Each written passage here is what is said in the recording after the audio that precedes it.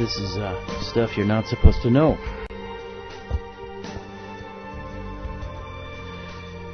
This is a series of email questions and answers by the researcher James Montgomery, whose website is right now down as of the time of this recording. atgpress.com, againstthegrainpress.com. It was notable mainly for the critical research work of many years, that of The Informer, and James Montgomery. Montgomery's work going under the heading of Knowledge is Freedom. But atgpress.com, the account has been suspended. The site's no longer up of Montgomery's work. And I want to at least preserve this one. And this article may have gone under the heading of 25 email questions. I don't know if there are exactly 25. There's a lot of them. Some of the most common questions asked of James Montgomery by readers who were either baffled or outraged or shocked when they read what his findings unquestionably prove. So without further ado, here are email questions answered by James Montgomery. Hello everyone. For those of you who know me, you know from where I am about to speak. For those of you who do not know me, whether you accept what I have to say, I can only ask that you check me out. For the last few weeks, I have been receiving this email train, trying to explain why we are in such a pickle. While I agree this nation is in a pickle, I have found your solutions to be lacking in substance and to be without historical support. I have sat back and watched, but I believe it is time to chime in and let you all know what I have discovered that the government itself knows and understands. Unfortunately, the ideas you have been discussing is what has made the so-called patriot movement the laughing stock within the government itself. They know that you are all off base and virtually clueless, and this applies to both James Montgomery and The Informer. I do not know James, but I do know The Informer. End email quote.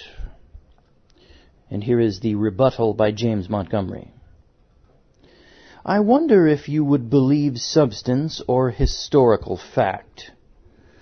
I can wallpaper my walls with historical fact, since that is what The Informer and I base our facts on.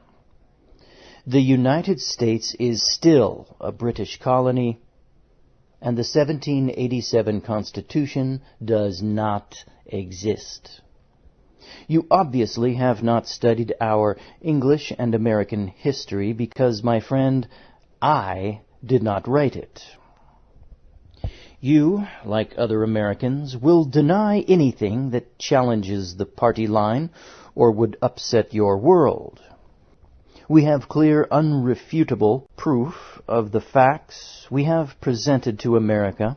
What about truth, and as you say, historical fact, proven by documents, and not just taking the party line, talking the party line? Let's look at some facts. I am not going to deal with the British issue, since you have not accepted a more recent historical fact, the death of the 1787 Constitution. 1. The Constitution is a contract or charter between the states creating a corporation called the United States government. 2. This contract or charter contains the bylaws of the United States concerning its powers or lack of power. If any part of a contract between the creating parties is broken, it dissolves the contract/charter. 3. The Constitution states clearly enough that even you could not question its intent. Article 4, Section 4, the United States shall guarantee to every state in this Union a republican form of government. 4. If you had studied history, you would know the state governments of the southern states were booted out and unelected governments put in their place so that the 14th Amendment would be ratified. The U.S. government not only denied a republican form of government to the southern states, it removed a republican form of government from them. From this act alone, the 1787 Constitution was dead, and a new Constitution forced on the southern states. 5. Article 5, Section 1. That no state, without its consent, shall be deprived of its equal suffrage in the Senate. The senators of all southern states were kicked out of the Senate along with the New Jersey senator. 6. Not only was the Constitution ripped to shreds by the above unlawful acts, but this was a political/military takeover. All of the southern states were Democrat, and the northern states Republican. The action of the northern states destroyed a two-party system and said, you will not only vote as we say, you will also change your state constitutions to read as we dictate. 7. If this was not enough to destroy the Constitution, these same renegade northern states passed the Reconstruction Acts. These acts were declared unconstitutional by President Johnson, a lawful president. His veto was overridden by an unlawful Congress, an unrepresented government, because 12 lawful constitutional states were removed by force. A government that no longer had any lawful form, as proven above, was trying to do business outside of the charter that gave it life. 8. I mentioned the senator from New Jersey. He had taken his seat in the Senate and was properly voted in by his state. He was then removed by an unlawful U.S. government only represented by the northern states. 9. The southern states, just before the political takeover, retook their seats in the House and the Senate, voted and ratified the 13th Amendment, proving they were once again lawful parties to oversee the 1787 Constitution, which also proves they had republican forms of government and that these governments were militarily overthrown. 10. By the above facts, a 1787 constitutional government does not exist today, nor can it. The contract and charter were broken, and a new form of government installed by military force, different from the approved 1787 government. This de facto government still exists today, only by its military powers and martial rule. The action taken by the northern states was a military coup d'etat. I know you want some historical proof, so here it is. If you are man enough, email me with your real name, and I will send you all the historical proof you can handle. Don't accuse the informer or myself in front of others, in an assumed name, of not having proof of what we are saying, or I will assume, as will others, that you are a government employee doing damage control, trying to protect your paycheck. Historical facts. Can you rebut them or change history?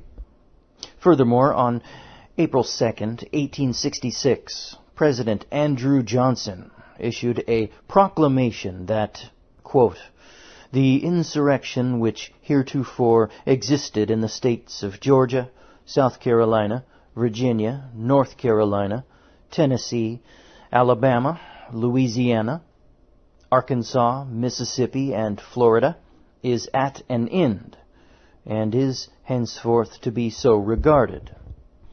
Unquote. Veto message of President Johnson, March 2nd, 1867. Quote, "It is plain that the authority here given to the military officer amounts to absolute despotism. But to make it still more unendurable, the bill provides that it may be delegated to as many subordinates as he chooses to appoint, for it declares that he shall punish or cause to be punished. Such a power has not been wielded by any monarch in England for more than 500 years. This is, by the way, Andrew Johnson, his veto message, where he was trying to veto the Reconstruction Acts, and he was noting that the military dictator would have the powers of a feudal monarch. And those were your Reconstruction Acts. Back to the quote. "In all that time, no people who speak the English language have borne such servitude. It reduces the whole population of the 10 states, all persons of every color, sex, and condition, and every stranger within their limits, to the most abject and degrading slavery. No master ever had a control so absolute over the slaves as this bill gives to the military officers over both white and colored persons." Unquote. Quote, "I come now to a question which is, if possible, still more important. Have we the power to establish and carry into execution a measure like this? I answer, certainly not. If we derive our authority from the Constitution, and if we are bound by the limitations which it imposes," unquote. Quote, "The United States are bound to guarantee to each state a republican form of government. Can it be pretended that this obligation is not palpably broken if we carry out a measure like this, which wipes away every vestige of republican government in 10 states, and puts the life, property, and honor of all people in each of them under the domination of a single person clothed with unlimited authority?" Unquote. Quote, "Here is a bill of attainder against 9 million people at once. It is based upon an accusation so vague as to be scarcely intelligible, and found to be true upon no credible evidence. Not one of the 9 million was heard in his own defense. The representatives of the doomed parties were excluded from all participation in the trial. The conviction is to be followed by the most ignominious punishment ever inflicted on large masses of men. It disenfranchises them by hundreds of thousands, and degrades them all, even those who are admitted to be guiltless, from the rank of freemen to the condition of slaves." Unquote. From President Andrew Johnson's veto message of the Reconstruction Acts, March 2nd, 1867. Quote, "As a result of these decisions, enforcement of the Reconstruction Act against the Southern states, helpless to resist military rule without aid of the judiciary, went forward unhampered." Here is a quote about President Johnson's veto message from 1867, and this quote is from the Tulane Law Review, the article entitled "The Dubious Origin of the 14th Amendment," page 36. Quote, "As a result of these decisions, enforcement of the Reconstruction Act against the Southern states, helpless to resist military rule without aid of the judiciary, went forward unhampered. Puppet governments were founded in these various states under military auspices. Through these means, the adoption of new state constitutions, conforming to the requirements of Congress, was accomplished. Likewise, one by one, these puppet state governments ratified the 14th Amendment, which their more independent predecessors had rejected. Finally, in July 1868, the ratifications of this amendment by the puppet governments of 7 of the 10 southern states, including Louisiana, gave more than the required ratification by 3/4 of the states, and resulted in a joint resolution adopted by Congress and a proclamation by the Secretary of State, both declaring the amendment ratified and in force, unquote. And this following are more quotes from the same article, The Dubious Origin of the 14th Amendment, in the Tulane Law Review. Quote, despite the fact that the southern states had been functioning peacefully for 2 years and had been counted to secure ratification of the 13th Amendment, Congress passed the Reconstruction Act, which provided for the military occupation of 10 of the 11 southern states. It excluded Tennessee from military occupation, and one must suspect it was because Tennessee had ratified the 14th Amendment on July 7, 1866.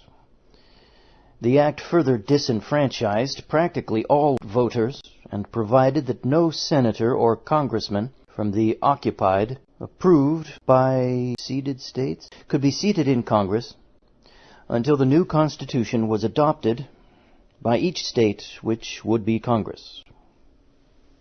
The act further provided that each of the 10 states was required to ratify the proposed 14th Amendment, and the 14th Amendment must become a part of the Constitution of the United States before the military occupancy would cease and the states be allowed to have seats in Congress.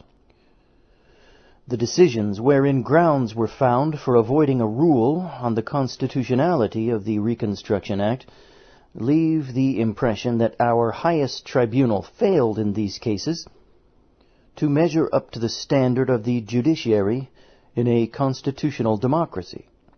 If the Reconstruction Act was unconstitutional, the people oppressed by it were entitled to protection by the judiciary against such unconstitutional representation. The adversary or the skeptic might assert that, after a lapse of more than 80 years, it is too late to question the constitutionality or validity of the coerced ratifications of the 14th Amendment, even on substantial and serious grounds. The ready answer is that there is no statute of limitations that will cure a gross violation of the amendment procedure laid down by Article 5 of the Constitution, unquote. And apparently in the court case Dyett versus Turner, D-Y-E-T-T, there is more information corroborating this. The following is an excerpt from Joint Resolution Number 1 of the State of New Jersey of March 24, 1868, when they rescinded their prior ratification and rejected the 14th Amendment. Quote, it being necessary by the Constitution that every amendment to the same should be proposed by 2/3 of both houses of Congress, the authors of said proposition, for the purpose of securing the assent of the requisite majority, determined to and did exclude from the said 2 houses 80 representatives from 11 states of the Union, upon the pretense that there were no such states in the Union.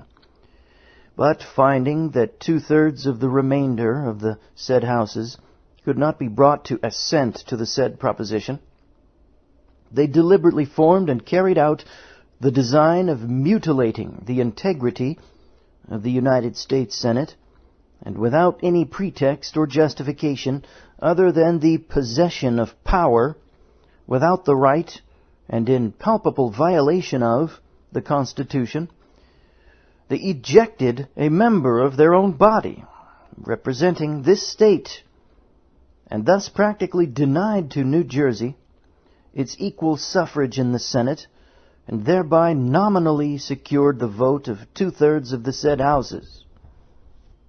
Unquote.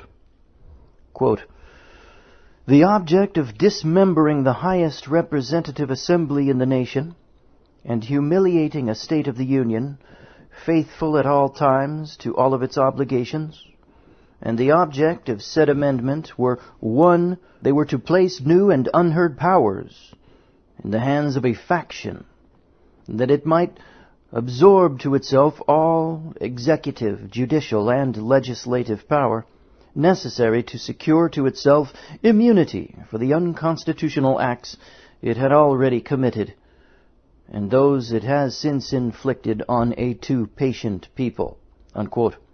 Quote, "The subsequent usurpation of these once national assemblies in passing pretended laws for the establishment in 10 states of martial law, which is nothing but the will of the military commander, and therefore inconsistent with the very nature of all law, for the purpose of reducing to slavery men to those states, or compelling them, contrary to their own convictions, to exercise the elective franchise in obedience to dictation of a fraction in those assemblies, the attempt to commit to one man arbitrary and uncontrolled power, which they have found necessary to exercise to force the people of those states into compliance with their will, the authority given to the Secretary of War to use the name of the President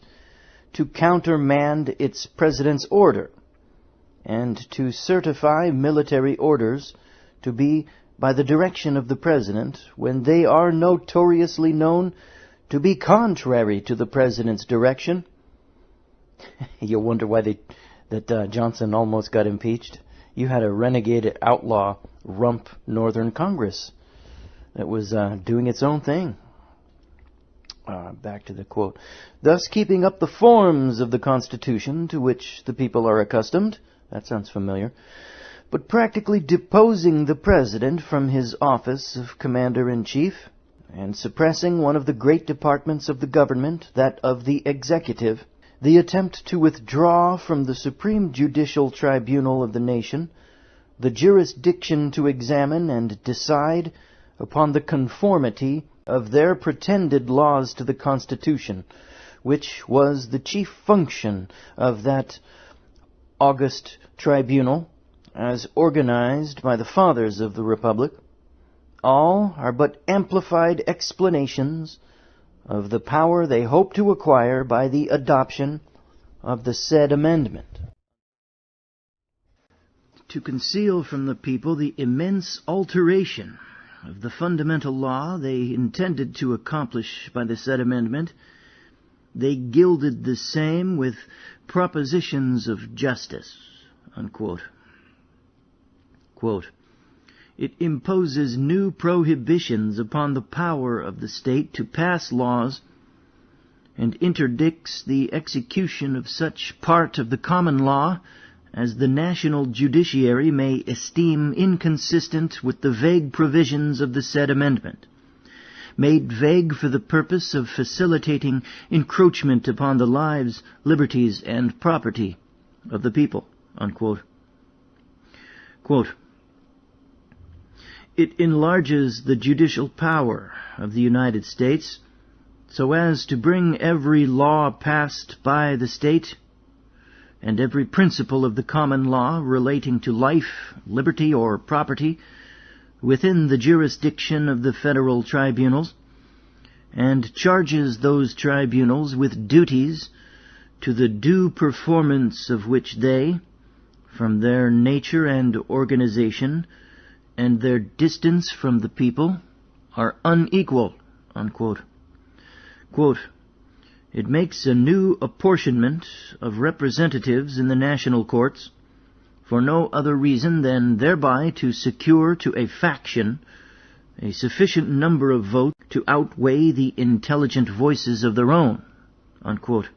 And the following quote is from an article called "The 14th Amendment to the Constitution of the United States and the Threat that it Poses to Our Democratic Government" by Pinckney McElwee from the South Carolina Law Quarterly, 1959.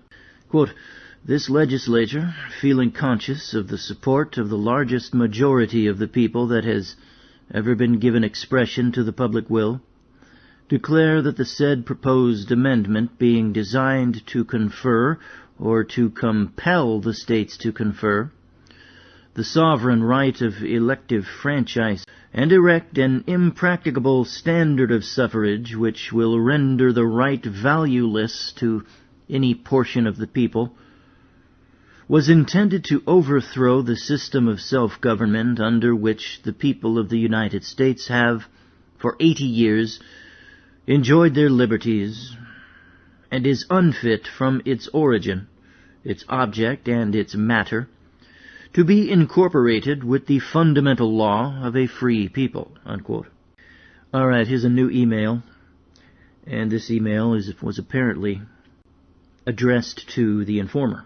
"Hey Al, just got back from deer hunting, sitting on the side of a tree 30 feet in the air. It is a great place to think. I remembered a quote I was wanting to tell you about.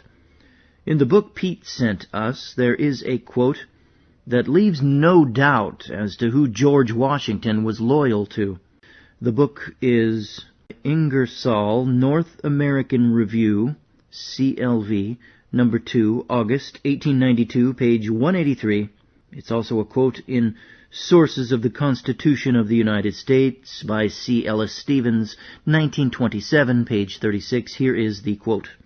In May 1775, Washington said, "If you ever hear of me joining in any such measure as separation from Great Britain, you have my leave to set me down for everything wicked."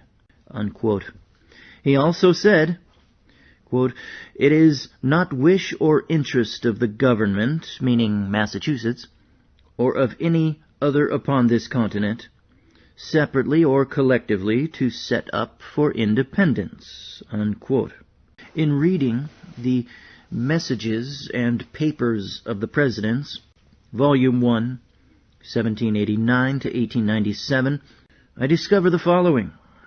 Quote, "Gentlemen of the Senate, pursuant to the powers vested in me by the Act entitled, An Act repealing after the last day of June next the duties heretofore laid upon distilled spirits imported from abroad, and laying others in their stead, and also upon spirits distilled within the United States, and for appropriating the same, I have thought fit to divide the United States into the following districts." Bingo! There you go, George Washington, overlaying the geographical states of the Union with legal fictitious states, district states. I have thought fit to divide the United States into the following districts. Wonderful, wonderful lawyerly trick. Namely, the District of New Hampshire, to consist of the state of New Hampshire, the District of Massachusetts, to consist of the state of Massachusetts, the District of Rhode Island and Providence Plantations, to consist of the state of Rhode Island and Providence Plantations, the District of Connecticut, to consist of the state of Connecticut, the District of Vermont, to consist of the state of Vermont, the District of New York, to consist of the state of New York, the District of New Jersey, to consist of the state of New Jersey, the District of Pennsylvania, to consist of the state of Pennsylvania, the District of Delaware, to consist of the state of Delaware, the District of Maryland, to consist of the state of Maryland, the District of Virginia, to consist of the state of Virginia, the District of North Carolina, to consist of the state of North Carolina, the District of South Carolina, to consist of the state of South Carolina, the District of Georgia, to consist of the state of Georgia. Page 99, March 4th, 1791. Messages and Papers of the Presidents. Unquote. In George Washington's proclamation of March 30th, 1791, he declares the District of Columbia to be created and its borders established. He says further, "And Congress, by an amendatory act passed on the 3rd day of the present month of March, have given further authority to the President of the United States." This explains completely why, after a short time in office, Washington created federal district states for all the geographic states. The point being, Congress, outside their authority, extended and gave monarchical powers to the President of the United States in violation of the spirit of the Constitution and the 10th Amendment. One day after George Washington is given this authority, he declares the states are now controlled by the district state. This makes the state courts, marshals, right down to the counties, subject to the federal government. Because the district state was an overlay of state boundaries, it removed the state borders in violation of the Constitution, wherein it is declared the state are guaranteed a republican form of government. Creation of the district states was and is a violation of the 1787 Constitution of the United States and the trust it created. This replaced the states in the Union with the district states in Union, formerly known as the states of fill in the blank.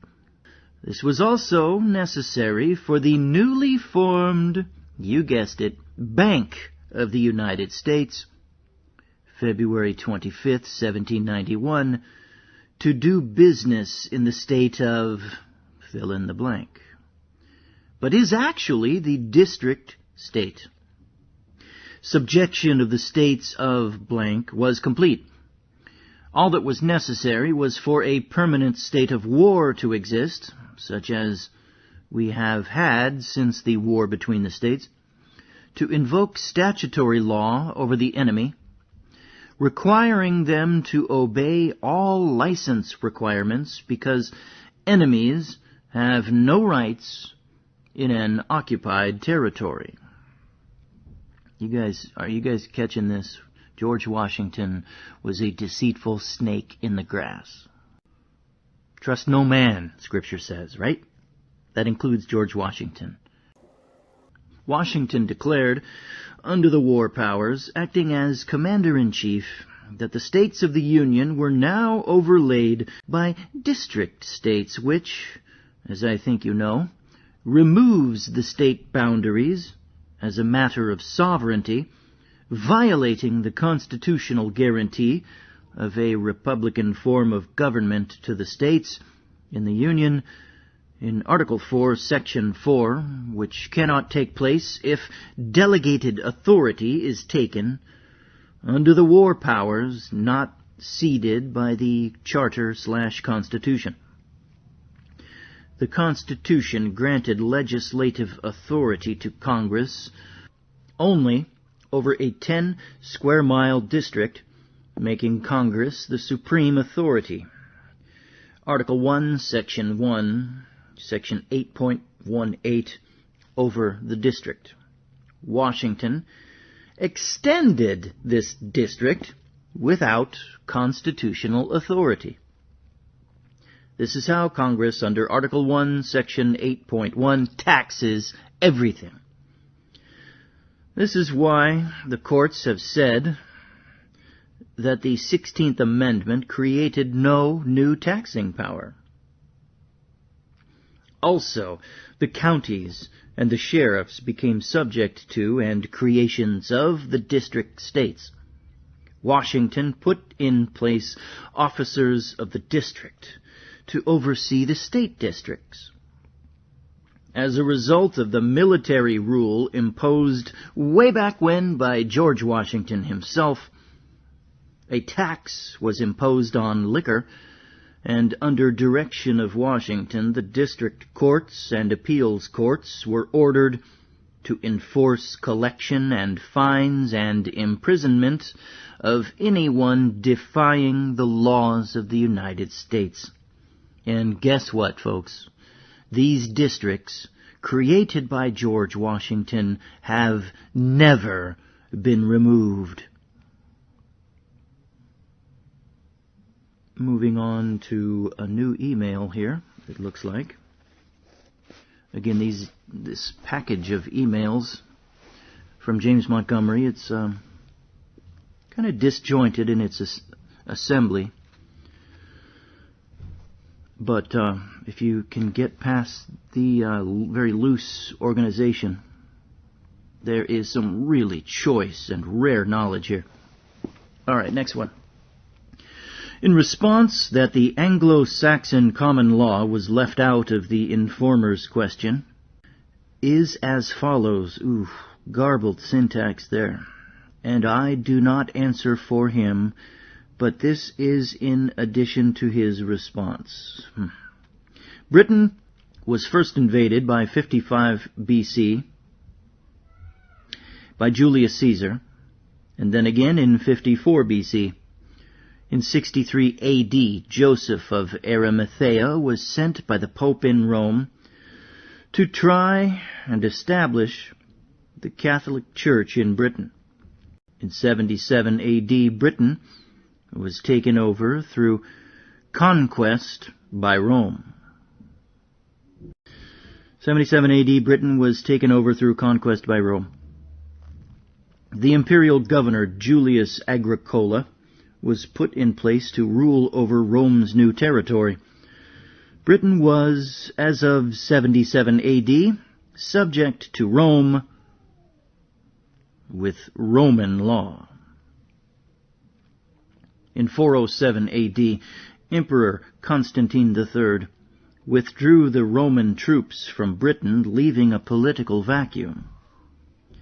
The Celts, Irish, and the Vikings, Scandinavians, saw an opening to obtain land.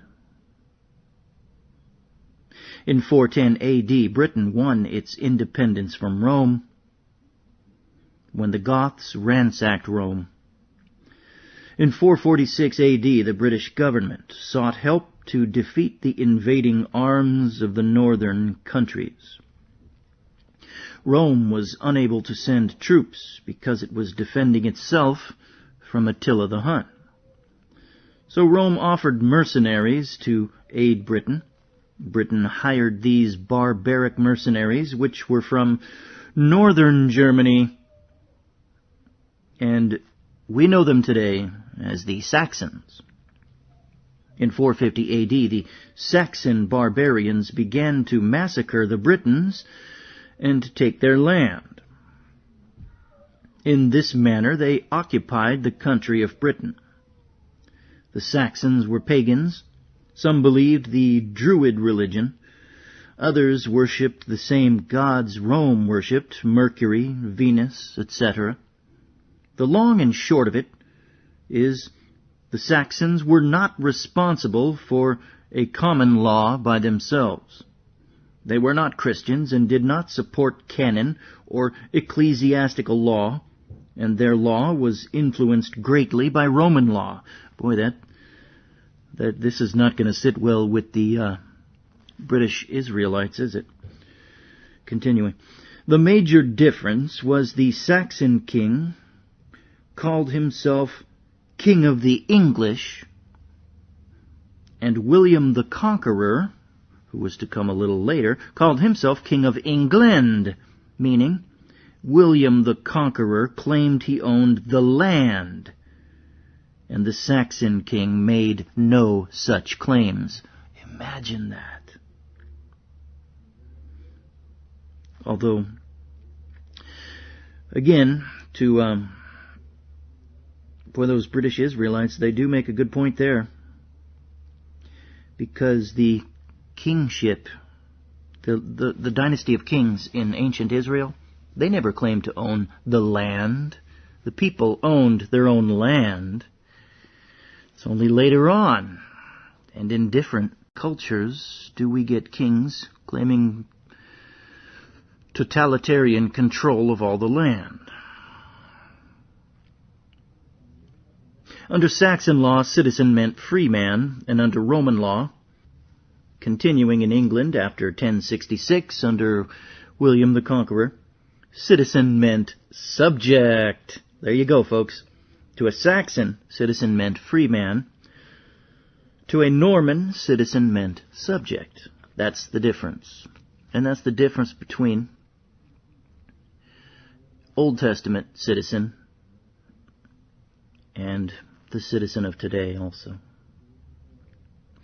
Under both systems, you were forced to pay taxes to support the government. A taxpayer is always a subject.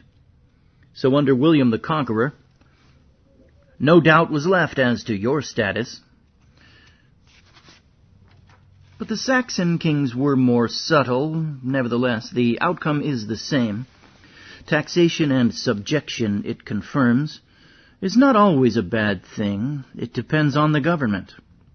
Look at what happened at Runnymede with the Magna Carta. The barons thought they were gaining freedom by the king granting them rights under the Carta. However, if they had stopped to read the 1213 Carta, wherein the king had already granted and ceded to the Pope all of his lands, they would have known the king could not grant the rights without the blessing of the Pope. Did not the Pope sign off on the Carta of 1215 as a party to the contract? Ask yourself this: did the granted rights end their tax obligations to the king or the Pope? No. So, is the granting of rights a problem or a hindrance to the moneylenders? No. Did the 1215 Carta in any way overturn the obligations of the 1213 Carta? No, and they could not. Here is another reason. Guess what, America and the rest of the free world that claim that their rights come from the Magna Carta, which was ratified by Pope Innocent III and, of course, the king under duress on June 15th, 1215. On August 24th, 1215, Pope Innocent III declared that the Magna Carta was null and void, just what you expect a pope to do. August 24th, 1215. This is from, the author is Geary. August 24th, 1215. Parliamentary Origins in England, Internet Medieval Sourcebook.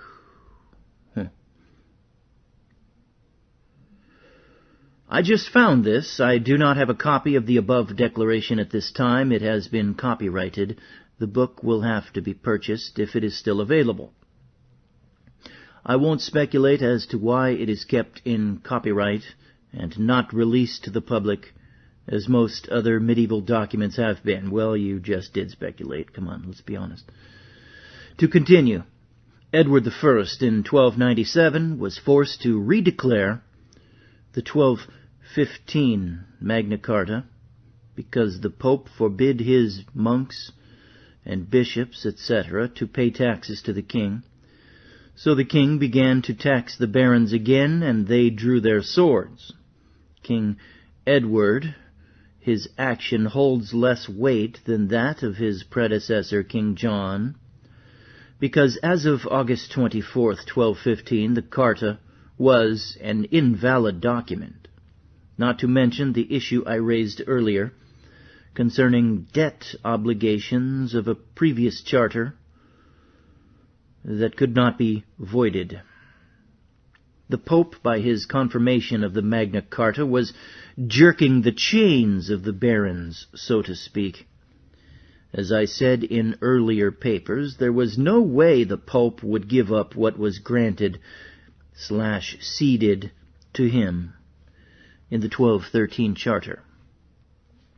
The Magna Carta could not void an earlier charter which contained a debt obligation between parties, without all parties agreeing on the subsequent one.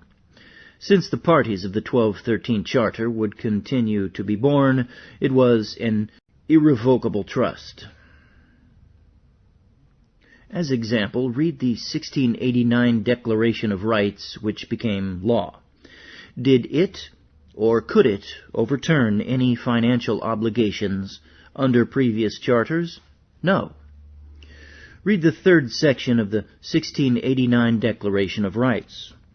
It says, if any provision of the Declaration comes into conflict with earlier charters, the Declaration will be as if it were never written.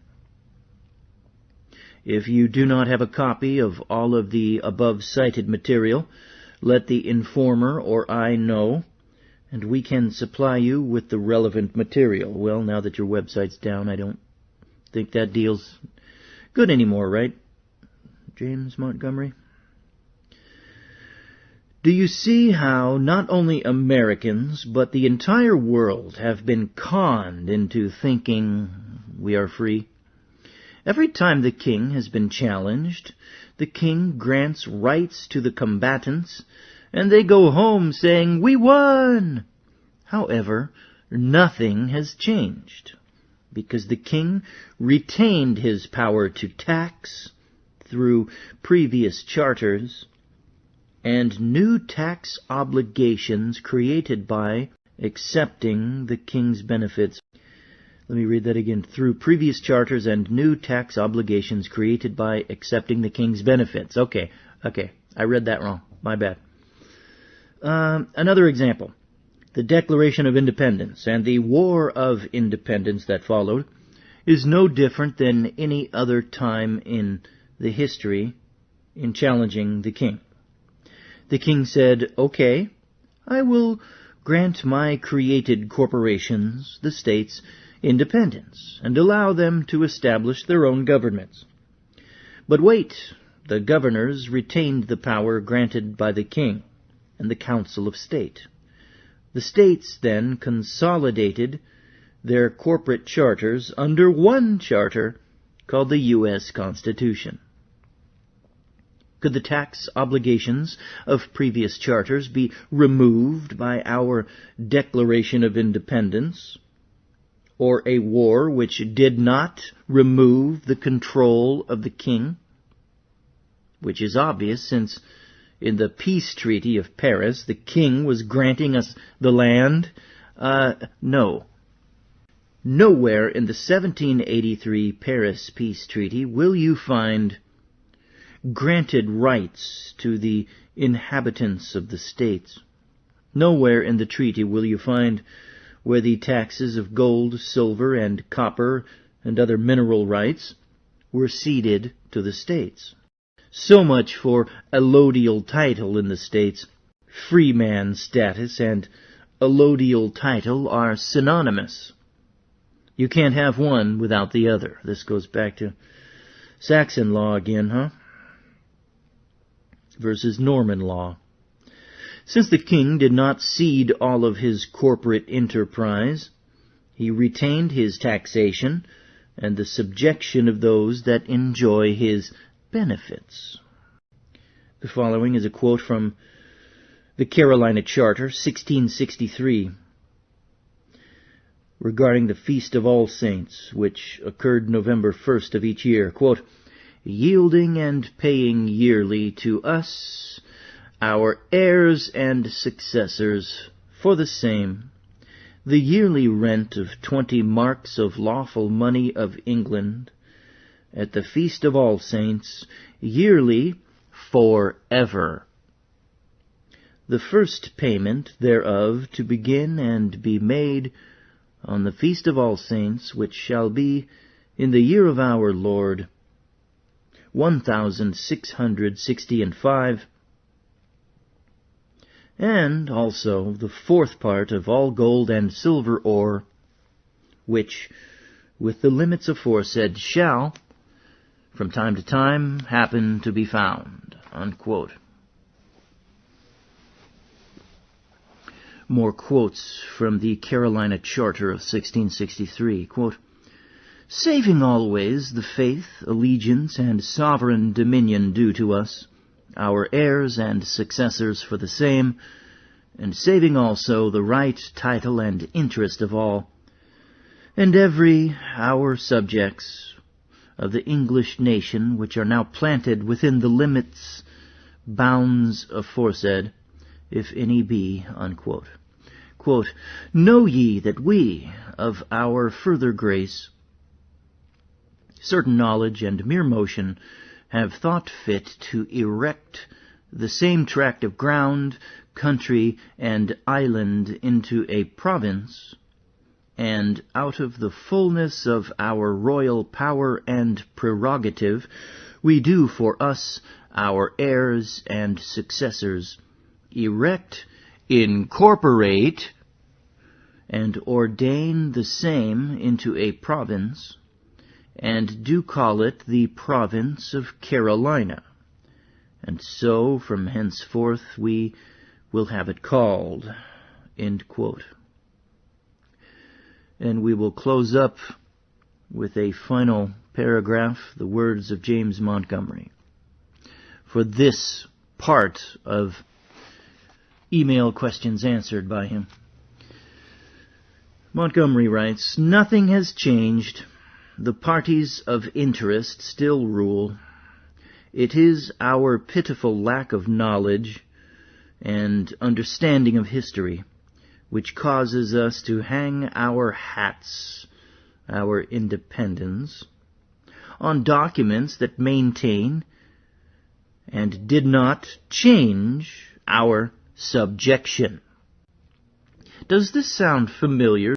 They assumed, since they were made citizens and given more rights, that they were now free. As you know, a 14th Amendment citizen is subject to its creator, who granted their rights. The corporation and the trustees, subject to the contracting parties, the crown and the pope. Maybe now you know why history repeats itself. It is because it has the same authors.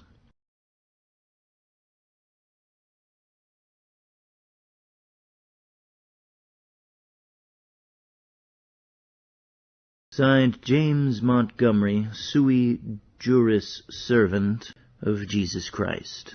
This concludes Part 1. Stuff you're not supposed to know.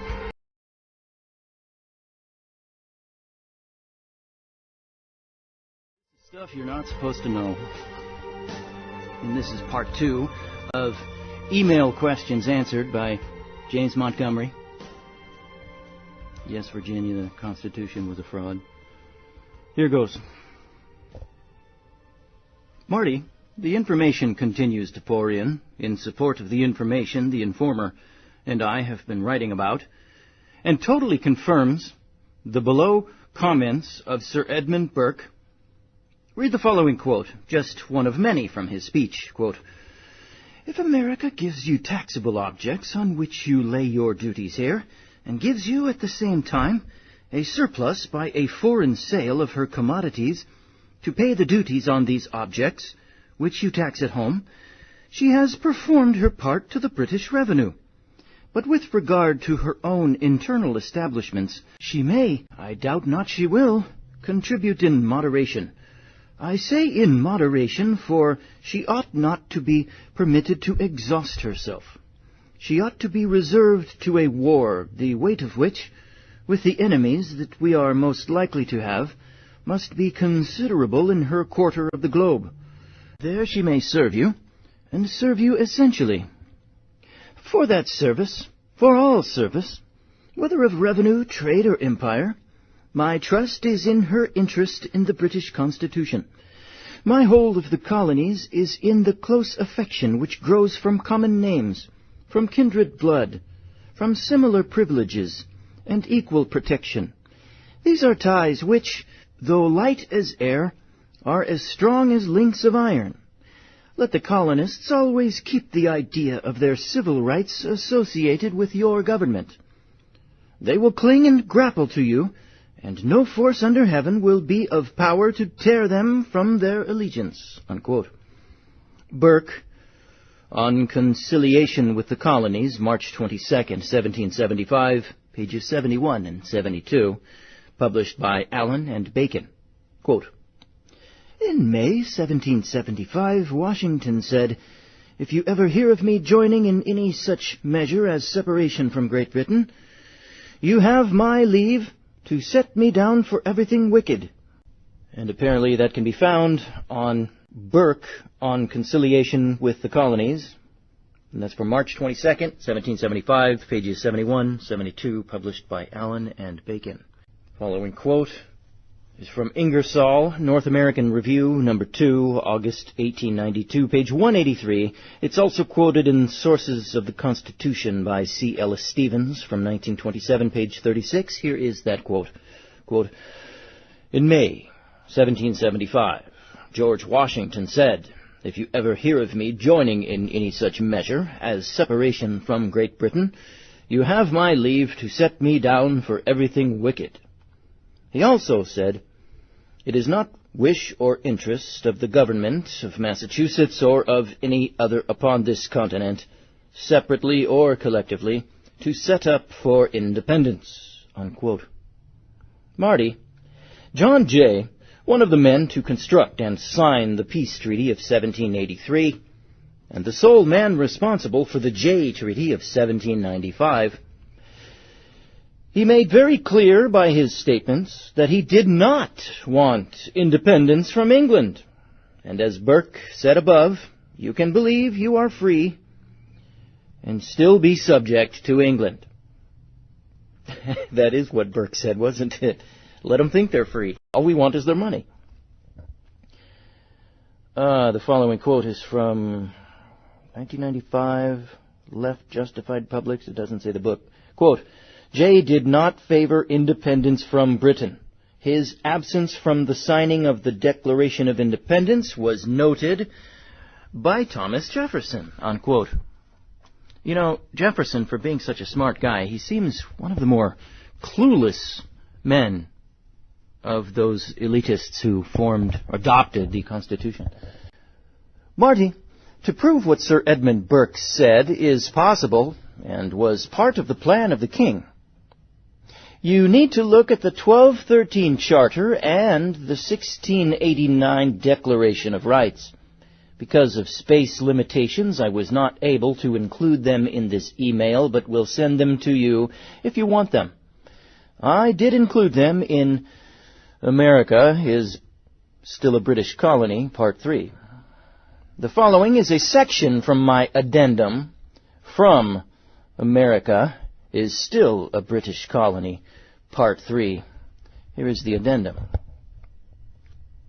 I have just discovered the following two end notes. They completely confirm in a very final way my research in America is Still a British Colony, Parts 1 and 2 and 3, and the Informer's research and book, The New History of America. If you will study the following papers, the Magna Carta and our Bill of Rights, and come to an understanding of their similarities, then please reread the charters included in British Colony Parts 1 and 2, keeping in mind the issues I raised, and then read the following commentary. Quote, "The two main issues as I see them in British Colony are, 1, the financial obligations of the 1213 Charter, EN number 1, entry number 1, I guess, are still in effect, along with the charters establishing America. 2, the last sentence of the 1689 Bill of Rights, entry number 2, proves the following, quote, that the charters of the colonies could never be overturned by a Declaration of Independence or the 1787 Treaty, otherwise known as the Constitution. Okay, this is looking like it's from James Montgomery himself. Why does he have it in quotes? Doggone it. I'm talking about the real subject matter, financial obligation. Title for the land was transferred to the states and then ceded by charter to the federal government under Sestui K. Trust. but the contracted debt and obligation of the colonial charters and the 1213 Charter could not be negated. Rights could be granted to the citizens, subjects, or combatants, whichever the case may be, but the financial obligation cannot nor could not be affected, because it involves parties not yet born. This is why King William said, "The 1689 Bill of Rights would not free the kingdom from the obligation of the 1213 Charter," where King John gave England to the Pope at that time in 1213. That's again why the 1215 Magna Carta is useless, that and the fact it was signed under duress. This is why the United States Bank was given right of charter in America. George Washington had no choice but to succumb to the... twist his arm behind his back, right? Washington had no choice but to succumb to the Rothschild's point man, Hamilton. Talk about déjà vu. I mean, does this not sound familiar? Our Bill of Rights was given to us to give us the illusion of freedom. When the tax obligation of the charters above marched along unimpeded and unseen by Americans and Britons alike. Read the Magna Carta again. They wanted the Pope's blessing for the 1215 Charter. This same Pope is the Pope in the 1213 Charter, where England and Ireland were given to him. He could not just give back his land because of other parties not yet born. You think the elitists are that stupid? They're going to create laws to prevent one of their own, who might be weaker than the usual, one of their own from giving the whole farm away. So they've created laws like the Law of Mortmain, which you probably will discuss here somewhere, which makes it impossible for the Pope or the King to give away anything that's supposed to be ceded to his children. What do you think they would do? Come on. That's their built-in security clause. Of course they're going to protect themselves.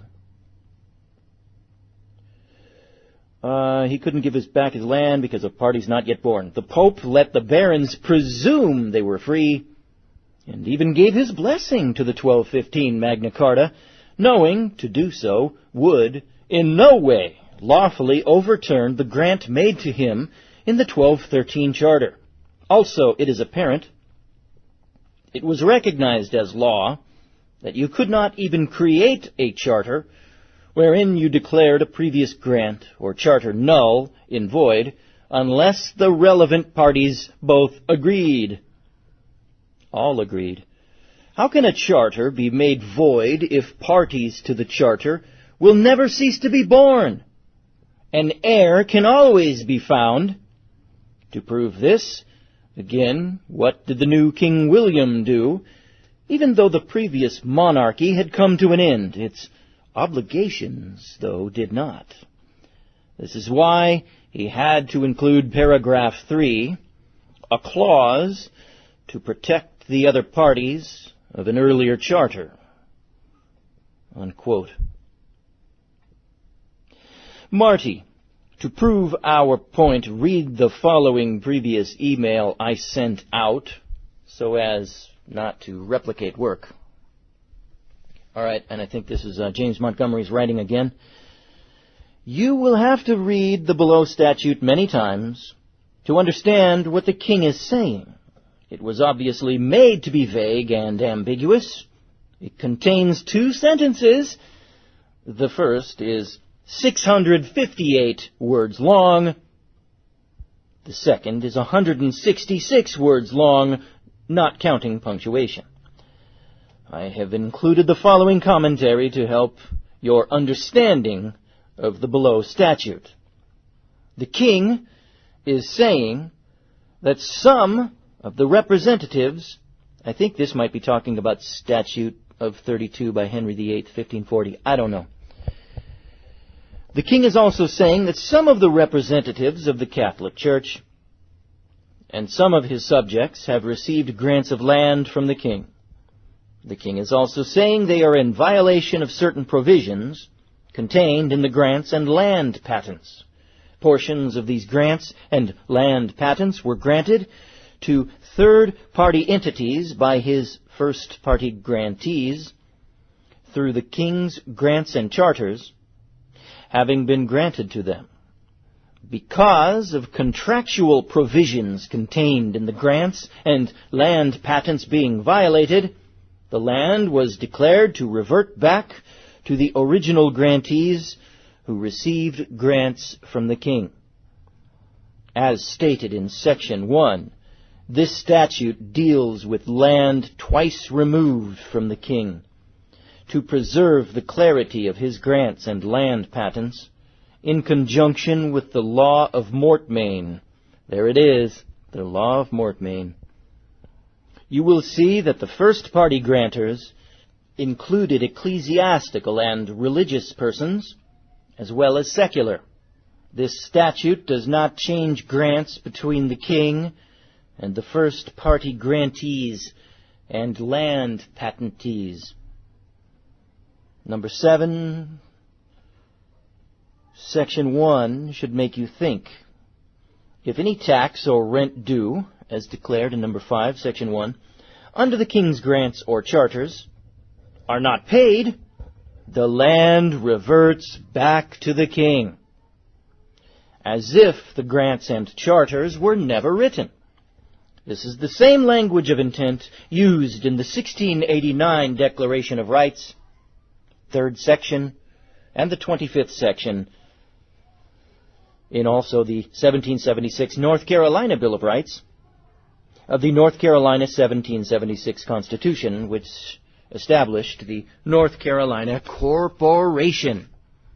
Just like every other state is a corporation. Just like the federal government is a corporation.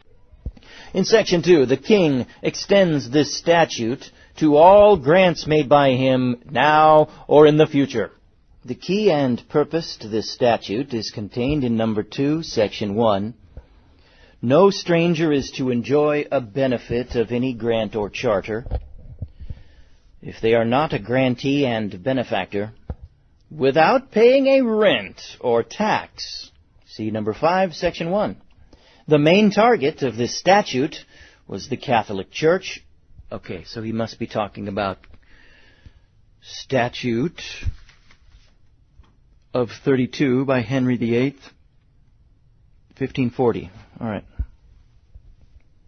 The main target of this statute was the Catholic Church, because they were not paying the tax due under the grants made to them. However, as shown in previous emails, the Vatican owned the land they were being taxed for under the 1213 Charter when King John at the time gave England and Ireland to the Pope at that time. I am sure this is why the Vatican refused to pay the tax, because the owner of the land does not tax himself. Since the states were the benefactors of the 1783 peace treaty, not the inhabitants, and they later transferred their original grant from the king to the United States Constitution / corporation, making the inhabitants of the states strangers. Maybe now you know how and why you are taxed.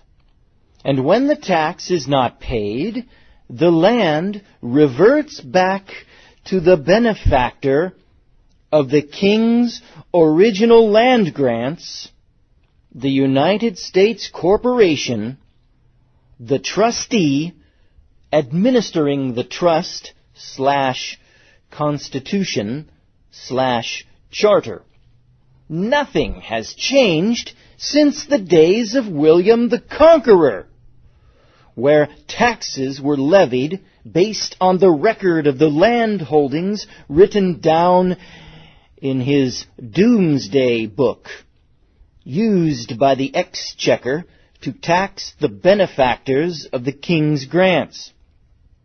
Today, the same procedure is followed, continued under the charters which created this country, this corporation. The king established the rent roll tax in the states based on the county's record of all titles, which are now used by the Exchequer/Federal Reserve to tax the stranger, levy, or foreclose on the riot tenure, as defined in Black's Law Dictionary, 4th edition. A system of land tenure where the government takes the place of landowners and collects the rent by means of tax gatherers. The farming is done by poor peasants, or ryots, who find the capital so far as there is any, and also do the work. The system exists in Turkey, Egypt. That puts us in really good company, huh? The system exists in Turkey, Egypt, Persia, and other Eastern countries, and in a modified form in British India. After slavery, it is accounted the worst of all systems. And this is what we have. And people think we're free. Oh, Lord, help us. It is accounted after slavery the worst of all systems because the government can fix the rent at whatever it pleases. And it is difficult to distinguish between rent and taxes. And that's a quote from Black's Law Dictionary, I think. That might be Montgomery's words. However, he's getting the information from, again, Black's Law Dictionary, 4th edition. Read 'em and weep, folks. Read 'em and weep.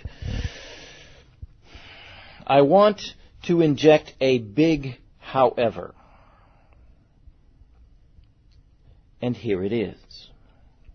The king and the Vatican are both in violation of the law.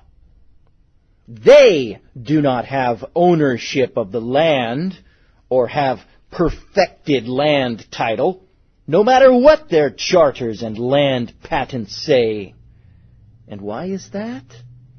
Why do you think that would be? Who is the original grantor of land? God Almighty. Not the king or the pope. Their claim to the land, to the detriment of the righteous, their claim will be revoked. Who did God Almighty entrust the land to? The church, i.e. government, the Christians, trustees of Christ's kingdom. Are not the riches of the world stored up for the righteous? Do not the kingdoms of the world become the kingdom of Christ upon his return? I'm liking the sound of this, folks. I've been on the brink of poor all my life, and it's something I've struggled with all my life, and this is music to my ears right now. And I passed right over this in the Bible. The riches of the world stored up for the righteous, the kingdoms of the world become the kingdom of Christ on his return. Hallelujah. Oh, Lord Jesus, thank you, Lord.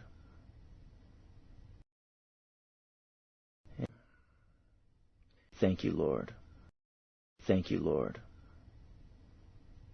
The creativity which he has blessed me with in order to fulfill whatever that is. Yeah, this is affecting me. I just found out yesterday, when you go bankrupt, which we have to do, that the bludgeoners, the tax collectors still come around and tax you on everything that you've gone bankrupt on. So there really is no bankrupt. You still have to pay a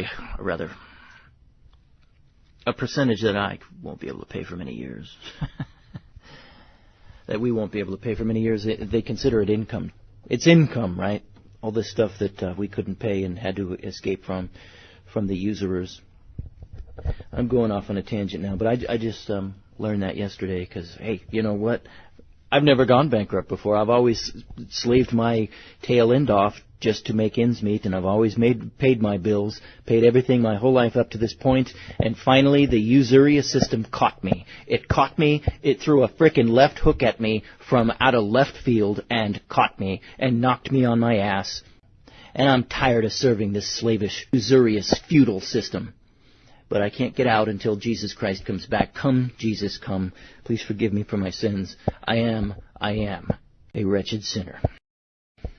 And I hope I have just an ounce of faith. But I'm sick of this. Sick of this present system. And somebody like James Montgomery spends many years researching it and proving it, and nobody will listen to him. Getting back to James Montgomery. Who are the true benefactors of the one and only lawful land grant? Why, the servants of Jesus Christ. I suppose that means that's when the meek inherit the earth. I asked the informer to run this statute on Right Writer to see how it would grade the reading level of this statute from 1540. It has a reading grade level of a 17th grade level, and that is as high as the program goes. Wow. All right, so he includes the Statute of 32, Henry VIII, I guess it's during his reign, C. period 84, 1540. And there are two sentences here, and it takes up half the page. And folks, the font is a very small font that I've printed up. This is outrageous. I obviously am not going to read this to you, but this is what lawyers do. They're hiding the keys of knowledge. 1540, they were doing it. Well, why not? They were doing it during Jesus' time. And that is why Jesus wished woe upon them. That's part of it. So I will skip over this Statute of 32 from Henry VIII's time, Henry VIII, C-84, 1540. Holy smokes, that's two sentences. Actually, it's taking up 2/3 of the page, folks, and the font is very small. I printed it up on the smallest size font I could read with any facility. This would take up an entire page if it was 12-point font, easily. More than a page, and it's 2 sentences. This is what lawyers do to you. It's what they've already done. They've already done it. All right, skipping on to the close of this email by James Montgomery. Marty, you are right. The 14th Amendment is very relevant, but I think misunderstood on just what its implications are. If you will read my America is a British Colony, still, Part 3, I include forgotten history that shows just how relevant the 14th Amendment argument is. However, after you learn this information, if you do not already know it, you will come to the conclusion the informer and I have come to. No reoccurring remedy will be obtained in the courts. Just brief aberrations of justice. Based, you mean like Joe Bannister? Based on the demeanor or impatience of the judge, or his or her lack of self-confidence, based on the judge's lack of knowledge concerning, you guessed it, public policy, the ever-shifting sands of public policy. Once the judges know their decisions will not be overturned, or their careers damaged, defeat of the standard patriot arguments will be swift. The penalty for frivolous lawsuits will be just as swift and increase with intolerance of the judiciary. Isn't that what we've seen since James Montgomery wrote this? I don't mean to sound like a stick in the mud, but it is true. Only through the education of the public, good luck with that one, coinciding with the coming financial pain, oh yeah, will change the public's perception of their freedom. Unfortunately, I fear it will be too late to make any changes until Rome self-destructs. Signed, James Montgomery. Here's another email response from James Montgomery. Ken, I thought I would send you this email in case you also are sent the original message, like the one you just sent me, from Eagle Flight. You will see a quote below from Burke. I thought I would add a few more quotes that were not in the original message from Burke. I can make you a copy of Burke's speech if you are interested. It is 87 pages in total. Wow. There are many more pearls contained in his speech. I am in the process of typing up several pages of quotes. The setting for his speech was just before the 1776 war. He was arguing against the use of force. The majority of the House of Commons wanted to beat the colonies into submission. I just tonight obtained a copy of the complete work of Adam Smith. Al and I each have different books containing portions of his complete work.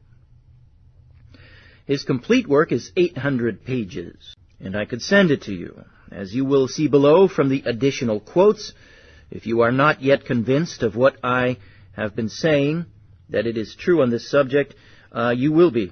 Also, if you have ever wondered where the American taxing system came from, there will be no doubt after you read the below quotes from Adam Smith. The below quotes are only a portion of what I marked in skimming his book tonight. He obviously goes into more detail in his 800-page book. And this quote from Sir Edmund Burke before the House of Commons, March 22nd, 1775.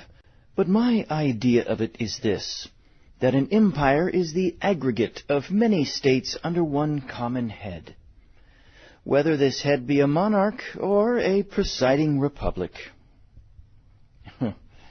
That's a pretty telling quote. What was it Franklin said when asked, "What government have you given us?" In reply, he said, "A republic." And you guys probably know the rest of the quote, right?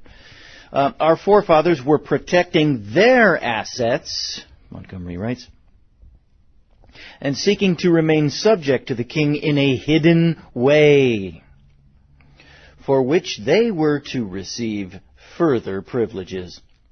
I would love to be able to look into the old English records and see if their personal land holdings in England increased after the 1783 peace treaty and the 1787 Constitution/Charter were approved by an unsuspecting public. Here is another quote from Edmund Burke, a series of quotes here, 3 of them. Quote, "Men may lose little in property by the act which takes away all their freedom.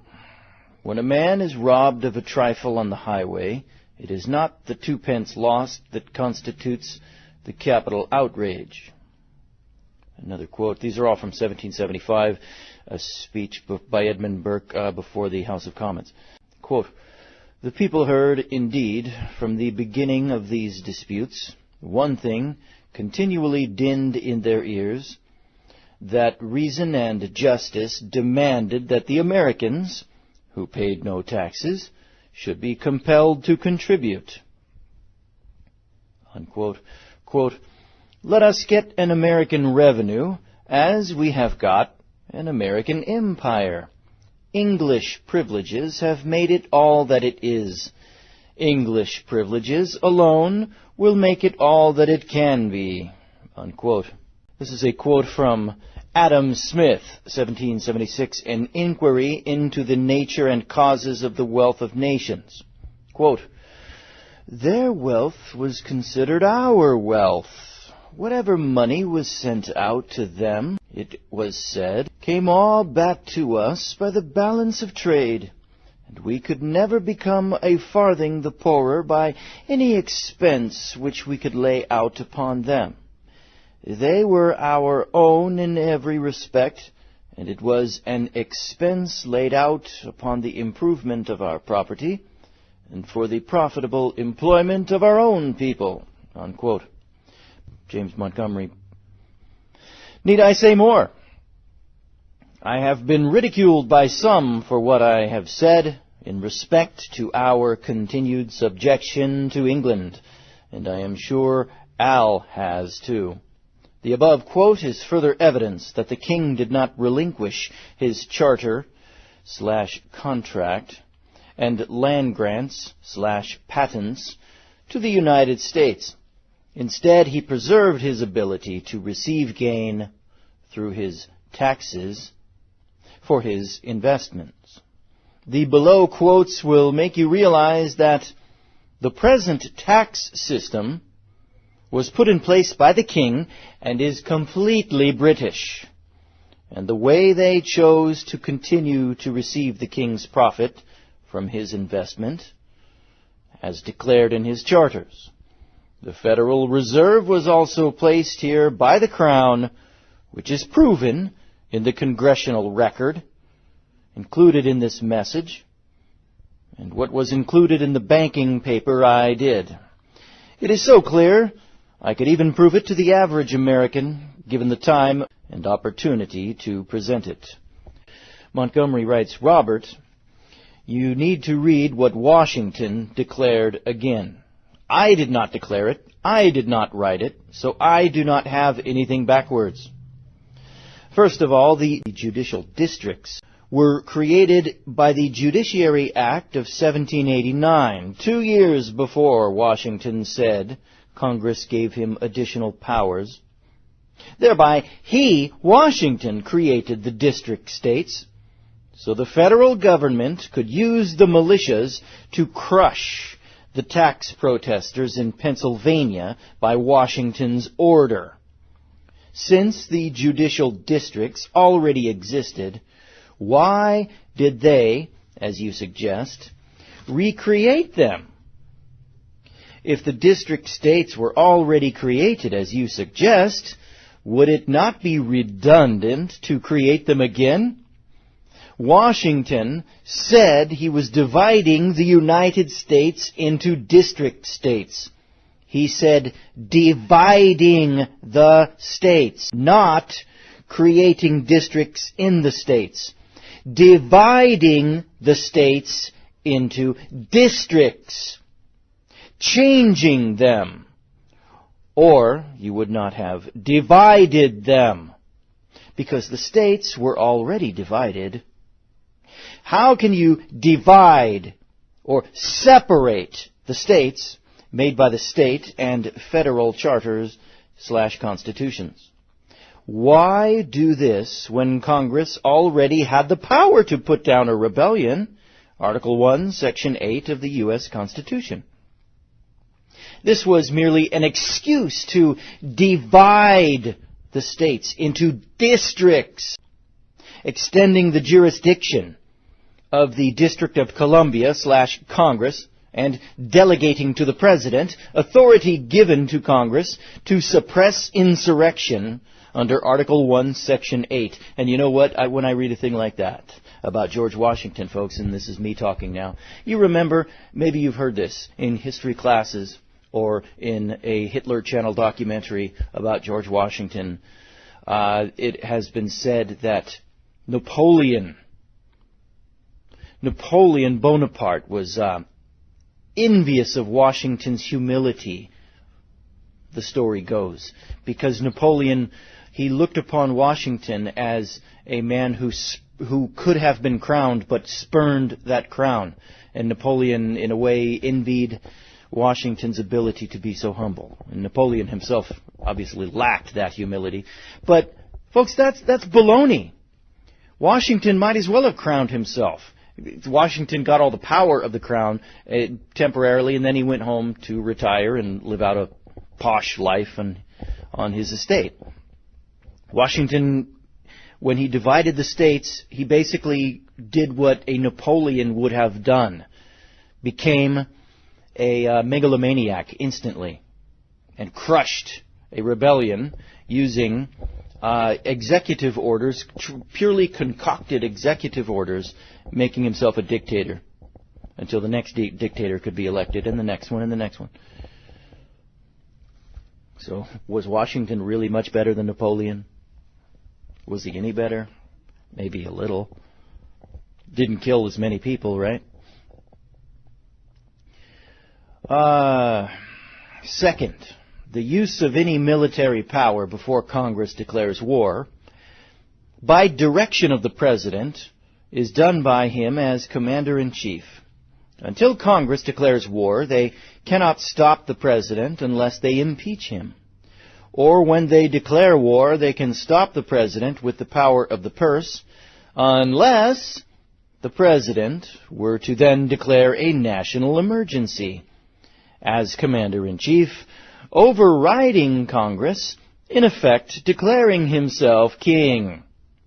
Or in our case, anyone holding that office, which we now have. I disagree with the unconstitutional emergency powers claimed by the President. But unless the judiciary declares the President out of line, you or I cannot change this unless you or I were elected President and declared the power unconstitutional. But Congress would then impeach you or I to protect, you guessed it, public policy. Around and around it goes. Again, this power comes from their operating under executive jurisdiction, insular capacity. See Downs versus Bidwell, 182 U.S. 244 from the year 1901, which was allowed by the judiciary, beginning with what Washington did. Because it was up to the judiciary to declare what Congress was doing was unconstitutional, and up to Washington to not take power delegated to Congress. This power was affirmed by the Congressional Act of 1845, and in the 1850s by the Insular Cases.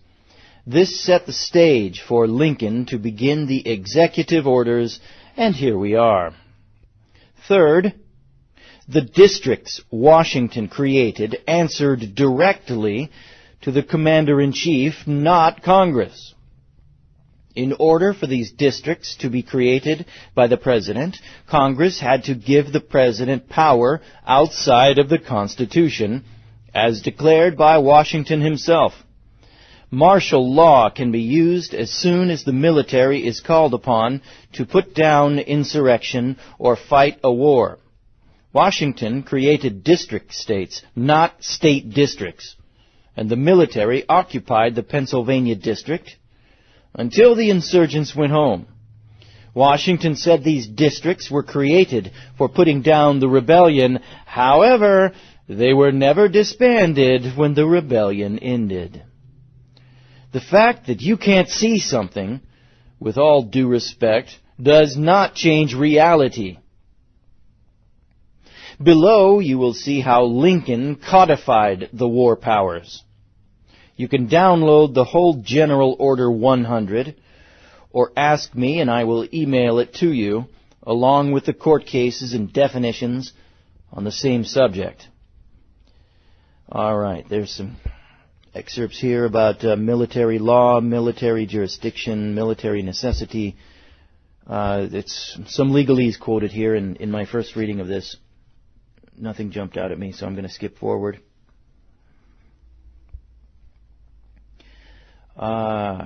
Who's writing this one? I think it's Montgomery's writing. Because of the power of the Pope to raise armies, the king, this is talking about King John of England in 1213, who signed England and Ireland away to the Pope at that time. Because of the power of the Pope to raise armies, the king had to do anything he could to regain the blessing of the Church via the Pope. So in 1213, by way of charter/trust, the king gave all of his holding to the Pope, including England and Ireland, all that he possessed, and placed his subjects forever under the dictates of the Pope. You can find a copy of this charter in the In a Nutshell paper I just sent to you. So now you know what the king did and why. Now you have to ask yourself, is the 1213 charter still valid today? I obviously don't have receipts from the gold and silver taxes paid to the Pope, but there are ways to know the answer. First, in 1689, there was a Declaration of Rights that took place after the Civil War in England. Charles I was beheaded, and Charles II was overthrown. But what took place was even more drastic than a change in monarchy. Theology and doctrine were turned on its head. King William declared that England and his subjects were no longer under the Pope or the Catholic Church. Even today you can see this division in Ireland with the IRA, who remain loyal to the Pope, and Unionists that remain loyal to the King and the Protestant doctrine, stemming back to King William. The Declaration went on to declare many rights for the subjects of King William. Did the 1689 Declaration of Rights, with the blessing of King William, void the 1213 Charter, though? 3. Provided that no charter or grant or pardon granted before the 23rd day of October in the year of our Lord 1689, so this is the Declaration of Rights of 1689, shall be anyways impeached or invalidated by this act, but that the same shall be and remain of the same force and effect in law as no other than as if the act had never been made. So no, right there in the 1689 Declaration of Rights, it does not void the 1213 Charter, and it says so right there. Back to Montgomery. King William's lawyers said in this section that if any charter or grant prior to this 1689 Declaration of Rights is contradicted by this declaration, as a matter of law, the declaration is as if it were never written. There are several truths to be taken from this. The obvious one is the 1213 Charter could not be invalidated because it is a non-revocable trust, a contract. Only the parties to the contract can void a trust. Parties to the trust continue to be born every day. Also, the freedom imagined by the subjects was just that. It was imagined. Remember the quotes from Sir Edmund Burke that I included in the previous email? Well, here is another one. Quote, "If America gives you taxable objects on which you lay your duties here, and gives you at the same time a surplus by a foreign sale of her commodities to pay the duties on these objects which you tax at home, she has performed her part to the British revenue. But with regard to her own internal establishments, she may, I doubt not she will, contribute in moderation. I say in moderation, for she ought not to be permitted to exhaust herself. She ought to be reserved to a war, the weight of which, with the enemies that we are most likely to have, must be considerable in her quarter of the globe. There she may serve you, and serve you essentially.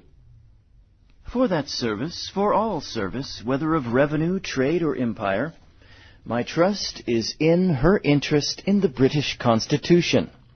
My hold of the colonies is in the close affection which grows from common names, from common blood, from common similar privileges and equal protection.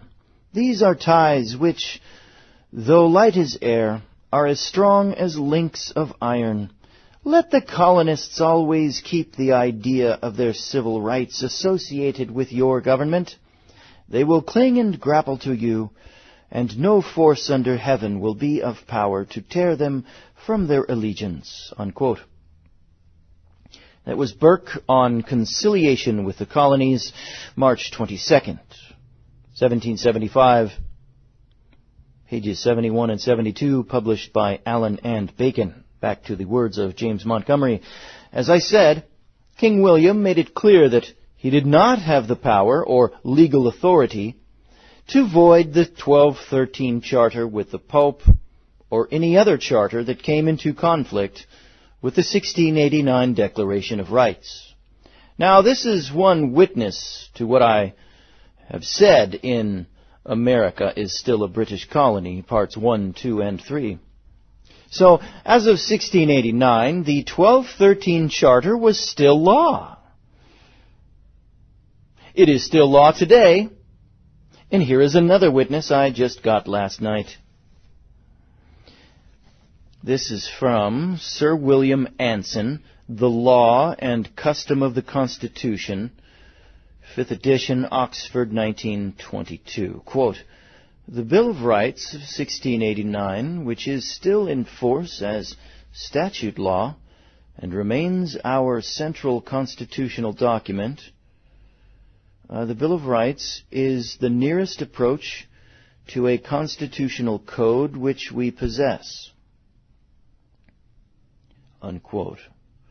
Next quote, "The Bill of Rights by Richard Munday in Bowles versus Bank of England." Quote, "The Bill of Rights still remains unrepealed, and no practice or custom, however prolonged, or however acquiesced in on the part of the subject, can be relied on by the Crown as justifying any infringement of its provisions." Unquote. And to bring this fact to the present, says James Montgomery, this is a quote from A. Lester, A British Bill of Rights, 2nd edition, Institute for Public Policy Research, 1996. Quote, "It is ironical, but perhaps unsurprising, that recent years have seen calls for a new Bill of Rights." Unquote. And let's finish up with the words of Montgomery. "So, to answer your question, yes, Britain is still subject to Rome, unknown to the Brits. Is it possible for such an important fact to remain hidden? The facts say yes. Also, as the Brits recognize the 1689 Declaration of Rights to still be the law in Britain, and their constitution, we are faced with the same thing in this country. Do not Americans believe themselves to be totally free and claim the Bill of Rights in our Constitution and the Declaration of Independence, which they will all claim is modeled after the 1215 Magna Carta? Did not Sir Edmund Burke say in the quote above, 'Let the colonists always keep the idea of their civil rights associated with your government. They will cling and grapple to you, and no force under heaven will be of power to tear them from their allegiance?'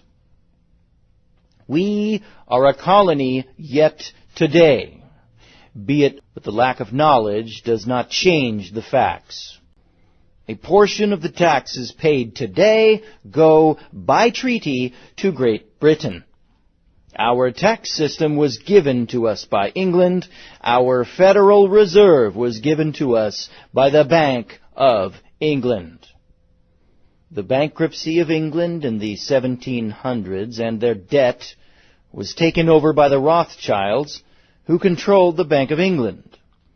If you want to learn more about this issue, I will send you A Country Defeated in Victory, Parts 1 and 2, and read the attached congressional record.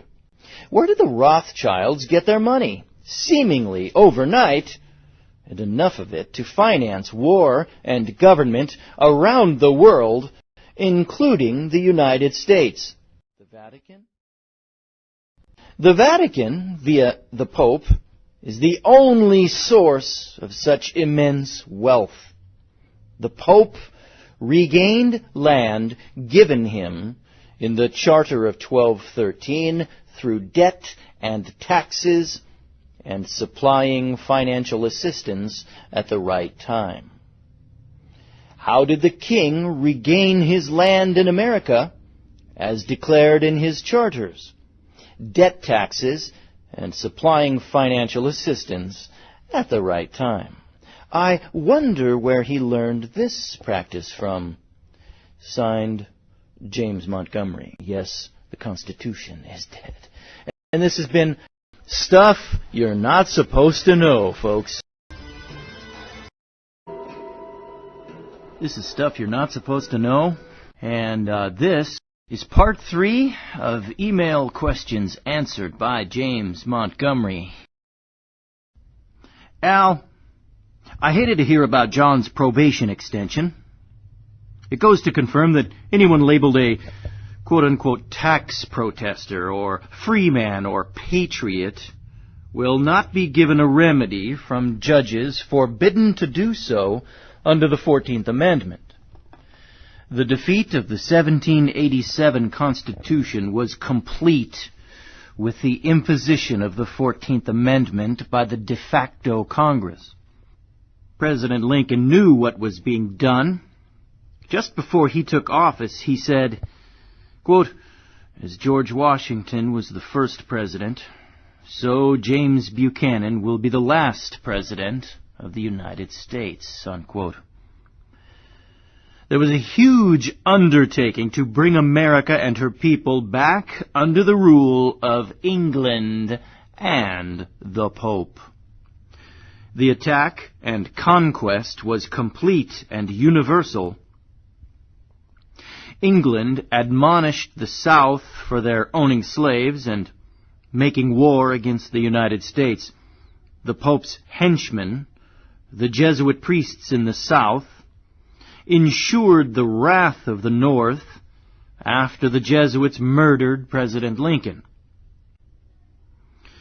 The leader of the 6 Jesuit priests, John Surratt, escaped to England, where he stayed hidden by the Catholic Church until safe passage could be arranged to Rome. John Wilkes Booth was initiated into the Knights of the Golden Circle in Baltimore in the fall of 1860, and was not brought into the plot to kill President Lincoln until November of 1864, where, in a meeting with the other Jesuit conspirators, Booth was drawn by lot to kill President Lincoln. John Surratt was finally caught and returned for trial for his part in the assassination. Jesuit priests filled the courtroom daily during his trial. On July 26, 1867, the jury came back split, half for conviction, half for acquittal. Surratt was jailed and denied bail. The following September, his case was nolle prosequi, meaning the case would not be tried again. Surratt was then indicted for rebellion, and later the district attorney entered the same nolle prosequi. The Jesuit priest John H. Surratt, proven to be the ringleader in the death of President Lincoln, was untouchable. In the affidavit of Henri de Sainte-Marie, Ames Report, House of Representatives, 39th Session of Congress, page 15, extant document number 9, he says, quote, "I believe he is protected by the clergy, and that the murder is the result of a deep-laid plot, not only against the life of President Lincoln, but against the existence of the Republic, as we are aware that priesthood and royalty are and always have been opposed to liberty." Unquote. Henri de Sainte-Marie, Rufus King, Minister Resident. Whatever that means. Now, as you know, in the secret Treaty of Verona, it says in Article 1, quote, "The high contracting powers being convinced that the system of representative government is equally as incompatible with the monarchical principles as the maxim of the sovereignty of the people with the divine right, engage mutually to the system of representative governments in whatever country they may exist in Europe, and to prevent its being introduced in those countries where it is not yet known." Unquote. After the 1213 Charter made the Pope contracting party, he and the monarchs of Europe declared in this treaty that representative governments were an enemy to the Catholic Church and the monarchies of the earth. As we know, The monarchy of England retains its claim to America, but not without intervening and destroying the 1787 Constitution. The third prong of their attack was the Bank of England, taken over by the Rothschilds' money after Britain's bankruptcy. The Rothschilds put in place the Bank of the United States and later the Federal Reserve, which was born in the Bank of England. Where did the Rothschilds get their huge gold reserve? It seems like their banking house just suddenly appeared in the 1700s. In 1850, in the preface of The Negation of God, M. About said, quote, "The Rothschilds, who would borrow money from the Pope at 6% interest," unquote. The tremendous amount of capital it took to bankroll many of the countries the Rothschilds loaned to only existed in Rome.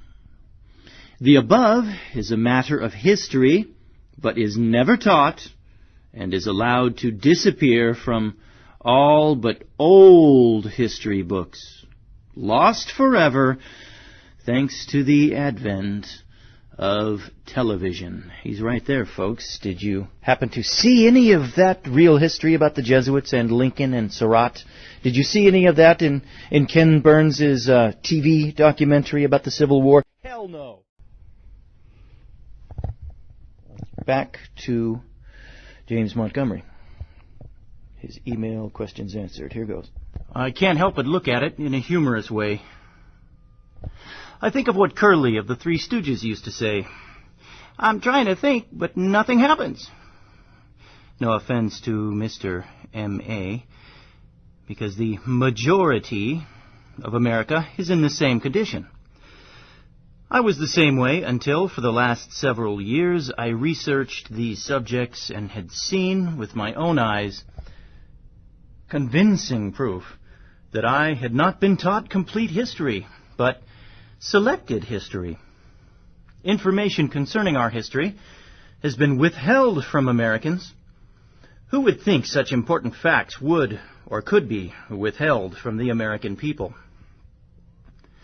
So tell him the reason we are under martial law / executive rule is because the 1787 Constitution was ripped to shreds by the de facto Yankee Congress, who, 1, passed the 14th Amendment and the Reconstruction Acts without a lawful government, 2, overrode the lawful veto of President Johnson, who declared the acts unconstitutional, 3, imposed the Reconstruction Acts and the 14th Amendment on the South, 4, then redeclared war on the South after they had received a full pardon from President Johnson, 5, removed the state's constitutionally elected representatives from Congress, 6,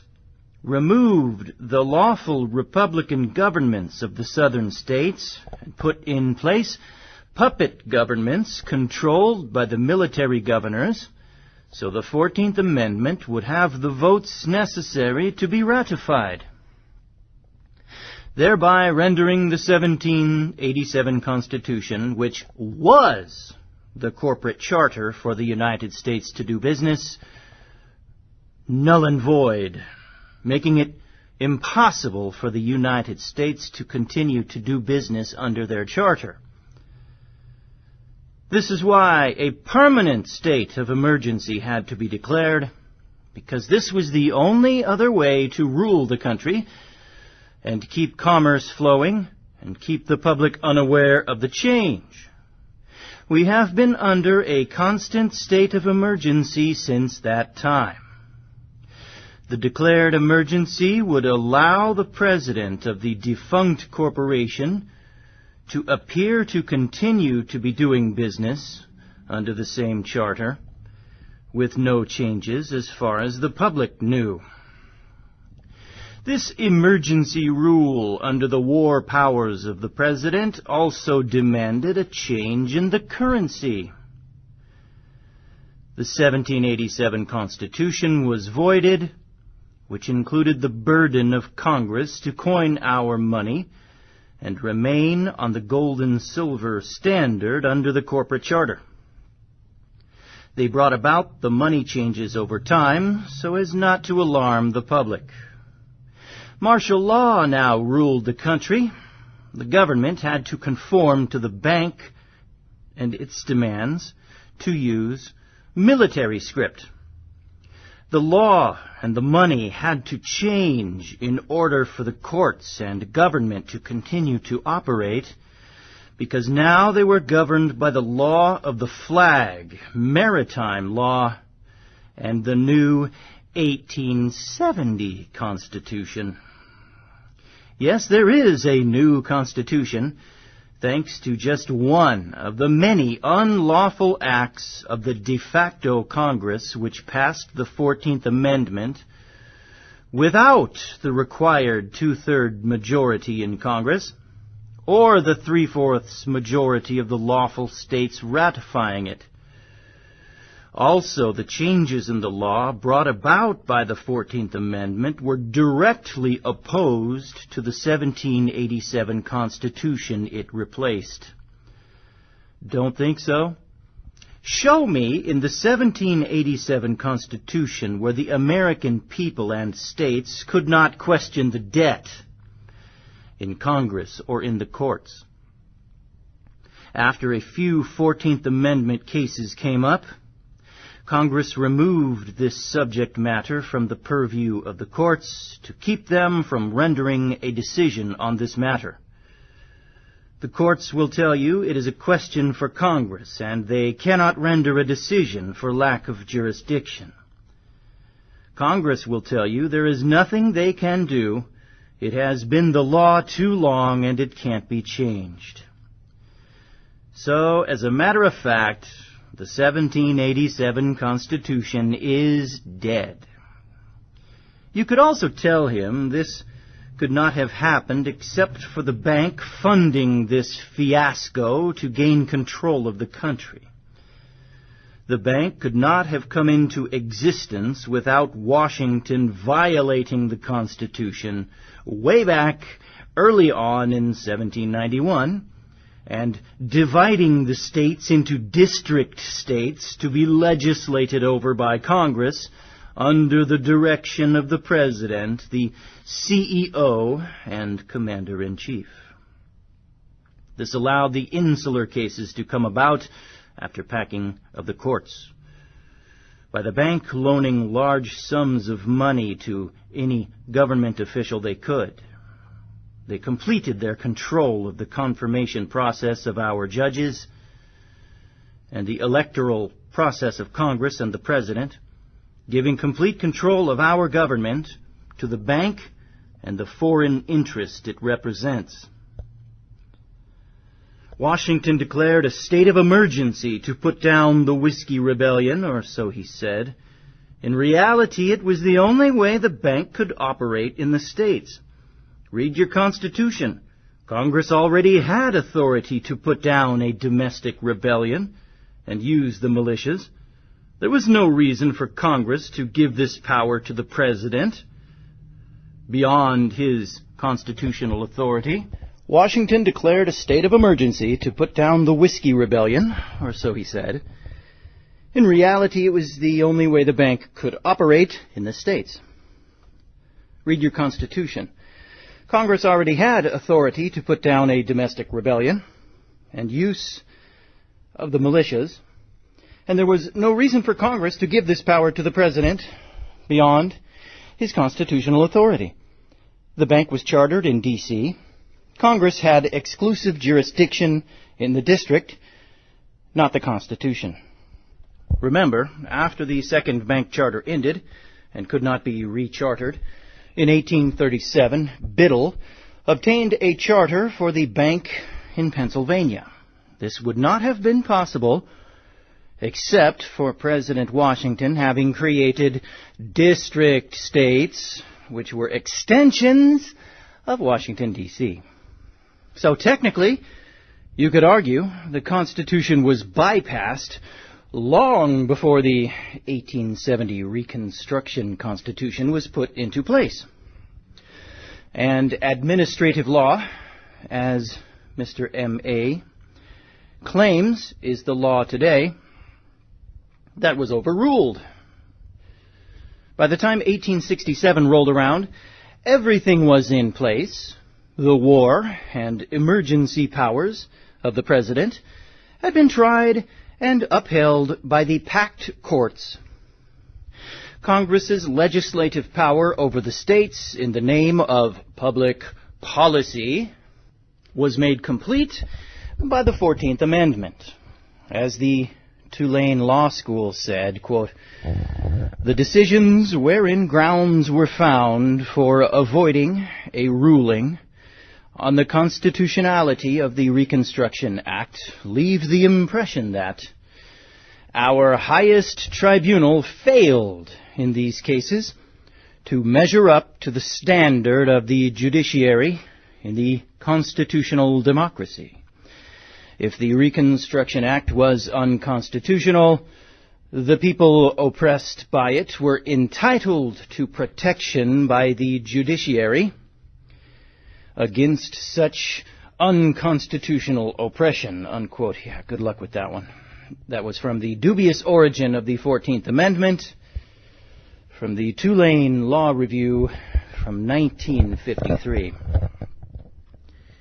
You bet your they failed the American people. The judges failed to uphold their constitutional duty in exchange for paying a debt they owed to those that gave them their rank and privileges. President Johnson failed because after his veto was overruled, because he was aware the government was being overthrown, he should have cried out to America, informing them of their plight, so Americans of that day could have, while there was still time, thrown out those that would dare commit treason against them. Is big money and their foreign interests still in control of our system today, you think?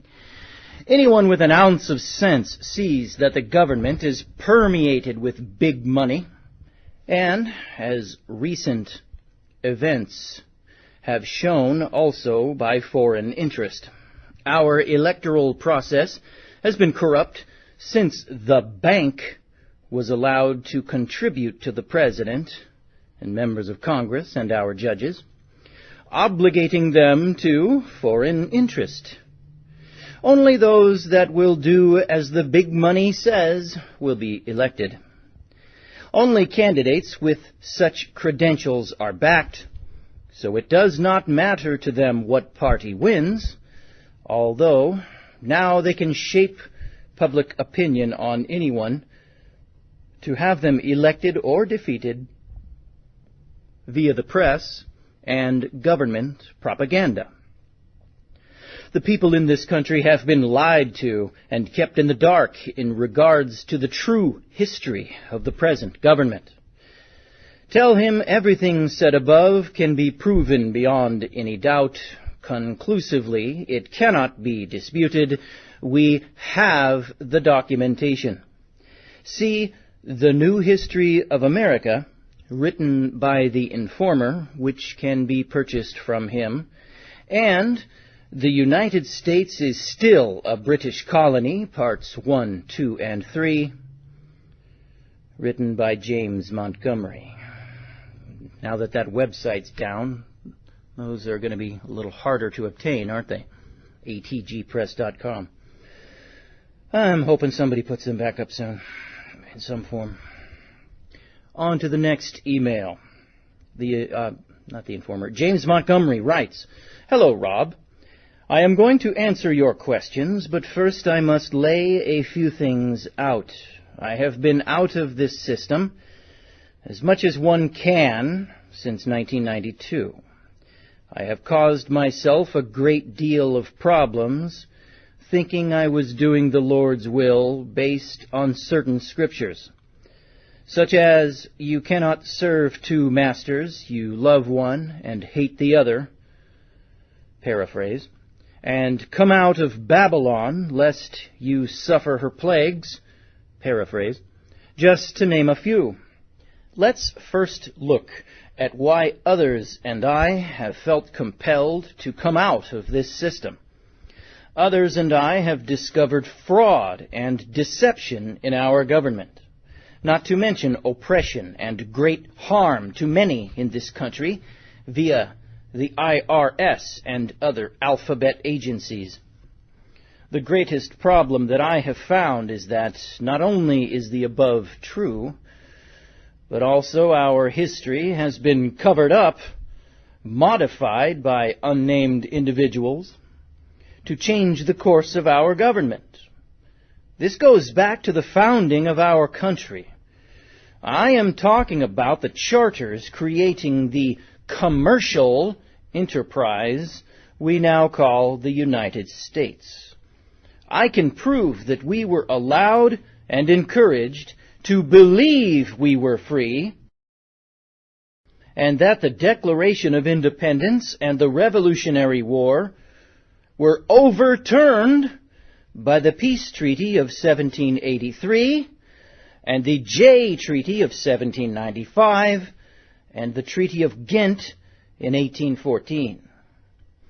I can prove our forefathers were, for the most part, mainly concerned with their own holdings in England and their personal fortunes that were tied to England through trading in their businesses.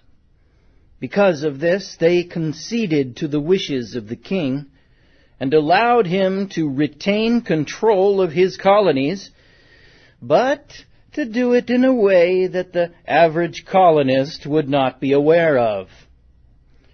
The United States Constitution was just a continuation of the earlier charters, a continuation of the king's corporate enterprise.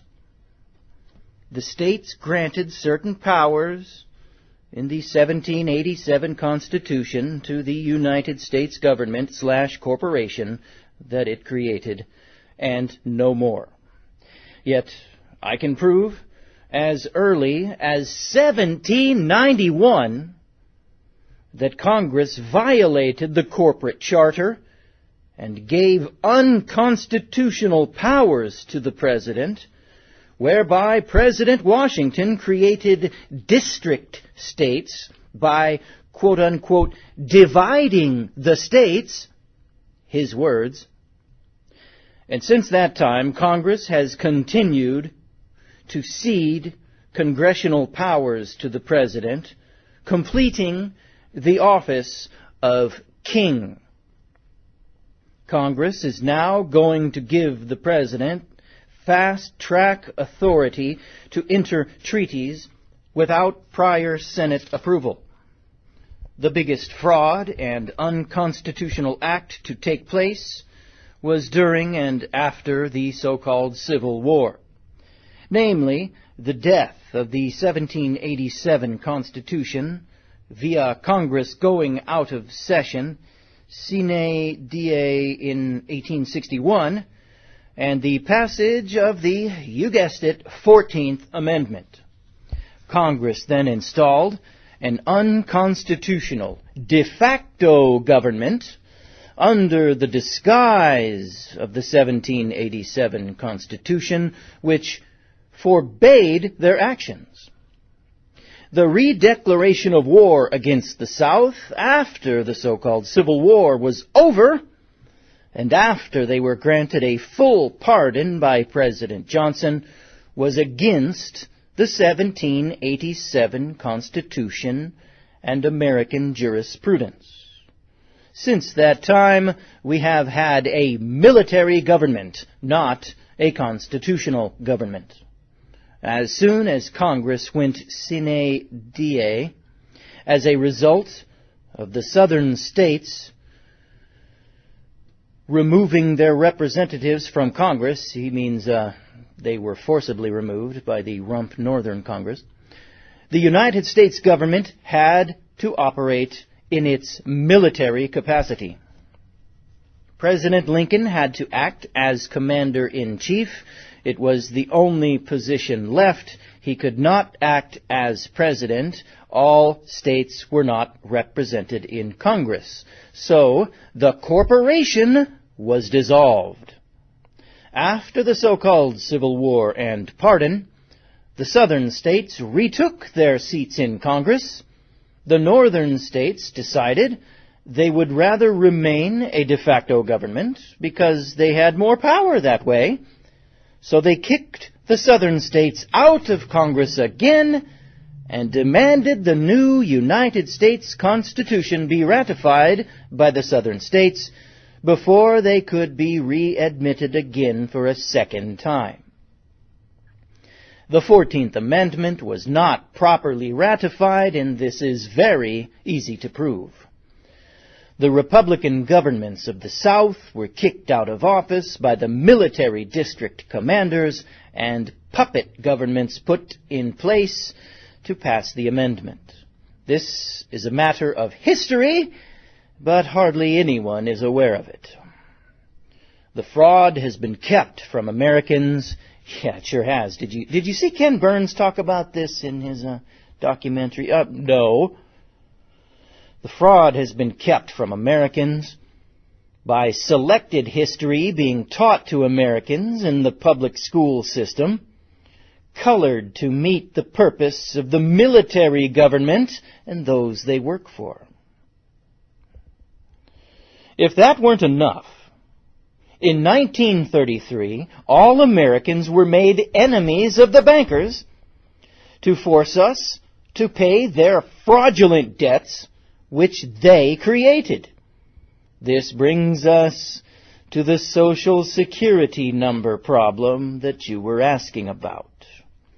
This number has one purpose: to number and identify those responsible for the debt owed to the bankers, making us chattel property, natural resources, or, to be blunt, financial slaves. Even with all this, until recently, I had not changed my opinion about coming out of this monetary system. However, because of the nature of our government and its laws, this is not possible. The use of Federal Reserve notes is just as binding in maritime contract law. See Law of the Flag in Bouvier's Law Dictionary. The physical presence of your body in this country brings you under their military jurisdiction. Well, there goes George Gordon's argument. Remember, under the rules of conquest and military rule, see the dictionary, you have only the rights granted by the commander-in-chief. So to give up a job you have had for 20 years and violate your oath to your family to provide for their needs would be wrong and foolish. Why?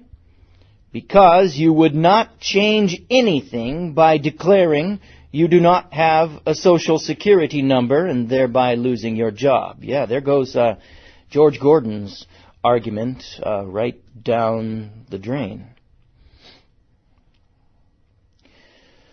But even with this knowledge, I was willing to endure all, if it was the will of God Almighty that I stay out of this system. After a great deal of prayer and soul-searching, the Lord showed me a verse that I had already been aware of years earlier. I had written a paper on the subject of Israel, asking for another king other than God Almighty. 1 Samuel 8. Last year I was given a speeding ticket and was ready to go to jail if necessary. I believed God Almighty would be there with me to fight my battles against my enemies. according to Psalms 91 and other verses. I asked the Lord to show me if it was His will for me to fight the system on this issue. The Lord brought to mind the verse out of Samuel 8.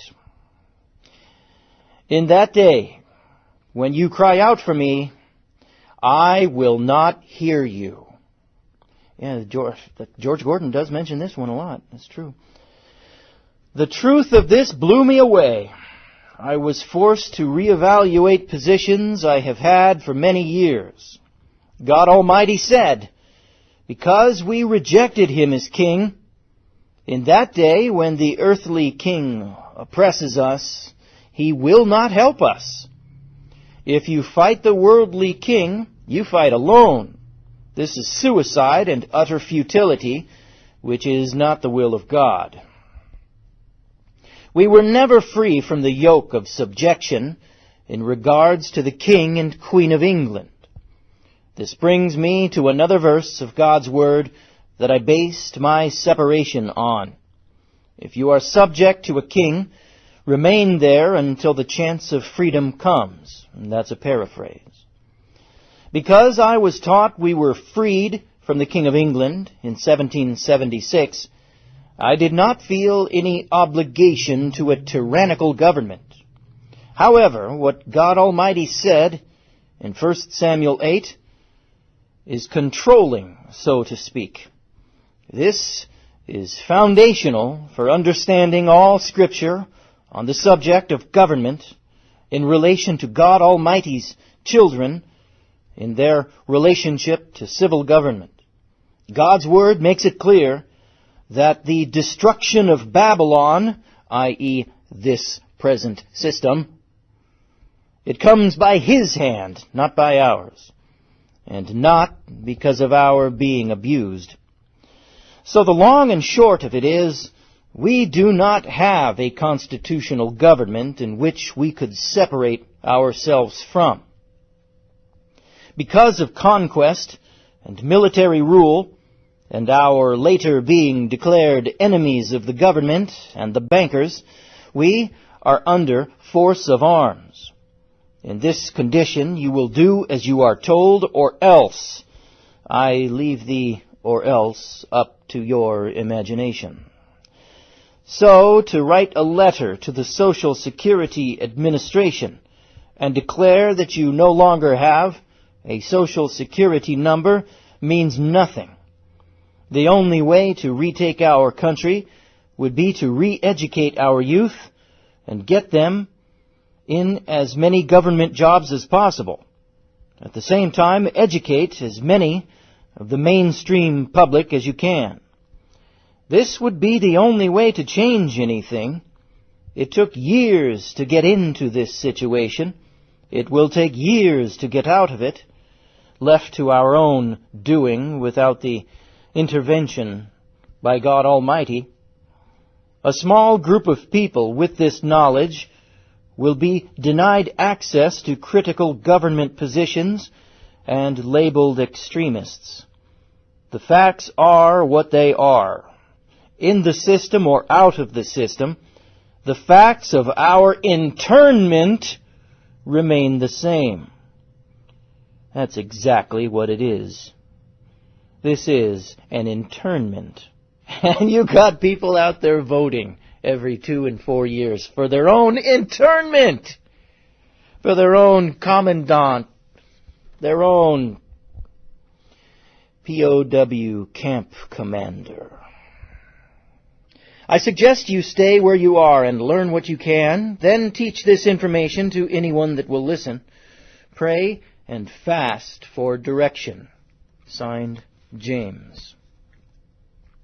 Here is another email from James Montgomery. Hello, Bill. I agree completely. I have already reported this along with documentation, and so has the informer. Maybe you have not seen it. In 1213, the King of England ceded all of his holding to the Pope. This is why Pope Innocent III is one of the parties of interest in the 1215 Magna Carta, and later that same year declared the Magna Carta to be null and void. Nice. The 1213 Carta was reconfirmed in the Declaration of Rights in 1689, wherein, after declaring many rights for the people of England, and that they were no longer subject to the Pope or the Catholic Church, it nevertheless declared, in the last section of this Declaration of Rights, that it would be null and void if it came into conflict with any prior Carta. The left hand gives it to you, the right hand takes it away. See the following quote. 3. Provided that no charter or grant or pardon granted before the 23 day of October in the year of our Lord 1689 shall be anyways impeached or invalidated by this act, but that the same shall be and remain of the same force and effect in law, and no other than as if this law had been never made. Unquote. What a bunch of hiding the keys of knowledge snakes. In the Treaty of Verona, November 22nd, 1822, November 22nd, the Treaty of Verona was signed. I wonder if that's got anything to do with JFK's assassination. I never thought of that before. In the Treaty of Verona, November 22nd, 1822, the Pope entered an agreement with Austria, France, and Russia to destroy all self-representative forms of government because it threatened all monarchies. The Pope's henchmen, the Jesuits, have been responsible for the downfall of governments and murders of heads of state all over the world, the most notable being Abraham Lincoln. The secret Treaty of Verona says, quote, Article 1, the high contracting powers being convinced that the system of representative governments is equally as incompatible with the monarchical principles as the maxim of the sovereignty of the people with the divine right, engage mutually to the system of representative governments in whatever country it may exist in Europe, and to prevent its being introduced in those countries where it is not yet known. Unquote. President Lincoln knew what was being done. Just before he took office, he said, quote, as George Washington was the first president, so James Buchanan will be the last president of the United States. Unquote. There was a huge undertaking to bring America and her people back under rule of England and the Pope. The attack and conquest was complete and universal. England admonished the South for their owning slaves and making war against the United States. The Pope's henchmen, the Jesuit priests in the South, ensured the wrath of the North after the Jesuits murdered Abraham Lincoln. The leader of the 6 Jesuit priests, John H. Surratt, escaped to England, where he stayed, hidden by the Catholic Church, until safe passage could be arranged to Rome. John Wilkes Booth was initiated into the Knights of the Golden Circle in Baltimore in the fall of 1860, and was not brought into the plot to kill President Lincoln until November of 1864, wherein a meeting with the other Jesuit conspirators, Booth was drawn by lot to kill President Lincoln. John H. Surratt was finally caught and returned for trial for his part in the assassination. Jesuit priests filled the courtroom daily during his trial. On July 26, 1867, the jury came back split, half for conviction and half for acquittal. Surratt was jailed and denied bail, The following September, his case was nolle prosequi, meaning the case would not be tried again. Pays to have friends in high places, and it doesn't get any higher than the Vatican, huh? Surratt was then indicted for rebellion, and later the district attorney entered the same, you guessed it, nolle prosequi.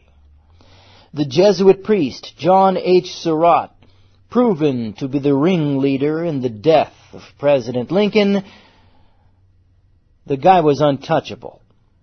In the affidavit of Henri de Sainte-Marie, Ames Report, House of Representatives, 39th Session, Congress, page 15, extant document number 9, Henri de Sainte-Marie says, quote, "I believe he is protected by the clergy, and that the murder is the result of a deep-laid plot, not only against the life of President Lincoln, but against the existence of the Republic, as we are aware that priesthood and royalty are, and always have been, opposed to liberty." Unquote. After the 1213 Charter made the Pope a contracting party, he and the monarchs of Europe declared in this treaty that representative governments were an enemy to the Catholic Church and the monarchies of the earth.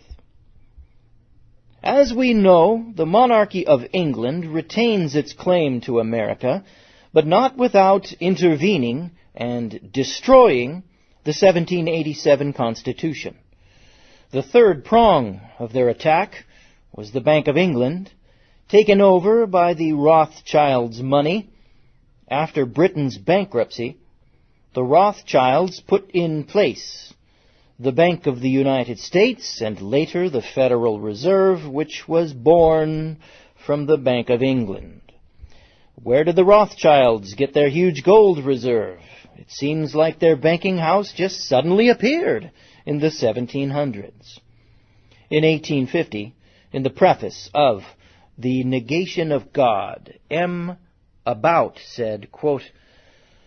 the Rothschilds who would borrow money from the Pope at 6% interest, unquote. The tremendous amount of capital it took to bankroll many of the countries the Rothschilds loaned to, well, that only existed in Rome. Why? To bankrupt the world, to hold the title to all land, and to rule the people of all the world. The Pope's plan, I wonder if he means the Black Pope. The Pope's plan is almost complete, but his ownership will be short-lived. Thank God. Oh, thank God. The above is a matter of history, but is never taught, and it is allowed, I would say encouraged, to disappear from all but old history books, lost forever, thanks in large part to the advent of television. And this looks like a different email here. Wouldn't only U.S. citizens be considered enemies? Aren't members of a religious order freed from U.S. citizenship? I wish this were the case.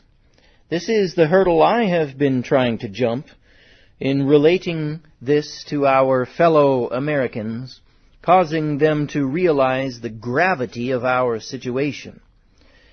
In the patriot literature that has been put out for years, we have focused on citizenship versus non-citizenship, meaning enfranchised versus non-enfranchised, or subject versus free man. With these terms as blinders, and the only possible outcome of the human condition in this country, well, the illusion is complete. No one has looked any further in the patriot community. Unknowingly, they continue the preaching of the conquering government's propaganda. Because they appear to be on the outside of the laws of the conquering government, they look no further.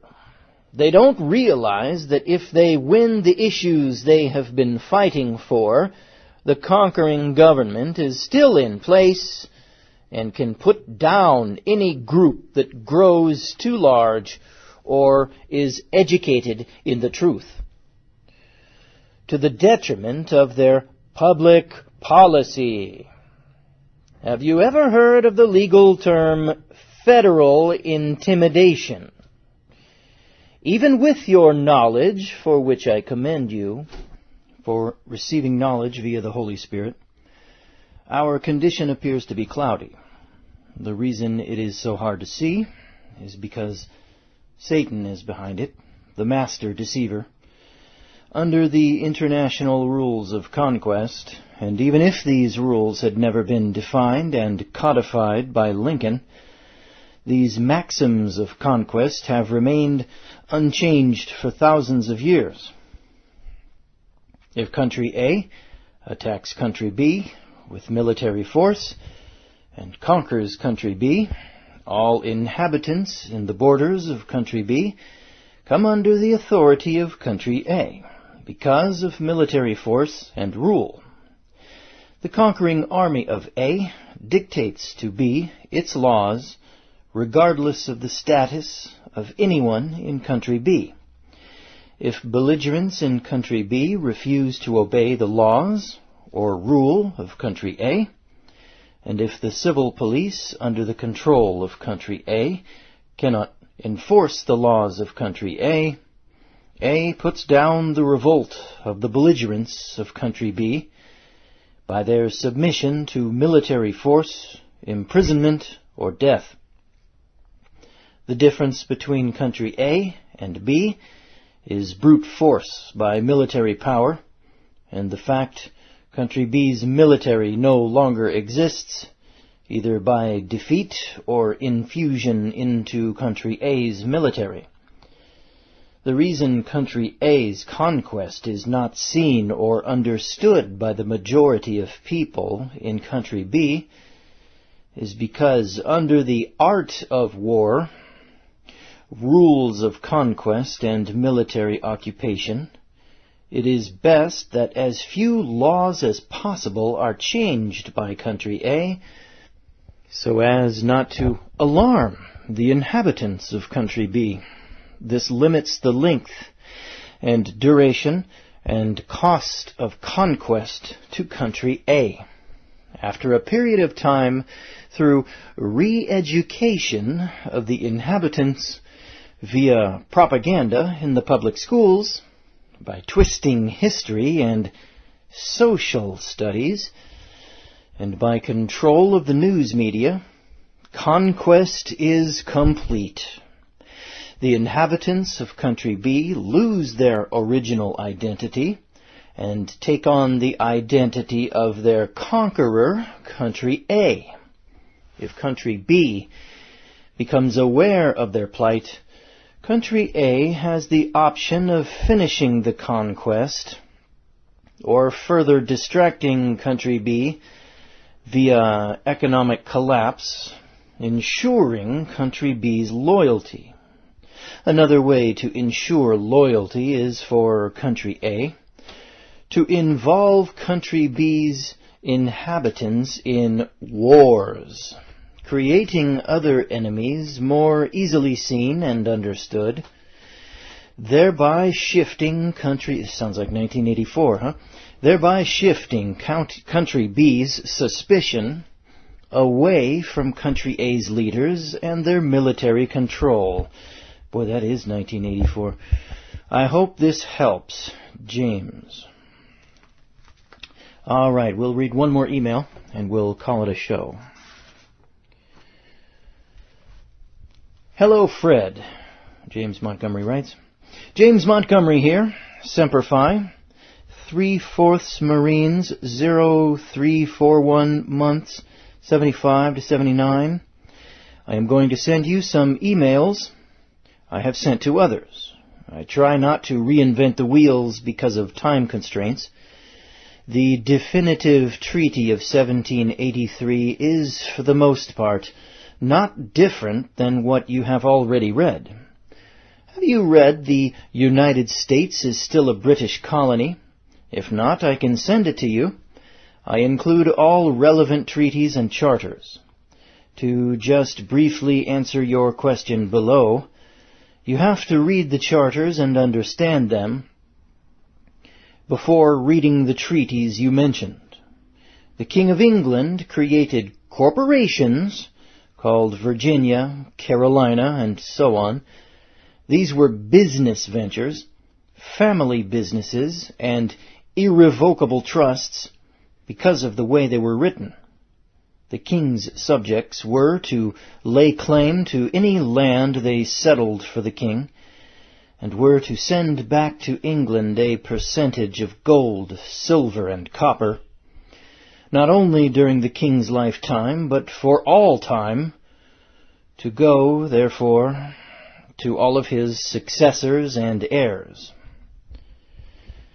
The king has and had allodial title to this land. He owned everything below and above ground. You have to understand this before you read the treaties. We fought a war and supposedly won the Revolutionary War and entered into a treaty with the King of England. Question: why was the king granting us lands and defining the borders if we won that war? Do those that lose wars dictate to the winners the conditions of the treaty? Now, read the 1783 Treaty of Paris again, and show me where the king ceded the gold, silver, and copper to the states.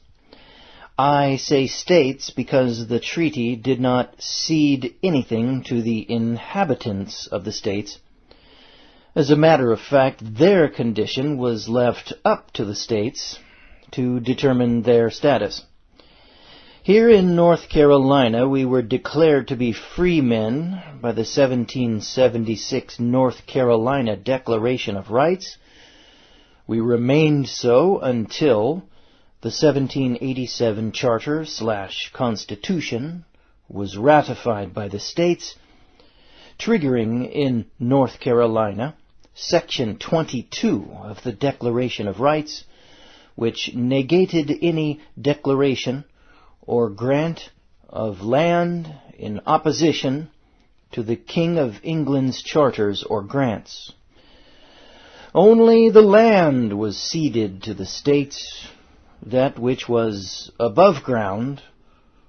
No mineral rights were ceded to the states. Why? The king could not cede the gold, silver, or copper to the states when it was placed in an irrevocable trust given to the heirs of the king. And those continue to be born even today. Since the states were only granted what was above ground, how could anyone after the 1783 treaty claim to have allodial title to any property? To have allodial title, you must own everything above and below. Own it completely, no liens. If there is no allodial property, there are no freemen, for the two are synonymous. The Jay Treaty began the process of the king regaining his land above, too. The Bank of the United States finished that process with the purchase of much of the congressmen, and the office of the president, and the judiciary. Is the money still transferred to Britain? You bet. How? Why, you guessed it. The 1040 tax form is the transference, and it is a result of a treaty with Britain. I have this information contained in The United States is Still a British Colony, Part 1, and I am sure the informer could tell you even more on the taxation issue and its relevance to the 1783 peace treaty. I am going to stop here because of the reason I stated at the beginning. I will send you the emails I was referring to. If you have any questions, don't hesitate to ask. Signed, James Montgomery. All right, folks, we're going to call it a show here. This has been part 3 of email questions answered by James Montgomery, formerly of ATG Press, going under the file of Knowledge is Freedom. And you've been listening to Stuff You're Not Supposed to Know. Hey, how you doing? This is Stuff You're Not Supposed to Know. How you doing out there, fellow feudal serfs, landless peasants, thinking you own something? How are you? Are you tired of serving your oppressive masters yet? You should be. Your ancestors asked for a king, and so they rejected the Lord. And so God gave them what they wanted. A human king that would take everything away from them, even the ability to realize that everything has been taken away from them. Actually, by the time that happened, it wasn't the king that did that. Even he wasn't as sneaky enough to do that. It was the Pope and the bankers, actually. Not that most of you folks would know, because most people have a tendency to avoid learning about stuff they're not supposed to know. They're obedient serf, peasants, obedient servants. Servants to men, not the Lord. At any rate, this is part 4 of just how in America we wound up being landless peasants, feudal servants.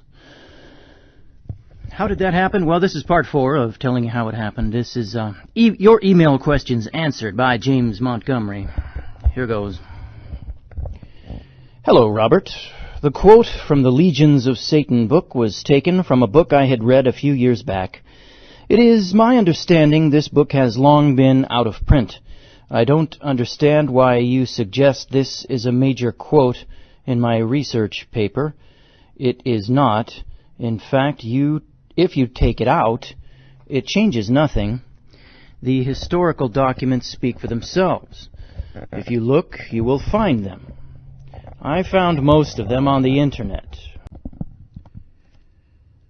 Below I will review just a few of the irrefutable facts. The facts speak for themselves. Fact: a 1213 charter contract took place, wherein the King of England, King John at the time, gave his possessions to the Pope. Fact: the 1215 Magna Carta took place. The King granted rights and lands to the barons, with the Pope signing off on the Magna Carta. Fact: a couple months later, the Pope declared the 1215 Magna Carta null and void. Fact: the King started businesses called Virginia and Carolina, etc. in America. Fact: these American charters were non-revocable trusts. Fact: the King claimed all lands in America settled by his subjects as his, as a matter of conquest. Fact: the King, by way of the charters, possessed allodial ownership of this land. The King did. Fact: by way of the charters, the King retained for himself and all his heirs and successors 30% of all gold, silver, and copper to be sent to him annually. Fact: our forefathers declared themselves subjects of the King. Fact: the King had lawful title to this land. Our forefathers could not claim what they never owned. Fact: the Revolutionary War was over taxation, not subjection to the King. Fact: the King ceded the land above ground in the 1783 peace treaty to the states. Fact: the king did not cede the gold, silver, and copper to the states. Fact, the king could not cede the minerals to the states because of parties not yet born, his successors yet to serve as future kings of England, as a result of the trust he created. Fact, the inhabitants were not granted anything by the king. Fact, since the king retained the mineral rights to America, no man, free or otherwise, had allodial title to his land. He was a mere tenant. Fact, the king allowed the inhabitants of the states to believe they were free, just as with the British people in the 1215 Magna Carta and the duped Brits in the 1689 Declaration of Rights. Fact, for a short period of time, 11 years to be exact, the inhabitants of the colonies/states were declared to be freemen. Fact, freemen status ended with the passage of the 1787 Constitution, because all state inhabitants were now declared by their representatives to be citizens, subject to the laws of the U.S. government. Fact, the states ceded their grants of land and most of their sovereignty to the 1787 Constitution and government. Fact, the king knew a central government was going to be created by the states when he signed the 1783 Peace Treaty. Fact, by the creation of the 1787 Constitution, a republic was created. Fact, the republic in no way was a hindrance to the king in regaining his land via taxation and banking. Fact, the 1787 Constitution created a 10-mile square district not subject to the restraints of the 1787 Constitution. Fact, the 1789 Judiciary Act, passed by Congress, established courts of law compatible with England, so contracts and business would continue with England. Fact, in 1791, Washington, who once said no to being the king, and also said he did not want independence from the king, nevertheless allowed the office of president to become a monarchy outside of the 1787 Constitution when he declared he was dividing the states into district states. Fact, the district states are subject to the president. This has never been changed. Fact, 1791, the Bank of the United States was allowed to be chartered by Washington. Fact, the bank was financed by the British Board of Trade, which was controlled by the Pope and the Rothschild cabal. Fact, in 1811, when Congress refused to recharter the bank, England declared war on the United States. Fact, in 1810, the original 13th Amendment was proposed, the one that got memory hold. The original 13th Amendment in 1810, which would have effectively removed the king's power of reclaiming his land from the American people by removing the possibility of lawyers/esquires running and obtaining office in the United States government.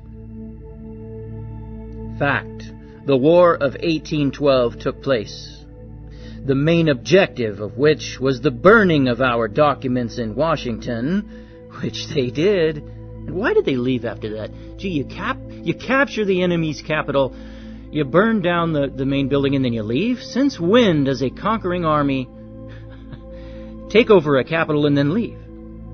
It was obviously they had an objective, they accomplished the objective, they burned the paperwork, and then They left. They had no interest in a conquest. They already had us in conquest financially. Back to the words of Montgomery here.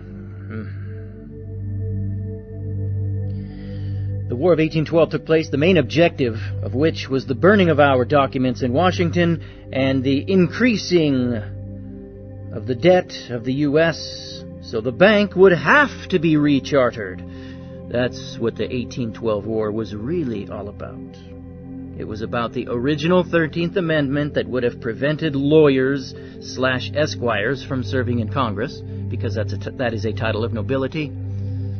Yes, it is. Yes, it is. Do not deny it. The facts are here. Read the rest of what this man, James Montgomery, has written, his research over many, many assiduous years, and read the works of the Informer. The Esquire is a title of nobility. All attorneys in the United States are beholden ultimately to the British barrister. It's a fact. It's a very, very little-known fact, unless you know a few secret handshakes and winks of the eye, but it's a fact. And the other reason for the War of 1812 was because Congress had just had the temerity, the gall, to not re-ante, to not sign up once again to renew the charter of the dastardly National Bank that was even then beholden to the Bank of England, Bank of London. Continuing with Montgomery. Fact. The Jay Treaty of 1792 took place, giving away much of what was won in the 1783 peace treaty. Yeah, what little was. Fact. In 1816, the Second Bank of the United States was chartered. That's 1816. Fact. In 1836, President Jackson refused to allow the bank to be rechartered. An assassination attempt was then made on his life, of course. Just like what happened with Jesus and JFK. And you can go on down the line. You don't mess with the bankers if you're a leader of any kind.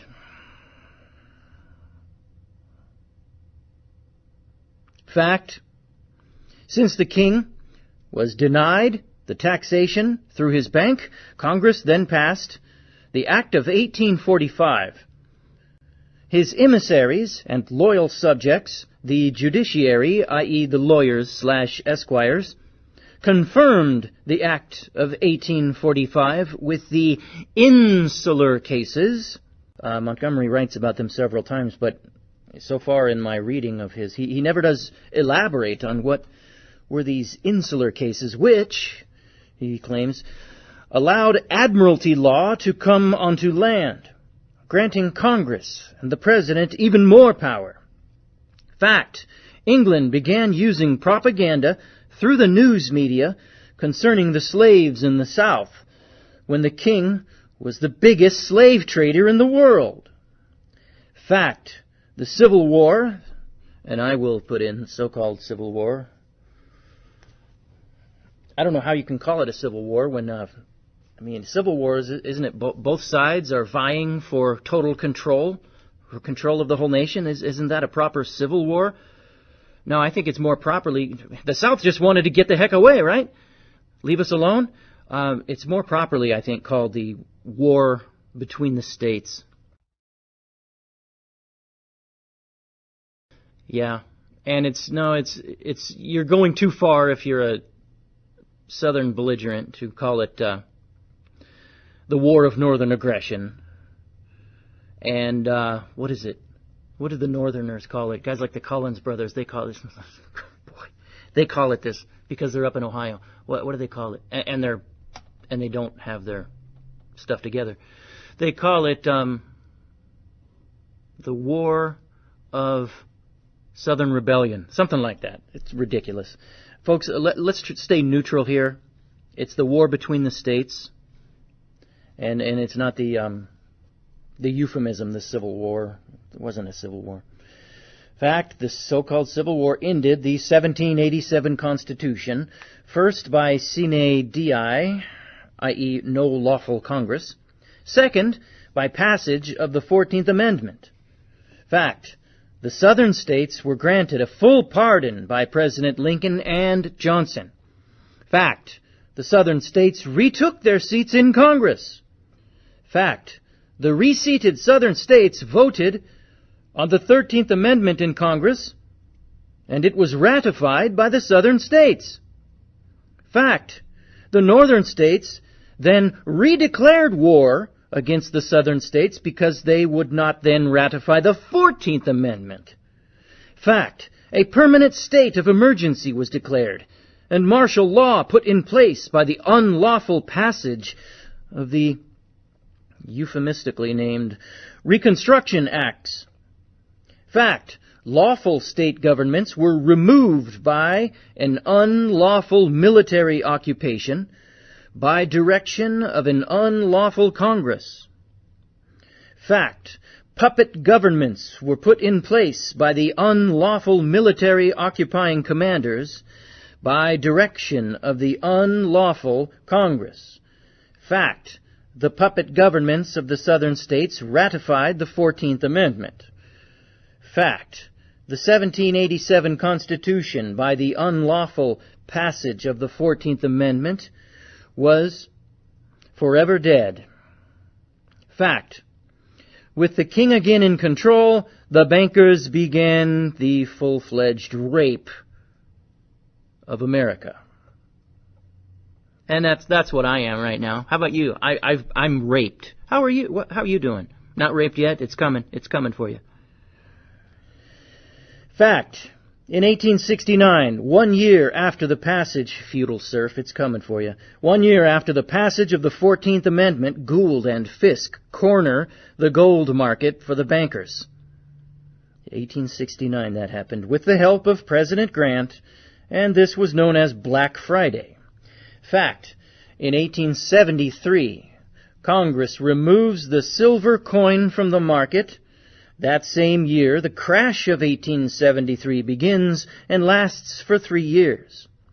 Fact, in 1900, Congress passes the Gold Standard Act and creates a gold reserve of $150 billion and allows the bankers to sell bonds to maintain this gold level. Fact, in 1907, just 7 years later, the stock market crashes. Fact, because of this crash, 2 death blows occur in 1913. A, the 16th Amendment is, quote-unquote, passed, and the Federal Reserve Act is passed. Fact, the Federal Reserve Act was written in England at the Bank of England. I'm the one I'm putting quotes in past here for the 16th Amendment. I'm going to go ahead and put the quotes in under the Federal Reserve Act as well, since they waited until, Christmas Eve, when most decent pagan Americans were home, worshiping the Christmas tree, to pass it, and only the bankers' boys were there to vote on it. Anyway, fact, the Federal Reserve Act was written in England at the Bank of England by New York and English bankers. Fact, the Federal Reserve is a direct descendant of England's exchequer, which comes from, you guessed it, William the Conqueror, and his form of taxation via the Doomsday Book. Finally, they're not using euphemisms, these bureaucratic-minded Satan servers. The Doomsday Book. Hey, man, probably because it was back in the Middle Ages, people still talked plain and didn't use Orwellian euphemisms. They called it what it was, the Doomsday Book. Fact, the Doomsday Book of William the Conqueror is the county recorder's office today. Fact, World War I increases the national debt and sees the passage of the War Powers Act in 1917. Fact, the true United States independent treasury, created in 1814, that dealt in specie, was abolished by the Act of 1920, thereby allowing the private Federal Reserve, board to control the money of America as the fiscal agent of the United States. Fact, between 1913 and 1929, the bankers and the Congress enter into gold-guaranteed contracts totaling $300 billion, when only 3% of that amount of gold existed in the world. Fact, the New York bankers, vis-a-vis fraudulent acts, transfer huge amounts of gold to the Bank of England by 1929, along with the debt of the U.S., bringing about the stock market crash of 1929. Fact, in 1933, the American people are declared enemies of the bankers, and the conquest and transference of America is complete. That was 1933, folks. Fact, in 1933, because of the United States corporation's insolvency, the United States is forced to reorganize and implement the social and financial programs mandated by the bankers of New York and England. Fact, in 1933, the king's hold and ownership of America's gold vis-a-vis the bankers is complete, and America's death is ensured by the acceptance of fiat money, Federal Reserve notes. Fact, after 1933, the king's collection of taxes increases along with increased power given to the IRS, his collection arm. You know, kind of like the Sheriff of Nottingham in Middle Age England, Renaissance England, whatever. Fact, World War II increases the debt even further, which demands more taxes on the backs of Americans now that they are co-sureties for the debt as defined by the Federal Insurance Contribution Act of 1934. Fact, now that the enslavement of America is complete, the enslavement of the world was begun by the ratification of the UN Charter in 1945. Fact, the United States had to turn over $8 billion in gold to join the UN just 12 years after there was not enough gold in this country, and it was declared having gold was a crime. That's a good point. You ever thought of that? The U.S. had to turn over $8 billion in gold just to join the UN, and that was only 12 years after it was declared by FDR. There was not enough gold in this country, and your poor everyday average Joe had to go turn in his wedding rings and whatnot. Oh, man. Never underestimate a serf's capability to comply, to be fooled. Here we are. Oh, one more fact. Fact, the Korean and Vietnam Wars explode the debt that is already heaped on the backs of the American people. And so here we are. That's what I said at the beginning, right? Here we are in total feudal serfdom. Welcome, revel in it, right? Revel in it. Go outside and roll around. Go roll around and make dirt angels. Lie on your back and make dirt angels in the king's sand. I mean the Pope's, in the Pope's dirt out in your yard. Well, go do that. Revel in it. Enjoy the Pope's dirt, because it sure ain't your dirt. It sure ain't. How do I know? Stop paying your property taxes. See what happens. That goes back to William the Conqueror. Here we are. I have given you just some of the historical facts contained in my research papers, because they are a matter of history and or congressional record. These cannot be rebutted. I have done the legwork and given the sources in my research papers. Those that are ignorant of history are doomed to repeat it. Signed, James Montgomery. The following are some additional facts contributed by the informer that were not contained in James Montgomery's research papers. Fact: the bank was financed by the British Board of Trade that was controlled by the Pope and the Rothschild cabal. Fact: the true independent U.S. Treasury, created in 1846 that dealt in specie, was abolished by the Act of 1920, thereby allowing the private Federal Reserve Board to control the money of America as the fiscal agent of the U.S. Fact: the United States had to turn over $8 billion in gold just to join the UN after... I already read this. All right, so I guess 3 of those facts were contributed by the informer. Moving on to the next email response from James Montgomery. Hello, Stephen. With all due respect to your son, he is wrong. In the North Carolina 1776 Declaration of Rights, we were declared free men. When the 1776 North Carolina Constitution was voted in, they then became members of the state.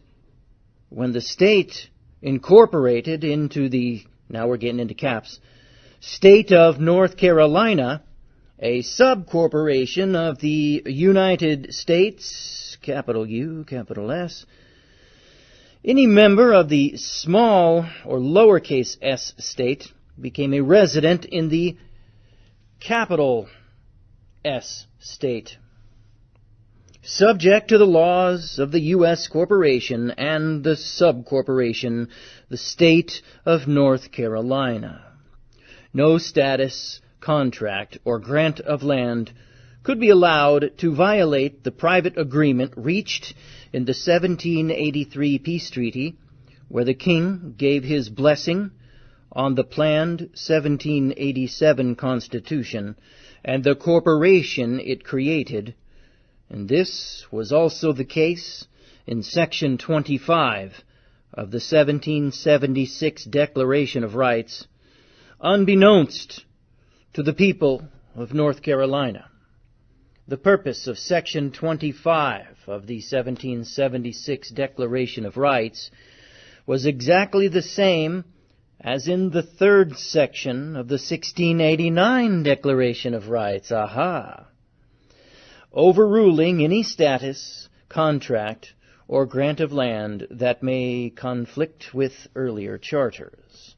Quote, this is from the Declaration of Rights, 1776, North Carolina Constitution, quote, and provided further that nothing herein contained shall affect the titles or possessions of individuals holding or claiming under the laws heretofore in force, or grants heretofore made by the late King George II or his predecessors, or the late Lords Proprietors, or any of them, unquote. That does sound a lot like, well, let's read it. Here it comes, the 1689 Declaration of Rights excerpt. Here goes. Quote, provided that no charter or grant or pardon granted before the 23 day of October in the year of our Lord 1689 shall be anyways impeached or invalidated by this act, but that the same shall be and remain of the same force and effect in law, and no other than as if this act had been never made, unquote. Again, that from the 1689 Declaration of Rights. Yeah, that was uncannily similar to that North Carolina 1776 little fine print.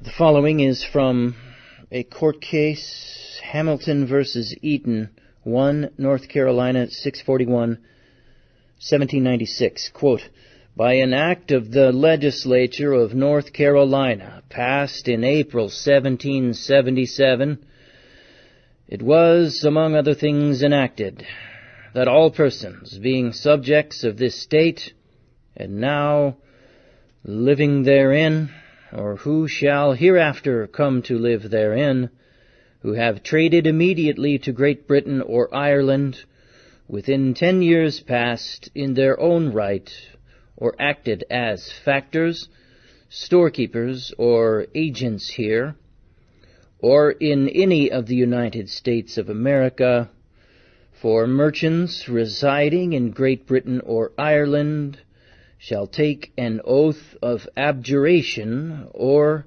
allegiance, or depart out of the state, unquote. The following is from a court case, State versus Knight, 1 North Carolina, 143, 1799, 2 SA 70. Quote, the states are to be considered with respect to each other as independent sovereignties, possessing powers completely adequate to their own government, in the exercise of which they are limited only by the nature and objects of government, by their respective constitutions, and by that of the United States. Crimes and misdemeanors committed within the limits of each are punishable only by the jurisdiction of that state where they arise. For the right of punishing, being founded upon the consent of the citizens, express or implied, cannot be directed against those who never were citizens, and who likewise committed the offense beyond the territorial limits of the state claiming jurisdiction. Our legislature may define and punish crimes committed within the state, whether by citizens or strangers, because the former are supposed to have consented to all laws made by the legislature, and the latter, whether their residence be temporary or permanent, do impliedly agree to yield obedience to all such laws as long as they remain in the state, unquote. Once again, there goes George Gordon's argument right out the window. Again, that was from State versus Knight, 1 North Carolina, 143, 2 SA 70 from 1799. Back to the words of Montgomery. In State versus Knight, from 1799, your presence in the state makes you subject to its laws. Below, you will see that those in the state are subject to the laws of the United States, and by voting, you are automatically a citizen of the U.S. A citizen of the U.S. is not a free man, because of the obligations a citizen incurs. As a resident, you are subject to the laws of the U.S. and the corporate state, capital S, in which you live, period. Look up citizen and subject in Black's Law Dictionary. All of this is before the 1787 Constitution was made null and void during the so-called Civil War.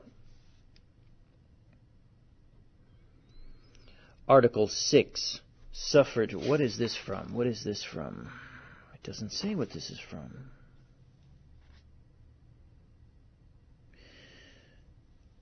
Article 6, suffrage and eligibility to office. Is this from the...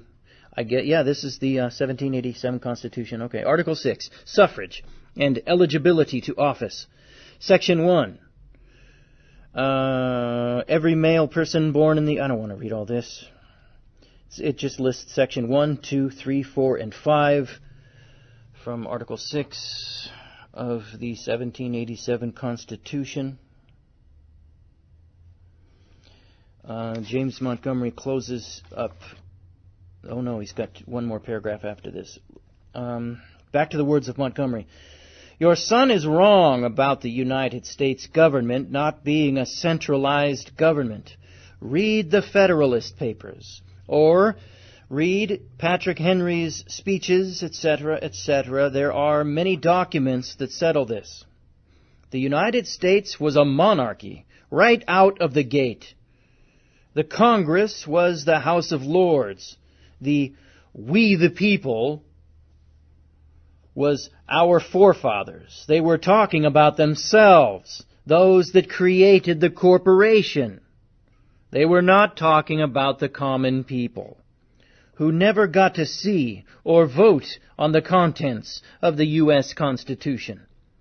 From the very beginning, the federal government ruled over and taxed the common people. Your son says it was not a centralized government. He is dead wrong. He is basing his statements on what he was taught in public school. Ask him, did they teach him about Washington being given monarchical powers beyond and outside the Constitution? Ask him, was he ever taught that Washington divided the states into district states in 1791? Ask him, was he taught about Congress granting Washington power not granted to the President in the Constitution? Ask him, was he taught about Washington being given emergency war powers long before the so-called Civil War to do what Congress had already been granted to do under the Constitution? This gave Washington the power to operate outside of the restraints of the Constitution, such as allowing the Bank of the United States to receive their charter. I would continue, but I feel the best thing to do is to tell him to read the attached email and my America is Still a British Colony, Parts 1, 2, and 3. Or I think that's the United States is still a British colony. Also, read The New History of America by The Informer. He needs to also read Which One Are You by The Informer, since his knowledge is so far behind regarding historical and legal fact. I am sending this to The Informer for him to add his comments. Your son needs to be made aware of his misunderstanding of history and law. Signed, James. Next email. Hey, Fred, I hope it goes without saying I was and am in agreement with what you said before and below in this post. The reality of the core problem is so very hidden and deceptive, but at the same time painfully obvious. Below, you said, screw the treaties and martial law because we are not parties to them. I agree, but this is where the Informer and I have a hard time getting people to understand the seriousness of our condition. You have to imagine there are no troops in the streets, locked and loaded, ready to fire on anyone attempting to challenge the military occupation.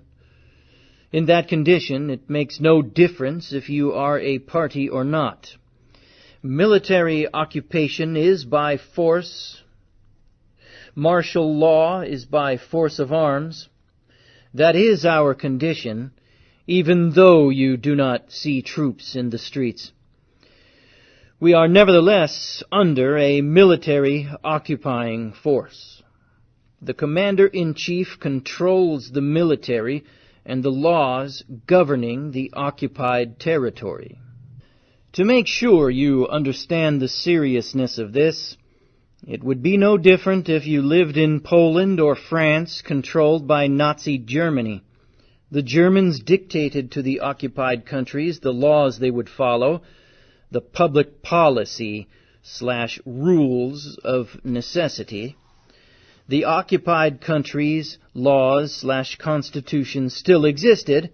However, where they came into conflict with the public policy of Germany, they were set aside, made null and void. If you did not obey or challenged the public policy of Germany, you were paid a visit from the SS or the local police, which existed to enforce the public policy and dictates of Germany and its commander-in-chief. If you still refused to march to the party line, it meant imprisonment or death. There is absolutely no difference in this scenario and what we have today. Someone would say, but this is a free country, he writes. I would agree this is a free country up to the point of challenging the military occupying force. As I said before, the Constitution does exist up to the point of coming in conflict with the public policy of the Commander-in-Chief. What is that public policy? Enforcement of the trust for the parties of interest/contracting parties and collecting the debt to pay for the occupying force and the parties of interest. When you read quotes from the following document, remember only the contracting parties in a war. Only the contracting parties in a war dictate terms of occupation or surrender.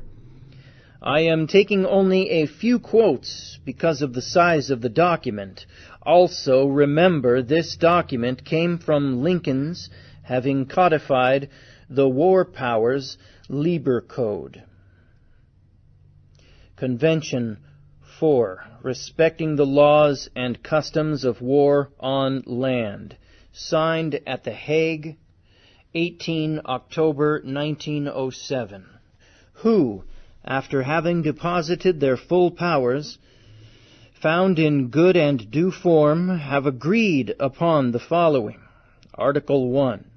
The contracting powers shall issue instructions to their armed land forces, which shall be in conformity with the regulations respecting the laws and customs of war on land annexed to the present convention. Article 2.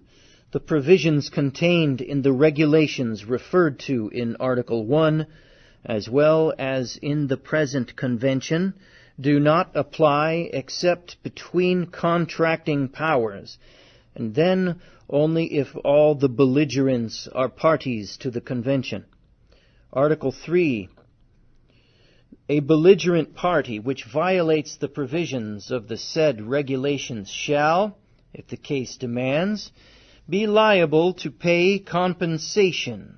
It shall be responsible for all acts committed by persons forming part of its armed forces. Chapter 2. Prisoners of war. Here is the meat. Article 8. Prisoners of war shall be subject to the laws, regulations, and orders in force in the army of the state in whose power they are. Any act of insubordination justifies the adoption towards them of such measures of severity as may be considered necessary. Article 10. Prisoners of war may be set at liberty on parole if the laws of their country allow, and in such cases they are bound, on their personal honor, scrupulously to fulfill, both towards their own government and the government by whom they were made prisoners, the engagements they have contracted. We are POWs. All right, he goes on, Chapter 1, Chapter 5. This is a whole page of legalese here. Section 3, military authority over the territory of the hostile state. This took place after the Reconstruction Acts, and it has never ended, writes James Montgomery. Means of injuring the enemy. That's us. Next page, we'll skip that. Here's one. Article 45. It is forbidden to compel the inhabitants of occupied territory to swear allegiance to the hostile power. And then James Montgomery couldn't help but put in his own note following that one. He writes, "This is one violation the de facto Congress committed in the Reconstruction Acts, forcing the allegiance of the inhabitants of the southern states by way of declaring residence through registering to vote. This declaration by voting has never changed, albeit more vague." He writes, albeit. All right. Albeit more vague. "You have to declare you are a citizen of the United States and the state in which you reside." All right, a bunch more legalese. Oh, boy. And then finally it gets back to the words of James Montgomery as he closes out this email. "You asked what we can do. Only a few aberrations exist in Congress, and if they get too far out of line with the public policy, they end up like Congressman Dornan or Congressman Bono. The best we can do at this time is educate. Read The Art of War. The Chinese are masters of fighting unwinnable wars. But even their art of war would not work in our situation, because guerrilla warfare only works if the inhabitants of the country are on your side. So what is the answer? You mentioned Revelation and Babylon. This is how change will take place. When Babylon is destroyed, the head will be cut off from the body." Come, Jesus, come. "But we must still educate, lest a worse system take Babylon's place." And that concludes that email.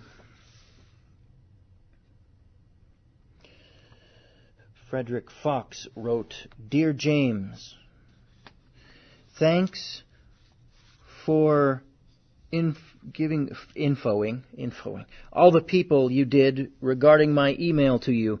You are correct. If we are under war and emergency powers / rules of necessity / public policy regarding the Eric Doctrine / martial law, what kind of leg do we stand on? The fact is, most of the people of this great nation do not have a clue as to what is going on, or what has gone on. Therefore, it is again up to a handful of informed Americans to spread the word. The word is given. Spread it." Which word is he talking about? He capitalizes word here once, and the other time he doesn't. If he's talking about fixing the United States, the America, forget it. That's going to take Jesus Christ coming down and doing a number on it himself, on Babylon. And watch the reaction when the people realize they have been raped, pillaged, and plundered, and sodomized by the king in the name of whatever kind of contract / trust / treaty, etc. we are subject to. I kind of feel that as intelligent as some folks are, they will get their collectives' heads out of the sand and see the big picture. Oh boy, I'm not feeling that. I kind of feel this is not Montgomery writing, it's one of his readers. I kind of feel this is a test to see just what we Americans are made of. Man, this guy's optimistic. I'll tell you what they're made of. They're made of aluminum and fluoride and mercury. That's what Americans are made of. There's your answer. After all, we are, quote-unquote, the grand experiment in terms of politics, sociology, and economics. I say screw martial law. Screw treaties we were never parties to, screw public policies, and screw the crown, whomever wears it. That's all fine and nice to say, but what does that do? Most life forms find involuntary servitude appalling and a violation of natural law. Well, most Americans don't. Look around. Where's this guy living? We are a nation of laws and not a nation of men, according to Jefferson. What was Jefferson? A deist who tried to rewrite the Bible. Okay. Let's take our power back and do something about this problem. What? What are you going to do without Jesus Christ? There are solutions. What? Outside of Jesus Christ. What solutions? I wonder why Montgomery included this. We just need to choose the right one. Yeah, Jesus Christ. There's your right one. And it does not happen in this temporal existence. Well, until he comes back to pierce that veil the second time for good. Scripture, Revelation, says that Babylon will fall in 1 hour. It does not infer the world will end in 1 hour. 1 hour is all the time it would take Congress to repeal the 14th Amendment, the 16th Amendment, not going to happen, not going to happen. The Federal Reserve Act, not going to happen. The Trading with the Enemy Act, not going to happen. To reinstitute the original 13th Amendment, not going to happen. And go from there, for starters. That would be real progress, and I believe that it can be done. Well, that's nice. And if you lose a tooth, do you put it under your pillow and wait for the ferry? Knowledge is power, and we are now armed with a potent weapon, Semper Fi, and all that good stuff, Foxy. I'm not seeing that, but it's nice that that he's not. It's nice that he's reading Montgomery, and that he's on the right side. It's his optimism. His optimism is a little more than a little unwarranted, I would say. The following, okay, this is a presidential document from 1992. The President, infrastructure privatization. Why did Montgomery enclose this? I do not know. Director of Office Management and Budget. I don't know. Maybe he'll tell what that's about in the next email. But that will occur during the next show because we are out of time here. Okay, folks, you've been listening to Part 4 of Email Questions Answered by James Montgomery. And this has been Stuff You're Not Supposed to Know. And I'm nobody. Over and out, eh? This is Stuff You're Not Supposed to Know. And this is Part 5 of Email Questions Answered by James Montgomery. He of the now defunct atgpress.com website, and I'm again still hoping maybe by the time this goes up, somebody will have put his information back online. It's vital. Singular. Almost singular, because the I-Man, the informer, has proven much the same shocking facts. Let's get going. Part 5, James Montgomery. He writes, Hello. Well, since you know where I have come from in Patriot knowledge and where I have arrived, I won't be long. My letter to the President, January 1st, 1993, was based on several years' research. It was not so much for the secular world, but a declaration of subjection to Yeshua/Jesus Christ. It was also a declaration that I did not want to be a party to fraud. This has not changed. What changed was 5 years of further study, turning up a subject no one, to my knowledge, had seen or at least reported.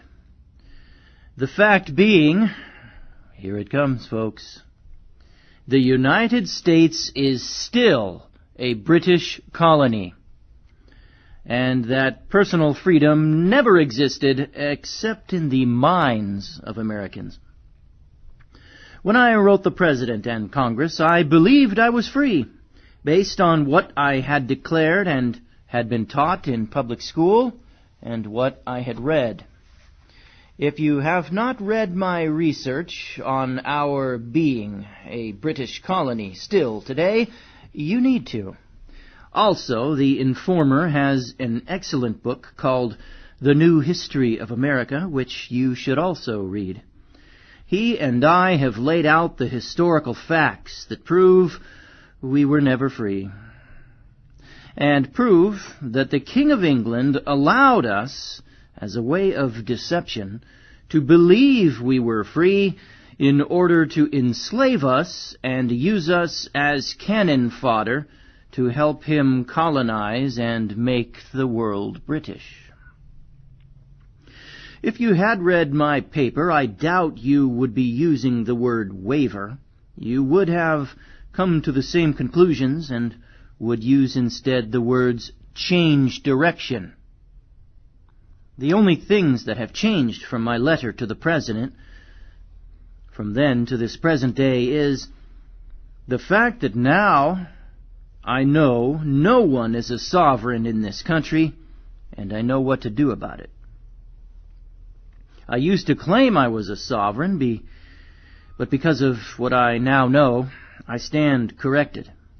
You cannot be a subject or an enemy under military occupation and claim you are a sovereign, not with any honesty and knowledge of the facts. Because we were never free from Britain, so therefore, how can we be sovereigns? Because of what Yeshua did for me, I am free in spirit, but the physical body and reality here are much different. When Yeshua's kingdom is in place, those in his kingdom will be able to say with a certainty then, we are free. Let's say, for the sake of argument, you don't accept the fact that we are still subject to England. Let's say you think this is so far back in time it doesn't matter, or your declaration to the contrary overcomes your subjection to Britain. Let's look at a more recent event in history, say just after and I'm going to put in so-called here, the so-called Civil War. The Constitution came to an end when Congress redeclared war on the South and then imposed martial rule by military occupation on the South. Through military occupation, the military removed the Republican governments from the states that were lawfully voted into office.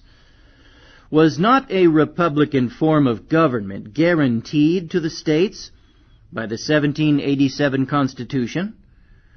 The same de facto Congress removed the Southern states' representatives from Congress, denying the states suffrage/representation in Congress. Since the Southern states were high contracting parties to the trust/constitution created in 1787, this voided the corporate charter. Just as it was not a lawful act for the South to cede from the Union without the consent of all the parties, it was not lawful for the corporation to continue to do business after removing lawful high contracting parties from their seats in Congress. Or how about when Congress went out of session without a date certain of reconvening? This is called sine die. If that is not enough to remove the 1787 Constitution as a valid document, including the attached Bill of Rights, how about the military commanders/generals under direction of the Congress putting in place puppet governments in the states in order to pass a new federal and state constitutions. I say Congress, not the Commander-in-Chief, because the de facto Congress overrode a lawful president's veto, effectively removing and destroying the lawful 1787 office of president. I say a new constitution because the 14th Amendment totally changed the 1787 Constitution. Don't think so? Excuse me, if you and I are sovereigns, and I wish it were so, why can't we challenge the debt the U.S. Congress creates in the United States courts? I wonder. We can't sue the government, and we do not have the right to question the debt. Let's see. Sovereign or subject? Sounds like subject to me. Or how about the fact the military occupation and declared emergency have never come to an end? Military occupation and its martial rule is not a democracy or a republic. It is a military dictatorship, with the commander-in-chief as the supreme authority of the provisional government.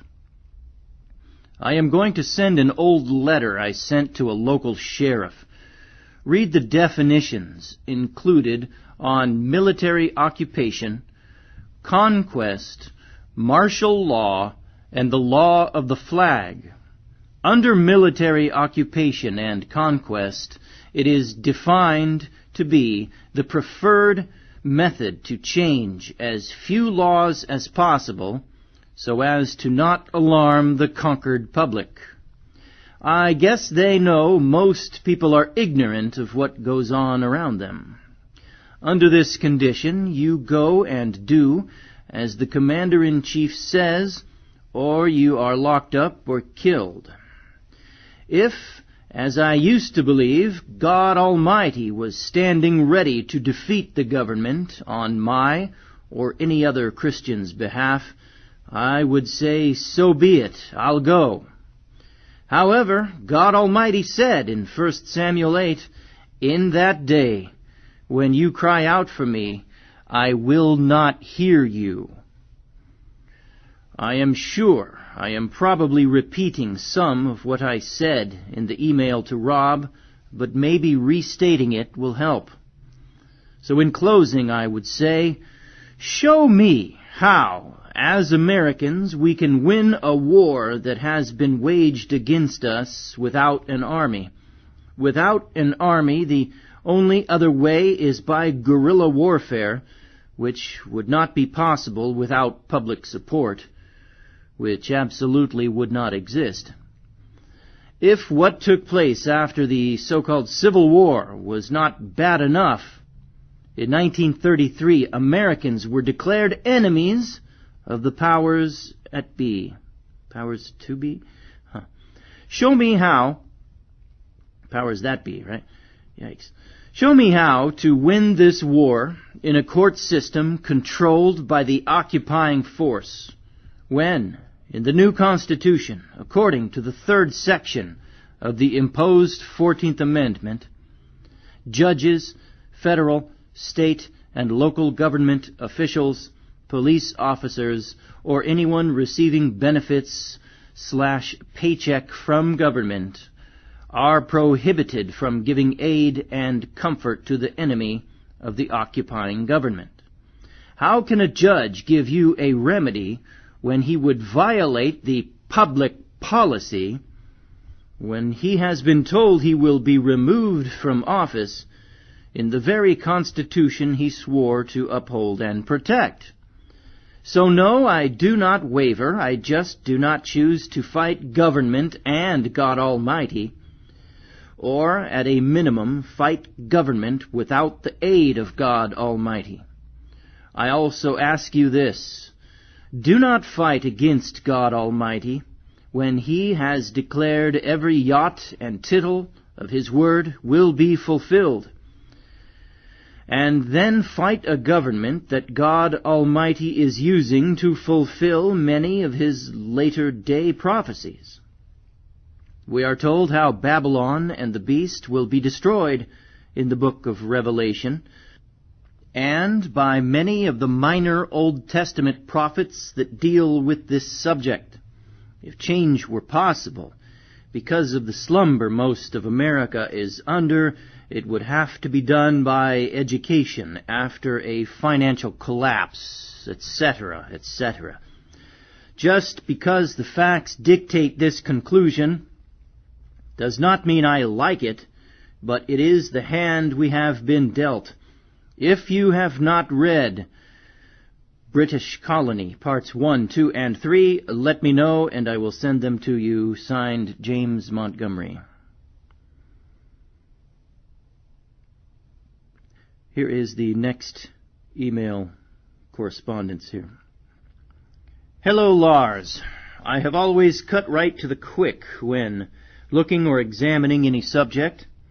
All you have to do in your state or any other state after the so-called Civil War is ask yourself a couple of questions. 1. Does your state constitution prohibit the possibility of leaving or seceding from the United States? 2. Does your state constitution guarantee 14th Amendment protection to its citizens? 3. Just to add another, does your state receive federal money/benefits? Keep in mind, I don't ask these questions without knowing the answers already. The answer is yes to all three. Once you determine this, then the following applies. Any state of the United States, and I point you to the definition of, that means it is under the United States' control. 1, by contract/treaty, and 2, by executive control via military occupation, as a result of the conquest which took place after the so-called Civil War.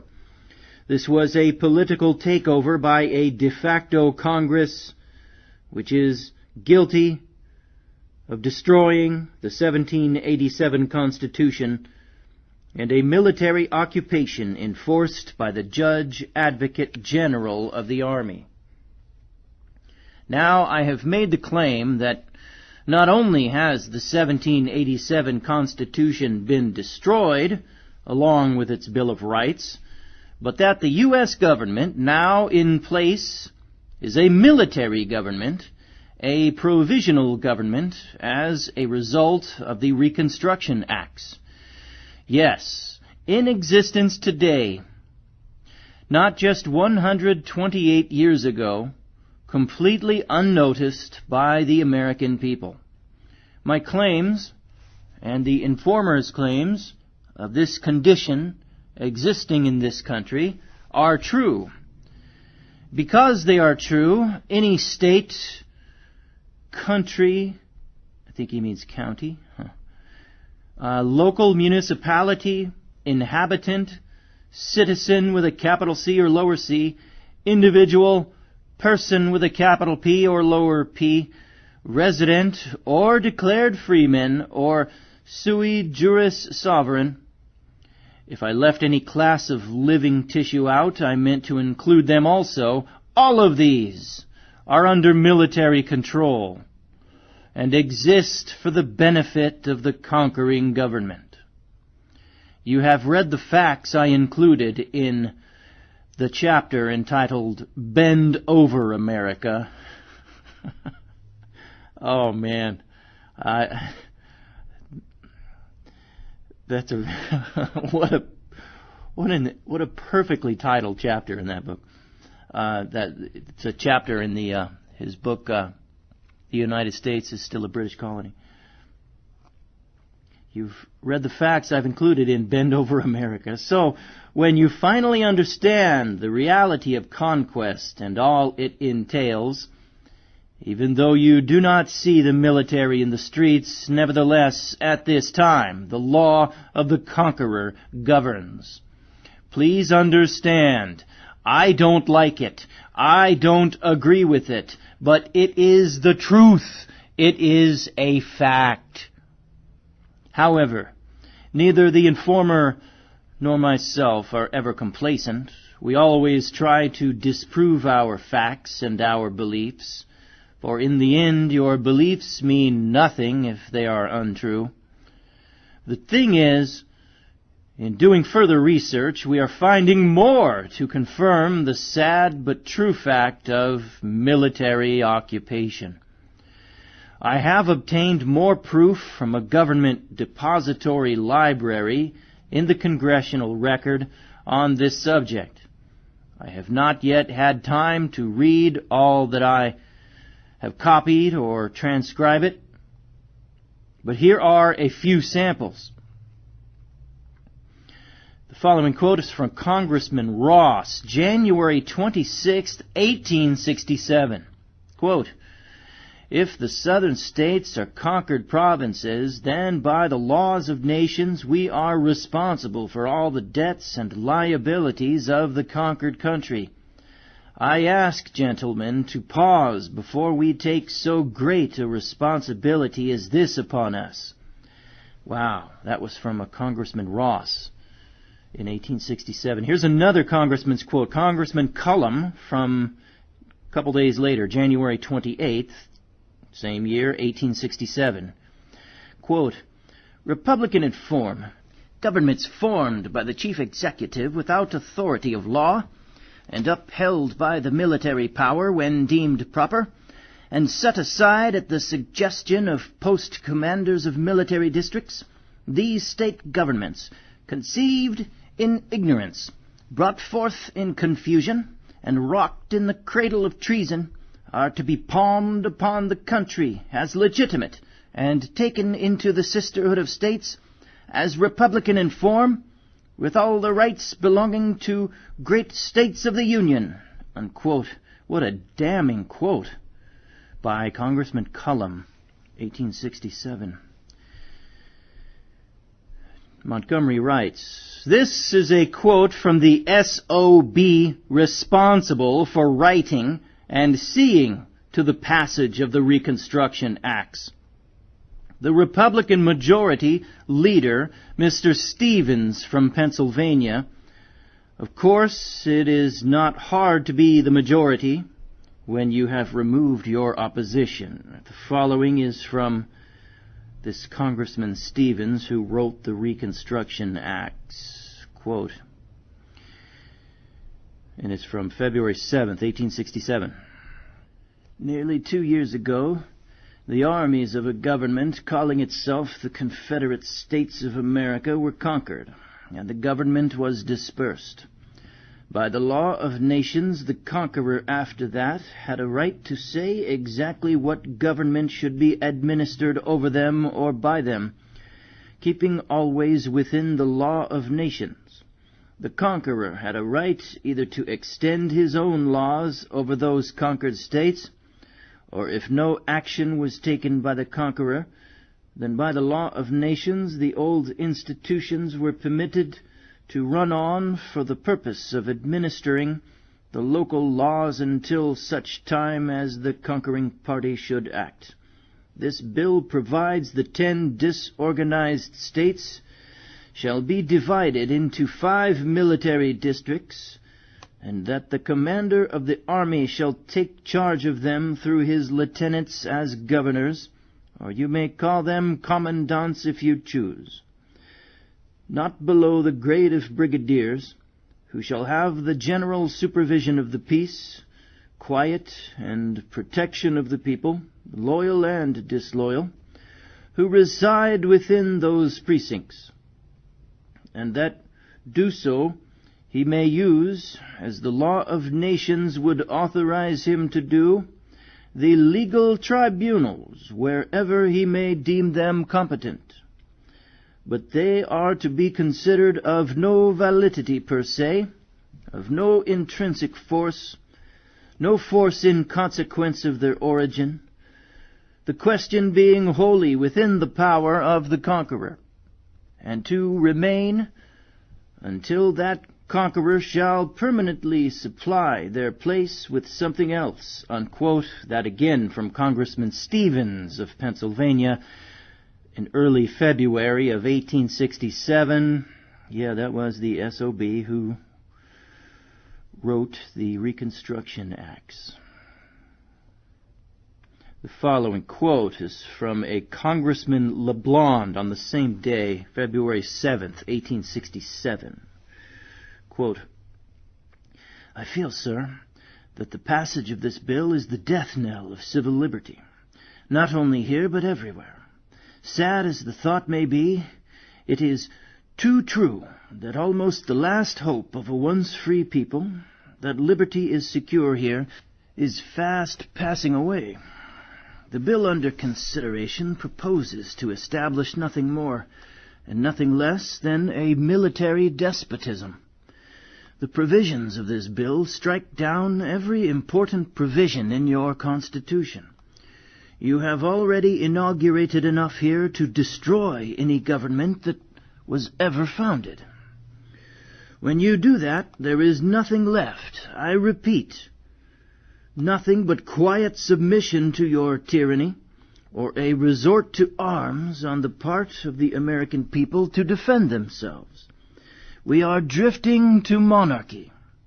It will come unless the people take this matter in hand and stop this progress that is being made in the downward road, and restore this shattered government upon the basis upon which it was originally founded, unquote. That quote again from Congressman LeBlond, February 7th, 1867. The following quote is from Congressman Raymond, February 8th, 1867. Quote, man, I'm running out of inflections I can do. Quote, will it aid the cause of democratic government to exhibit this great republic, this model, as we have sought to make it, of what every republic should be, abandoning all the functions of civil government, abrogating everything like civil authority over 1/3 of our domain and 1/3 of our people, and for very imbecility and inability to agree upon any measure, handing over the control of this section and these people to the absolute and sovereign will of a brigadier general in the regular army? Will that aid the cause of free republican government anywhere on the face of the earth? It is the last resort of a decayed and dying republic. If we have no better resource than this, we may as well do at once what this would seem to be a preliminary step for doing. Invite the regular army to take control of the whole country, install itself here in the capital as the central sovereign power, and make such laws and issue such decrees as it may see fit, unquote. That one again from Congressman Raymond, February 8th, 1867. The following quote is from a Congressman Harding, February 12th, 1867. Quote, now, I again call on gentlemen who deny that the Union has been dissolved, for I suppose this military bill is to pass, if any does, to pause before they take this last and final step. What does this bill do? It proclaims the Union dissolved. It declares the 10 states are out of the Union. And if 10 states are out, all are out. The Constitution holds and binds all together, or it holds none.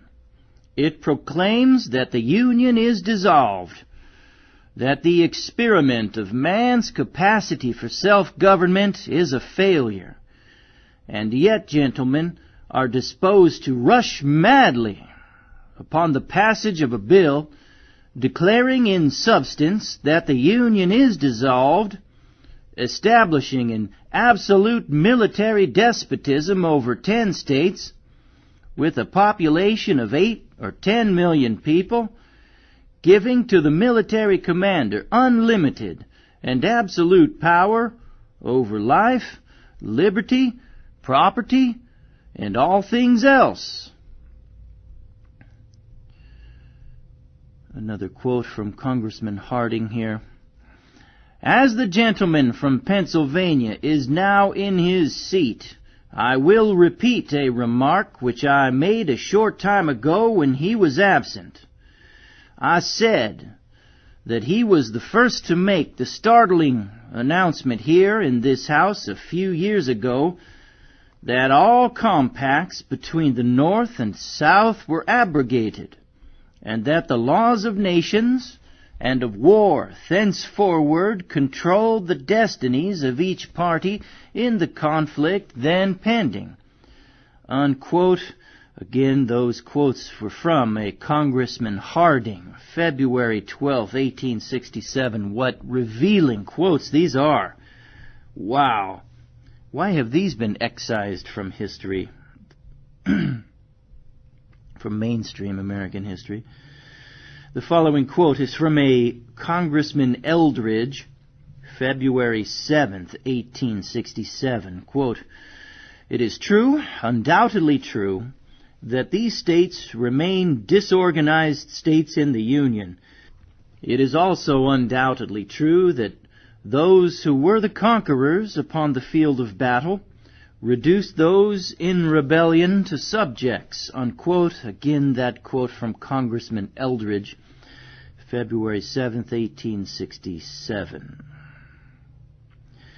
Now the words of James Montgomery again. "You see, under military occupation, as defined by the law of nations governing the fighting of wars and conquest," and also read the Lieber Code / General Order 100, which I included in Bend Over America. In that, the conquering government leaves as many laws of the conquered government in place, and over them sets provisional governments to rule the public. The conquering government can also transfer the military governance of the public to the civil authority, which they have set up as a provisional government. The governing authority over the conquered land was transferred to the Attorney General under the direction of the Commander-in-Chief. Title V is the codified rules for the provisional government, just as a matter of deduction. Here are a few more examples. The following quote is from a Congressional Globe concerning House Resolution 1328. Quote, "The following bureaus shall be established in this department," the Department of Justice: a Bureau of International Law, a Bureau of Revenue Law, a Bureau of Military and Naval Law, a Bureau of Postal Law, a Bureau of Land Management Law. Unquote. The following quote is from a Congressman Lawrence. Let's see.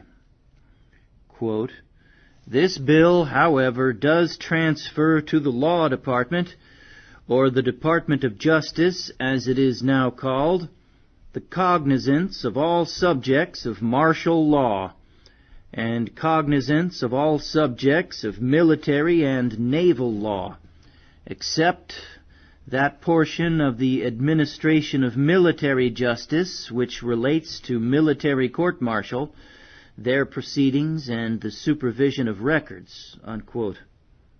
Here is Congressman Lawrence again. Quote, "If a question of martial law is to be determined by the law officers of government, it will now belong to the Attorney General, or to this Department of Justice. It will not belong to the Judge Advocate General of the Army. He will not be called upon for any opinion relating to martial law or military law, except as to that portion of the administration of military law which relates to military justice," unquote. Again, Congressman Lawrence, quote, "In other words, the Judge Advocate General, instead of giving legal opinions to the states of the Union, their right to call upon the government for military protection or military aid, and other grave constitutional questions will be limited," unquote. Again, Congressman Lawrence, quote, "The 8th section provides that the Attorney General is hereby empowered to make all necessary rules and regulations for the government," unquote. Quote again, "The 11th section provides that all monies hereafter drawn out of the Treasury upon requisition of the Attorney General shall be disbursed by such one of the clerks herein provided for the Attorney General as he may designate, and so much of the 1st section of the Act making appropriations passed March 3rd, 1859, as provides that money drawn out of the Treasury upon requisition of the Attorney General shall be disbursed by such disbursing officer as the Secretary of the Treasury is hereby repealed," unquote. Quote again, "The 15th section provides that the supervisory powers now exercised by the Secretary of the Interior over the accounts of the district attorneys, marshals, clerks, and other officers of the courts of the United States shall be exercised by the Attorney General," unquote. Those were all excerpts from a Congressman Lawrence speaking about House Resolution 1328. The following quote is from Congressman Harding, February 12, 1867, again, quote, "Now look at what has been done. That very party obtained control of the government. There has been war. That war is over. But the Union is not restored. And at this very moment the public debt, mountain high, is casting its deadly and blighting shadow of bankruptcy over the whole country. We are literally bankrupt today, and generations to come must be ground to the earth under the crushing weight of this monstrous debt," unquote. That quote again was from Congressman Harding, February 12, 1867. The following quote is from Congressman Elliott, February 11, 1867. Quote, "Section 13, be it further enacted that all laws now in force in Louisiana, consistent with the Constitution and the laws of the United States, and with the provisions of this Act, shall remain in force until repealed or modified. Provide that no person shall be competent to act as a juror who is not an elector under the provisions of this Act, and provided also that all the expenses of and incident to the administration of the provisional governments herein provided for shall be collected and paid as is now done for the support of the present government of Louisiana," unquote. That from a Congressman Elliott, February 11th, 1867. One last little blurb here from James Montgomery that will conclude this particular email. We have one or two more we're going to get to for the show. "This should drive home the painful truth the informer and I have been writing about for some time. I know it is hard for some to accept because it removes so many supposed remedies and the hope of the 1787 Constitution ever coming to our rescue. I wish it were so. However, the overwhelming evidence cannot, I repeat, cannot be rebutted." Signed, James Montgomery. Next email. "Al, notice by these documents that lawful money was demanded. The king granted the land to the proprietors, and it was later given back to the king. Also notice one of the proprietors was Chancellor of the Exchequer, and that the land and the minerals was granted to them and returned to the king, proving the minerals would have to been granted to the states, would have to have been granted to the states, in the 1783 Paris Peace Treaty. I hope others can read this and understand, just as we have been telling them, we continue to pay the king his annual 30%, and as the contract of 1782 makes clear, includes loaned money to the U.S. Ask yourself, why would a country that was supposedly defeated and run out of a country, which it loaned money to the belligerents, within a couple of years of the conflict? Man, that's garbled syntax there. If others have any knowledge of interest/usury and how it conquerors, more garbled syntax, they will understand what we have been telling them for a couple of years now. Signed, James. Oh boy. And now it includes a couple of extraordinarily long contracts from the founding of a couple of the colonies in New England. I'm going to skip over these. Holy smokes. They're from 1674, and wow, are they ever voluminous. I don't even see any punctuation other than commas. Holy smokes. It goes on. Oh boy. This second page, third page. Boy, these lawyers. Oh my gosh. Next page, it's just complete wall-to-wall text with no periods. The best you can hope for is a semicolon here and there. Other than that, you got a lot of commas, and the words just go on, and titles of nobility. Same with the next page. Hiding the keys of knowledge, obstructing the pathways of knowledge, obfuscating what lawyers do best, all of it, just as the Lord said. Okay, this looks to be several pages of proofs that James Montgomery included. Many pages, actually. Let me get through here. Are we at the end? We might be at the end, folks. This looks like... well, let me just read a couple of little excerpts here. Oh, no. Finally, we get back to some text from Montgomery himself, these emails. Another email. A Bill D. Bradley wrote, "This is how the corporate states own property, and you don't, and why they charge you a rent roll tax, which you call a property tax. You have to read this a couple of times and know the laws of mortmain, as do James and I. Good work, Joyce." Signed, Big Al. Joyce, and now I think we're getting to James Montgomery here. Joyce, this whole case is summed up in the last paragraph. The court ruled mortmain does not exist in this country. On its face, it would appear to contradict what the informer and I have been saying, but au contraire. There are some very interesting and deceptive truths that can be taken from this case.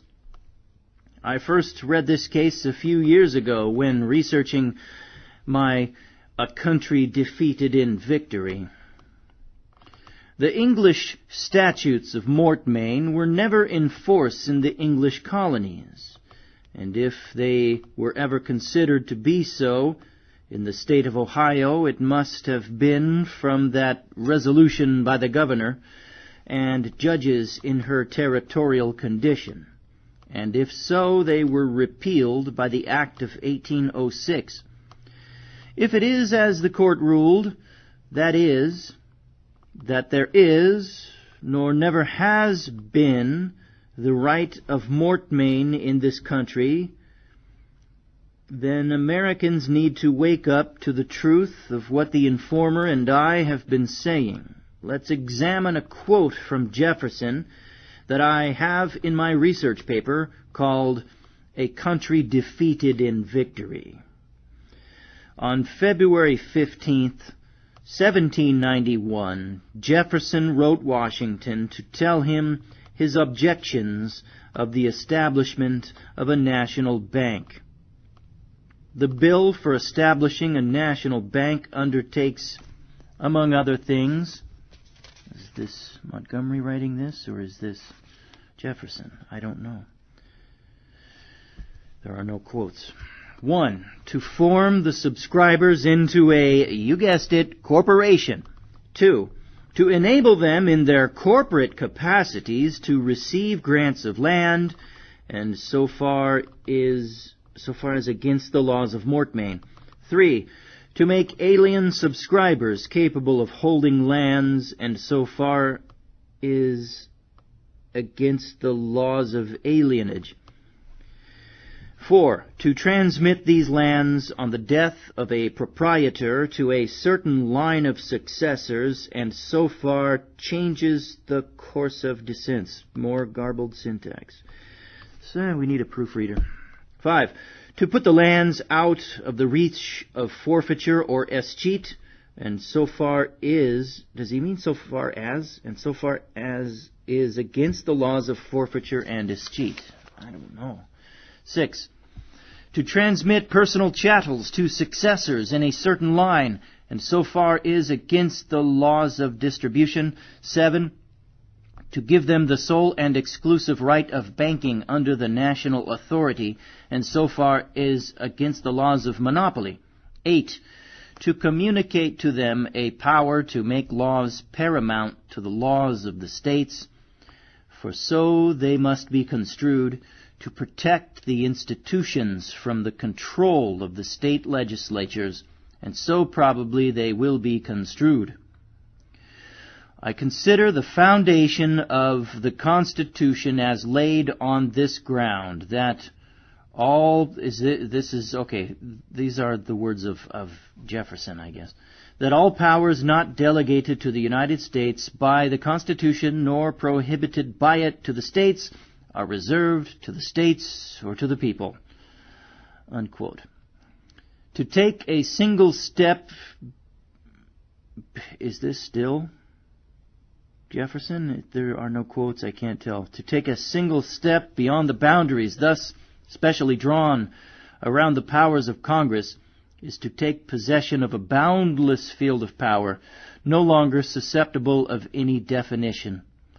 The incorporation of a bank and the powers assumed by this bill have not, in my opinion, been delegated to the United States by the Constitution. So I think we're still dealing with the words of Jefferson here, and I think there's a little bit more here. Yeah. Can it be thought that the Constitution intended that for a shade or two of convenience, more or less, Congress should be authorized to break down the most ancient and fundamental laws of the several states, such as those against mortmain, the laws of alienage, the rules of descent, the acts of distribution, the laws of escheat and forfeiture, the laws of monopoly, unquote. Back to Montgomery's words. Clearly, Jefferson was of the opinion that the law of mortmain was in effect in the states. The only way you can use the law of mortmain on your behalf and require a corporation to obtain a license from you or reject its incorporation, because the corporation would consume your land without your being able to own it again. The only way you can do all that is for you to be sovereign. Jefferson believed he, the states, or at least the U.S. government, had the power of mortmain. So we have a dilemma here. Who is right, the court or Jefferson? The court was right. Mortmain never existed in this country.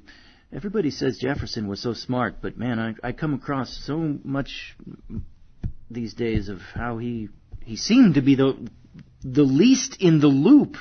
For such a smart man, he seemed to be so out of the loop to be in that circle of power, being one of those founding elitists who set up the United States. He nevertheless, I mean,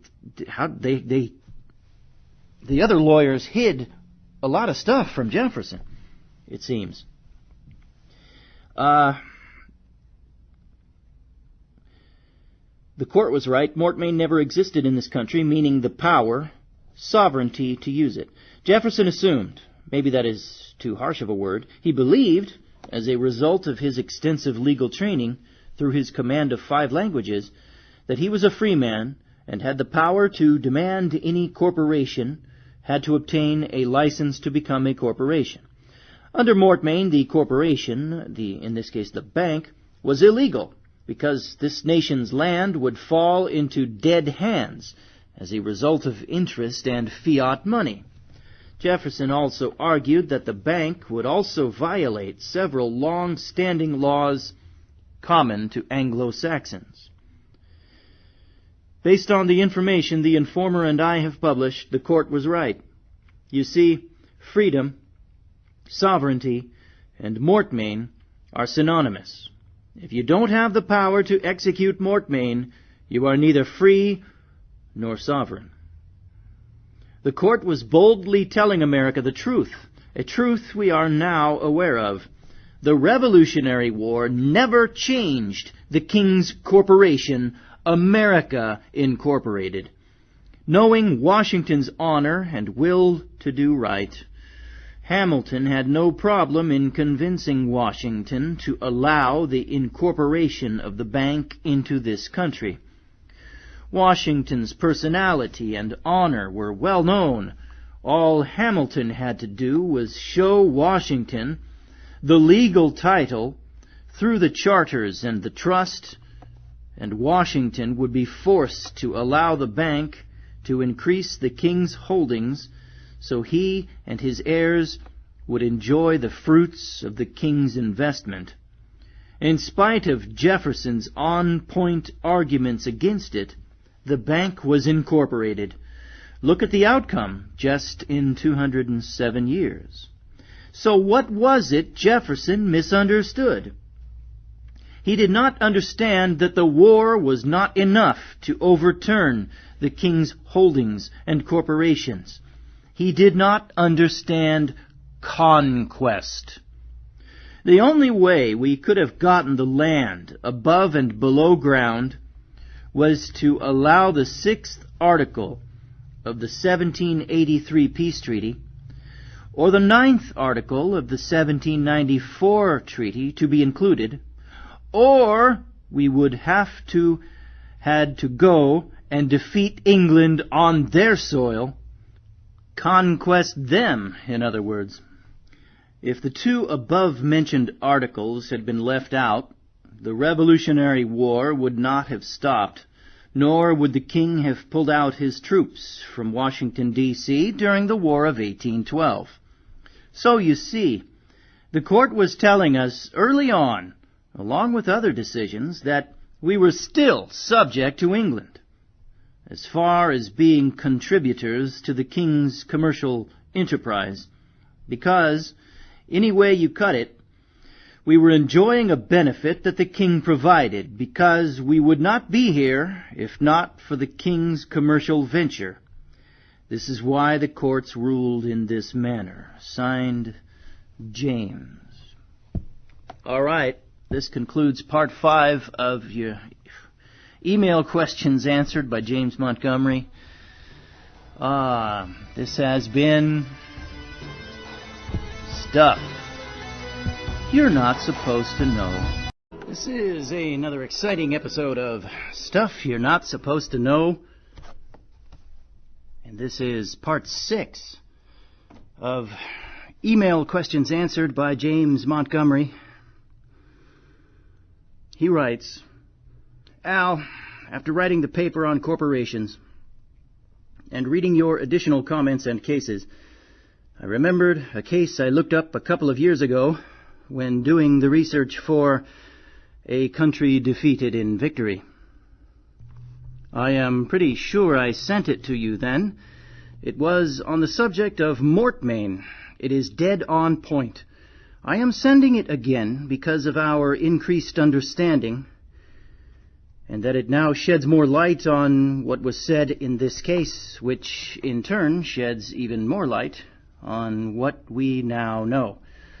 I also found another case that supplements the reality of the case and the ones you quote, and the paper I just put out on corporations severely limits our remedies. However, as we discussed on the phone, it may open up the only remedy. Enjoy the cases below. It proves that no one can own property without fear of it being seized for any reason, either by the state or by the King/Queen of England. The cases of purchases of land by aliens. What quote is this from? This is from, he doesn't say. I don't know. This is a quote, though. Let's go. Maybe he'll say later on. Quote, "The cases of purchases of land by aliens and corporations under the statutes of Mortmain are not in point. It is settled that an alien or a corporation may, by purchase, take land, but cannot hold. And the doctrine is put on the ground that if one, by an executed conveyance, which is his own act, if one passes land to an alien or corporation, he shall not have it back, but it shall belong to the sovereign upon office found. It is otherwise in regard to the act of the law. If the heir of one dying seized of land be an alien, the law will not cast the descent on him, because he cannot hold beneficially, and the law will not give with one hand and take away with the other, but will cast the descent upon the next relation who is capable of holding. For the same reason, an alien husband does not take as tenant by the courtesy, nor an alien wife take dower. ...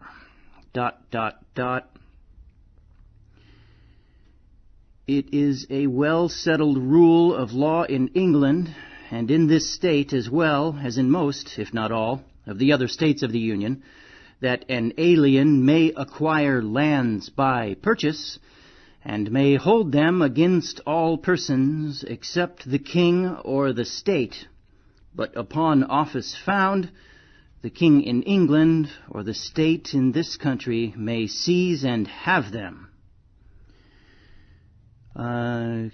CO period, LIT period 2, semicolon, First Blackstone's Commentaries, 372. All right. Different reasons have been given for the rule.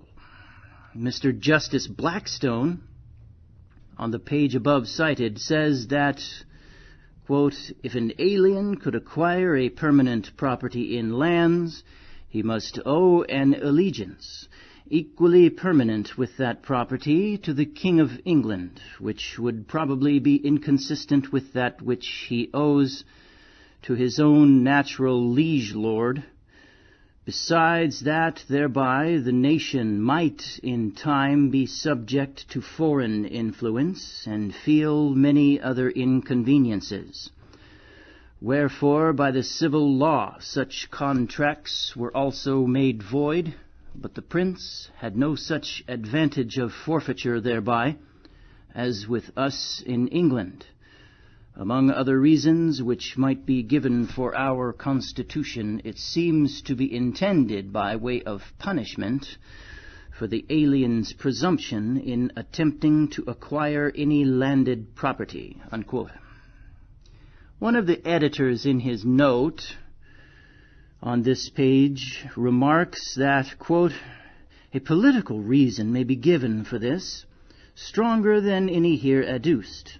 If aliens were admitted to purchase and hold lands in this country, it might at any time be in the power of a foreign state to raise a powerful party amongst us, for power is ever the concomitant of property, unquote. He illustrates his position by referring to the course pursued by the Tsarina of Russia to raise up a party and acquire an influence in Poland whereby she was enabled to dismember that devoted and unhappy kingdom.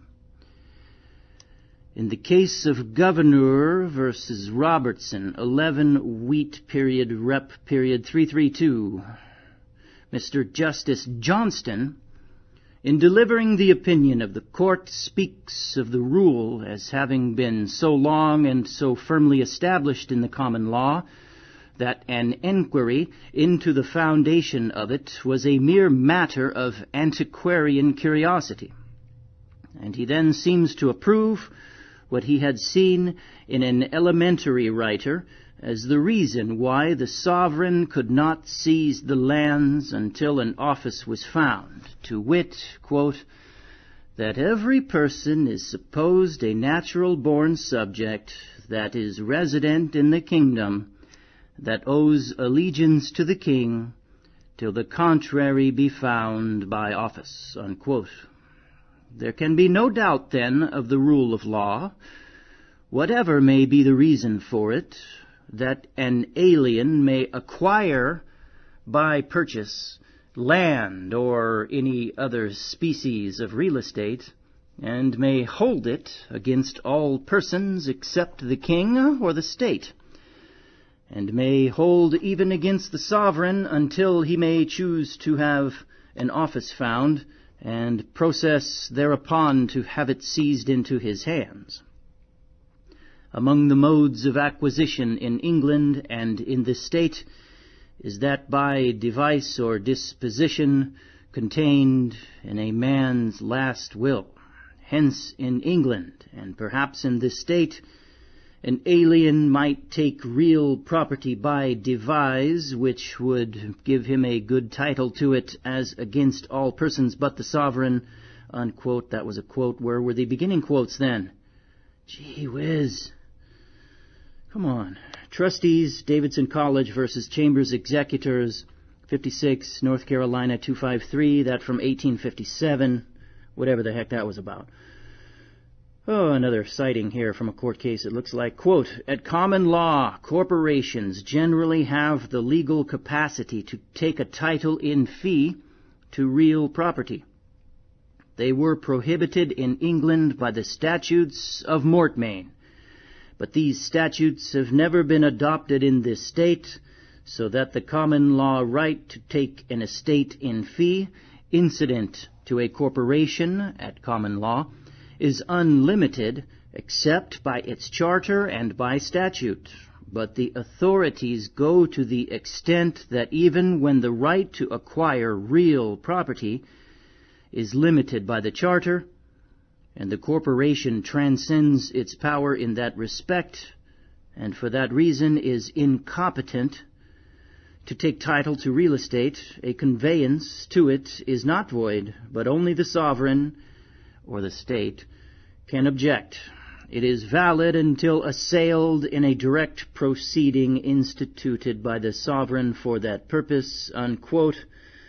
Lezerne versus Hilegas, 7 Sergeant 313, also Gandhi versus Northampton, a whole lot of court cases here from late 1800s and early 1900s. All right.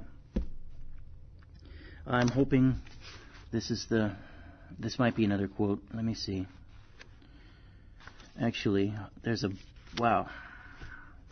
there are a ton of citings from court cases here, and since it's legalese, I'm going to skip them. Another page. Another page.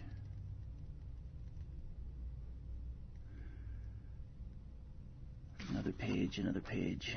Okay. Skipping forward. Another email. James, I'm sending you this email to stimulate and challenge thought. I only include the above from your email because it sums up what you had to say and deals with the issues I wanted to draw attention to. There is, however, a subject I need to address before going any further. Jesus said, "A house not built upon a foundation of truth will not stand, and a house divided against itself will not stand." I'm paraphrasing, of course. Jesus was talking about good and evil, truth and deception. However, this principle applies to almost every area of life. It certainly applies to government. This is the main reason our government and most governments in the world are in turmoil. This exists for the same reason in society itself. We are living an illusion of reality supplied to us in contradiction to reality. We are taught that we have a constitutional republic, enumerated rights in the Bill of Rights, guaranteed life, liberty, and the pursuit of happiness in the Declaration of Independence. If this was reality, our government would not be dysfunctional and in turmoil. This same illusion causes the turmoil in society. People are told they are free, but suffer under a yoke of oppression. They know there is a problem, but can't put their finger on it. There is a name for the method used to cause this confusion and turmoil. It is called brainwashing or mind control. I don't know if you have ever witnessed this taking place. It is very subtle, but its effects are complete. I am a former United States Marine and have seen its effects on myself and my fellow Marines firsthand. A couple of years ago, I saw the Commandant of the Marine Corps in front of a congressional hearing say that brainwashing was the method used on all Marines. I was already aware of this being done, but coming from the top, it removed any question or doubt. It took me several years to overcome. You are no doubt saying, "What in the world does that have to do with what I wrote about in the above email?" Everything. Let me give you an example of how the mind works. Brainwashing deals with your core beliefs, not frivolous subject matter. If you have some knowledge of computers, you know that the operating system, I'll use DOS as an example, is at the lowest level on the hard drive. It is the foundation on which the rest of the data is built and disseminated. The human mind is no different. Your operating system is your core beliefs, God, parents, teaching, school. With many in this country, you can substitute government for God.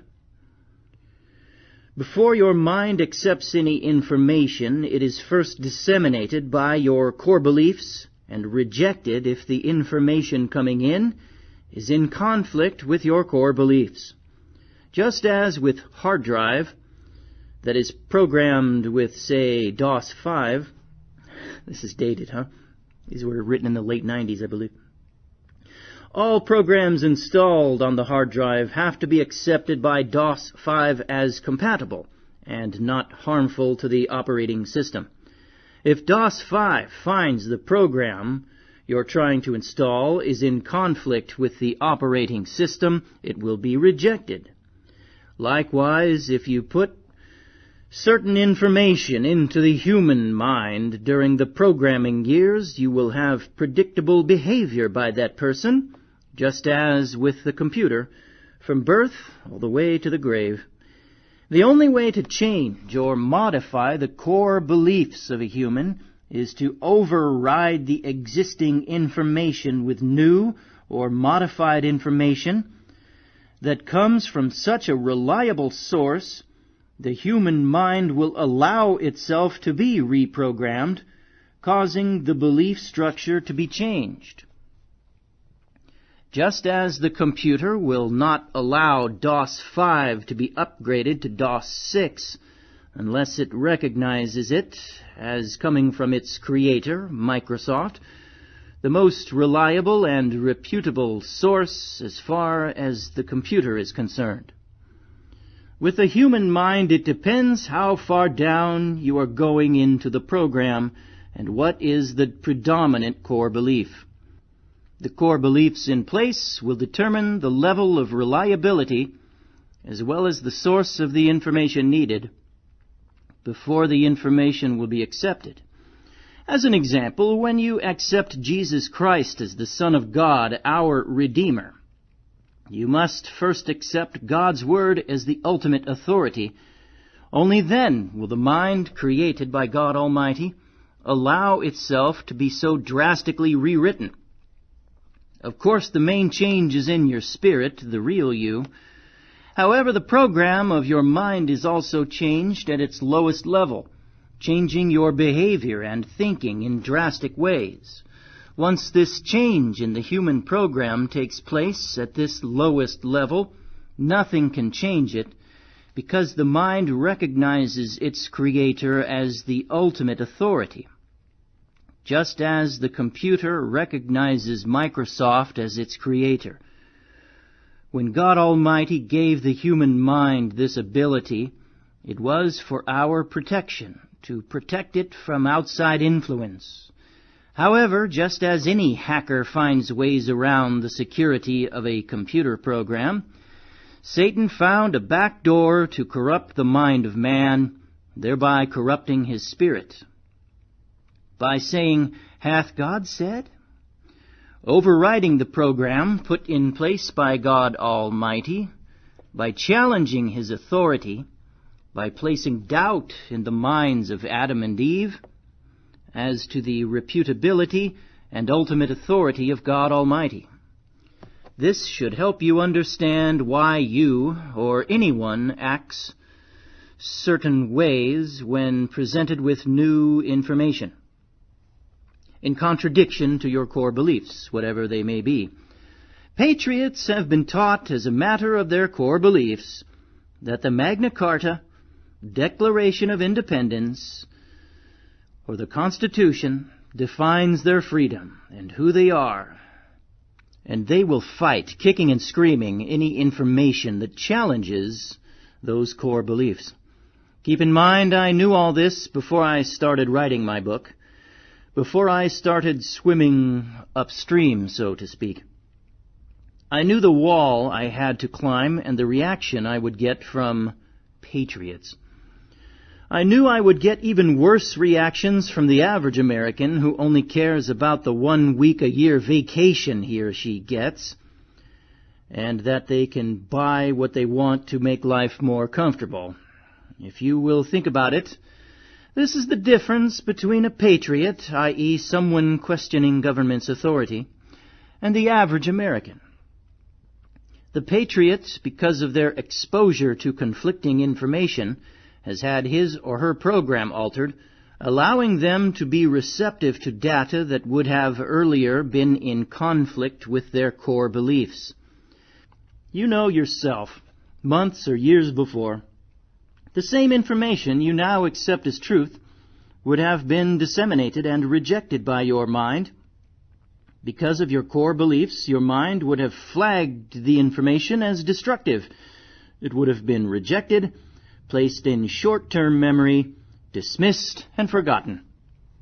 Keep in mind, I have had to travel this road myself. My beliefs of freedom and sovereignty were no different than yours.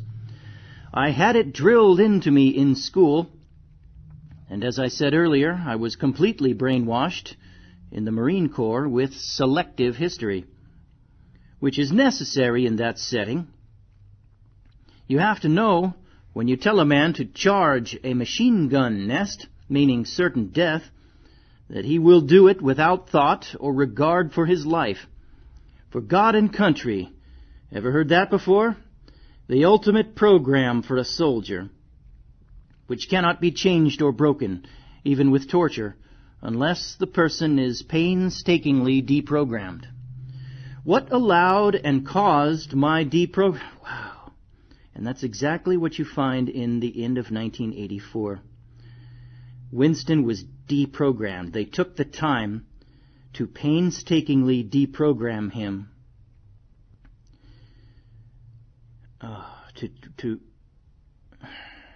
It wasn't just convincing him at any superficial level to come over to Big Brother's side. No, to the inner party side. It was a total painstaking deprogramming.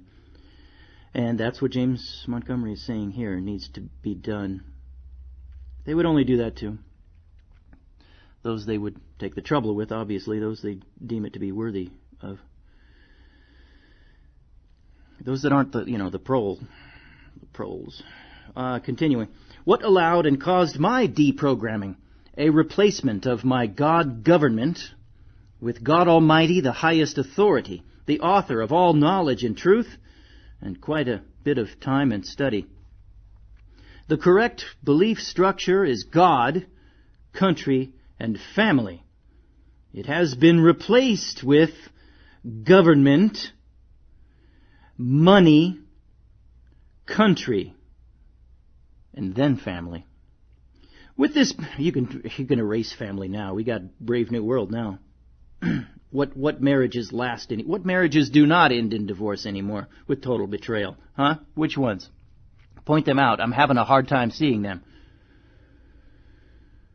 It's only a long succession of people who think they're in a marriage that will last. Give it a few years. Watch it implode. This is America, 21st century. Brave New World. Continuing.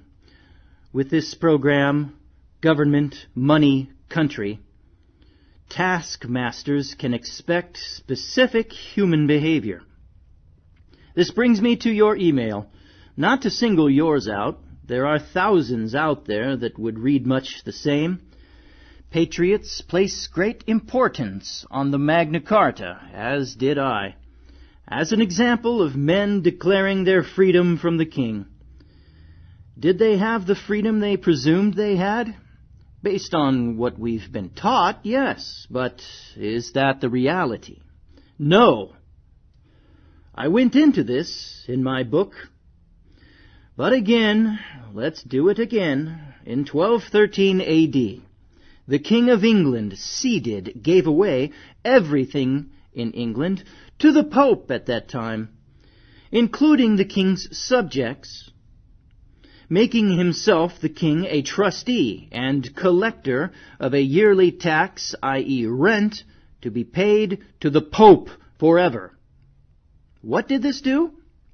Well, it made the Pope a party to any charter or treaty entered into by England thenceforth. Prove it. Okay. Read the Magna Carta again. Who was to confirm the Carta? Why, Pope Innocent III. But did he? Nope.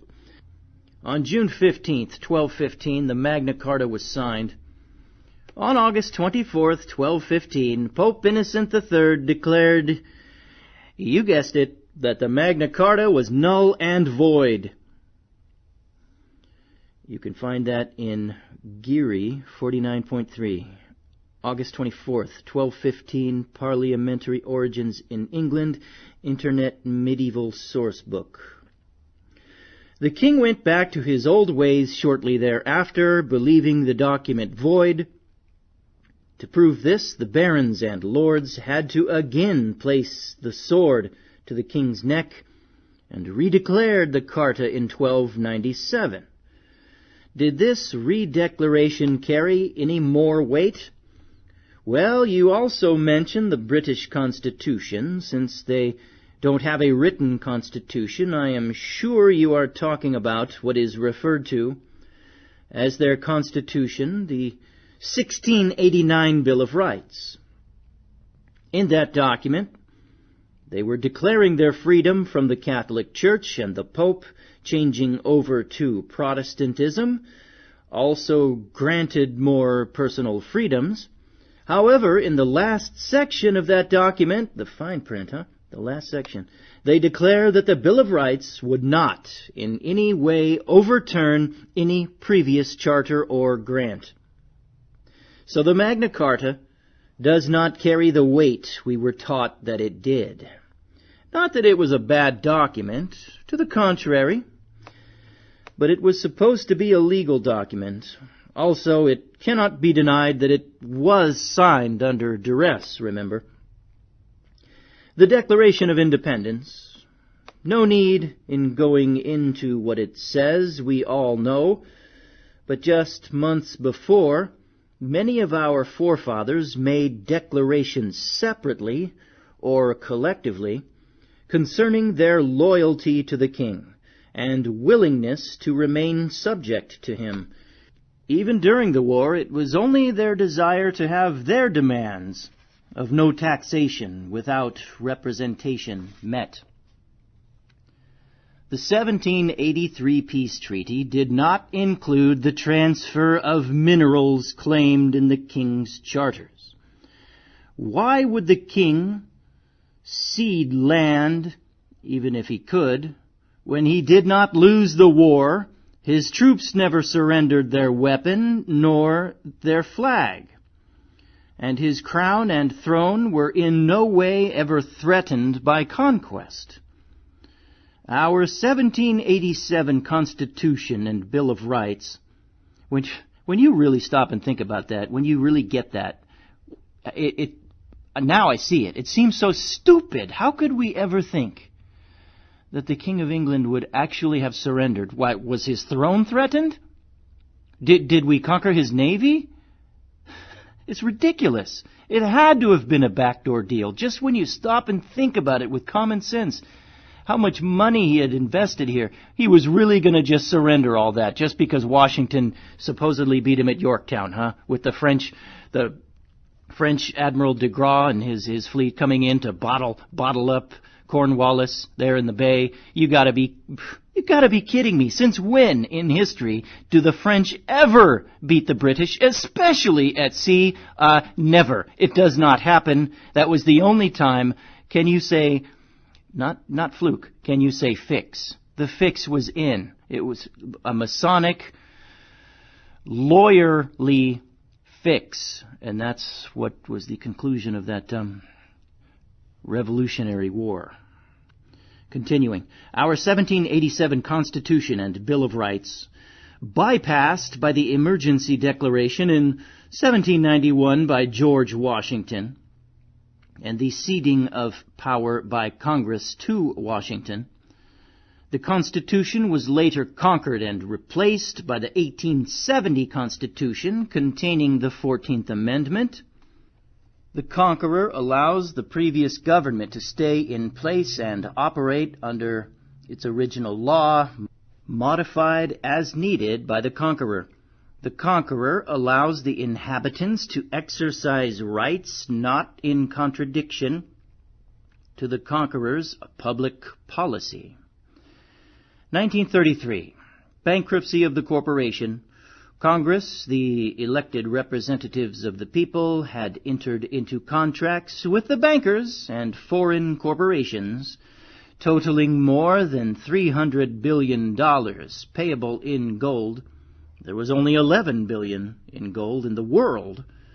The United States possessed $4 billion. The bankers foreclosed.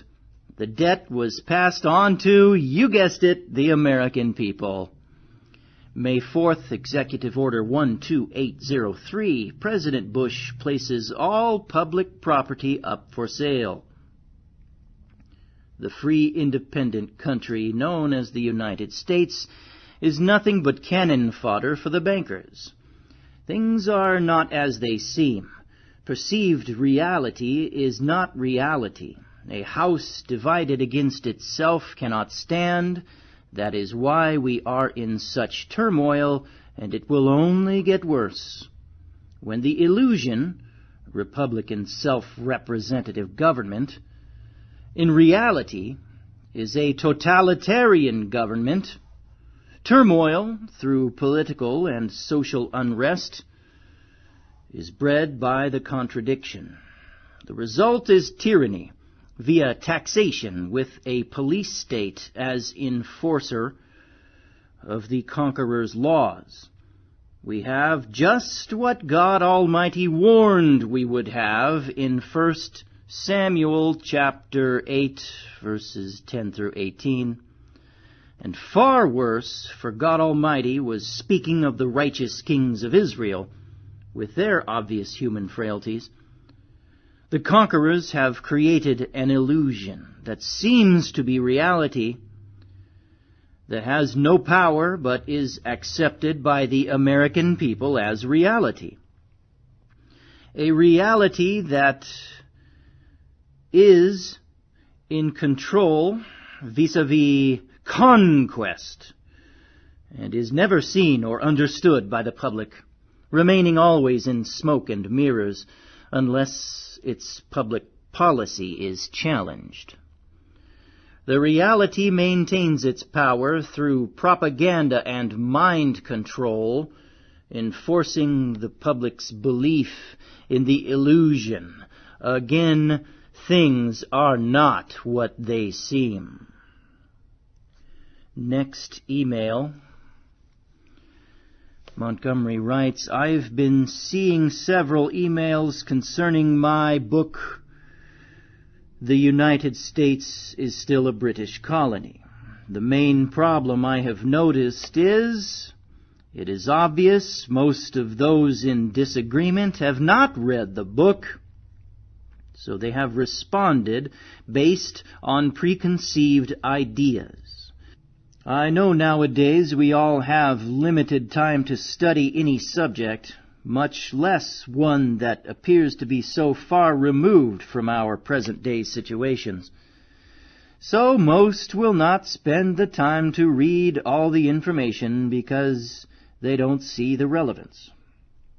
So in order to cut through time of research, unless you find yourself seeing the relevance this subject makes to you and your family today, I have pulled just a few quotes out of my book that will take only a minute for you to read. I chose these quotes based on the two main issues I see, raised in disregard of the subject matter in question. One, the 1783 Treaty of Paris, where a number of people say the treaty proves they need not look any further. Two, the understanding of taxation and from whence it came. The below quotes are just a precursor of the facts in my book. I provide them to challenge preconceived ideas of those that refuse to study the facts or just don't have the time. And what follows are 3 or 4 pages of all kinds of quotes that I've already read, folks, so I'm going to skip the next 3 or 4 pages and come down to the next email exchange here. Paul, I don't want to reinvent the wheel, but will attempt to pull from my earlier research a few quotes and place them in this one email. It will take you some time to study them, but you will be well served to do so. Without it, there is no way you can know who controls this country and just how far down the ladder you come. I hope it will convey legal and historical facts, so you will come away with an understanding of where we are in the chain of land ownership, thereby understanding your personal status, because if you are living an illusion, as all Americans are, how can we ever hope to go back to the constitutional government we believe we have? After you have read all this, read the comments of Patrick Henry. If you don't have his speeches, I can send them to you. He understood what was being set up. The below quotes are just a sampling of the facts on our conquest. I am also sending the 3rd chapter of a book I wrote that goes into more depth, the post-Civil War conquest. The quotes below will be sufficient for you or anyone reading them to form your own conclusions. They speak for themselves. Years ago, when studying the sovereignty issue, of which I believed myself to be, I came across a court case in my county, since I was also fighting local property tax, a case stating that your mere presence in the county made you subject to the tax. There goes George Gordon's argument again. In other words, your body being in the geographical area of the county meant you were taking advantage of the county's resources, making you liable to taxation. For years I defied this, not understanding how they could do that, nor understanding the law that was being used. In believing I was sovereign and had allodial property, I believed the county, state, and federal government had no claim to my land or money earned by my labor. Then I learned via research my belief was provided to me through propaganda and selected history taught by the public schools, the media, and the government. We were all taught that we were free men and the sovereigns, and that government existed by our leave, that we owned our land as a part of our history and heritage, that all these things were guaranteed by the 1787 Constitution, the Bill of Rights, and the common law that founded them.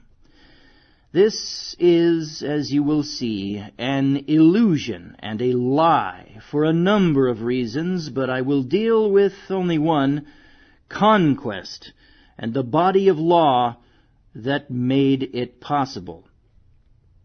From the outset of our Constitution, it was doomed because it recognized the power of emergency to be exercised by the President as Commander-in-Chief, so only one man need be controlled to overcome our declared freedom. The fix was in, folks, right with the adopting of the Constitution. Rather than hear my opinion of the facts, below are the facts for you to read for yourself. Following is a list of the contained subject matter broken down into sections. Death of, what are these, chapters? Chapters of what? I don't know. Death of state sovereignty passed to the District of Columbia. The courts recognized the insular power claimed by Congress. Understanding admiralty power of the Commander-in-Chief. Understanding conquest and military occupation. Death of the 1787 Constitution by post-Civil War conquest. These must be the chapters of his book, I think. I don't know. Oversight of the conquest was turned over to the Attorney General. Congressional record on the conquest. Allodial property versus tenant on the land. Death of state sovereignty passed to the District of Columbia. How this was accomplished in reading the messages and papers of the presidents, Volume 1, 1789 to 1897, I discovered the following. All right, this is a long quote or excerpts from something he already cited, wherein in 1791, Washington proclaimed the district states to overlay. He expanded the District of Columbia and divided the geographic states into district states, made them legal fictions. All right, so those are excerpts proving that. Let's skip. That's from Messages and Papers of the Presidents, Volume 1, 1789 to 1897. That quote is in there. Let's skip down to the next paragraph from James Montgomery directly. This completely changed the landscape, and for the first time, the Commander-in-Chief could operate outside of the Constitution as a matter of national security. Even more than this, it established the Commander-in-Chief's law above the common law. It put in place a military government, created state overlays of military jurisdiction called districts. It placed the controlling bodies, district courts, and county sheriffs within that jurisdiction.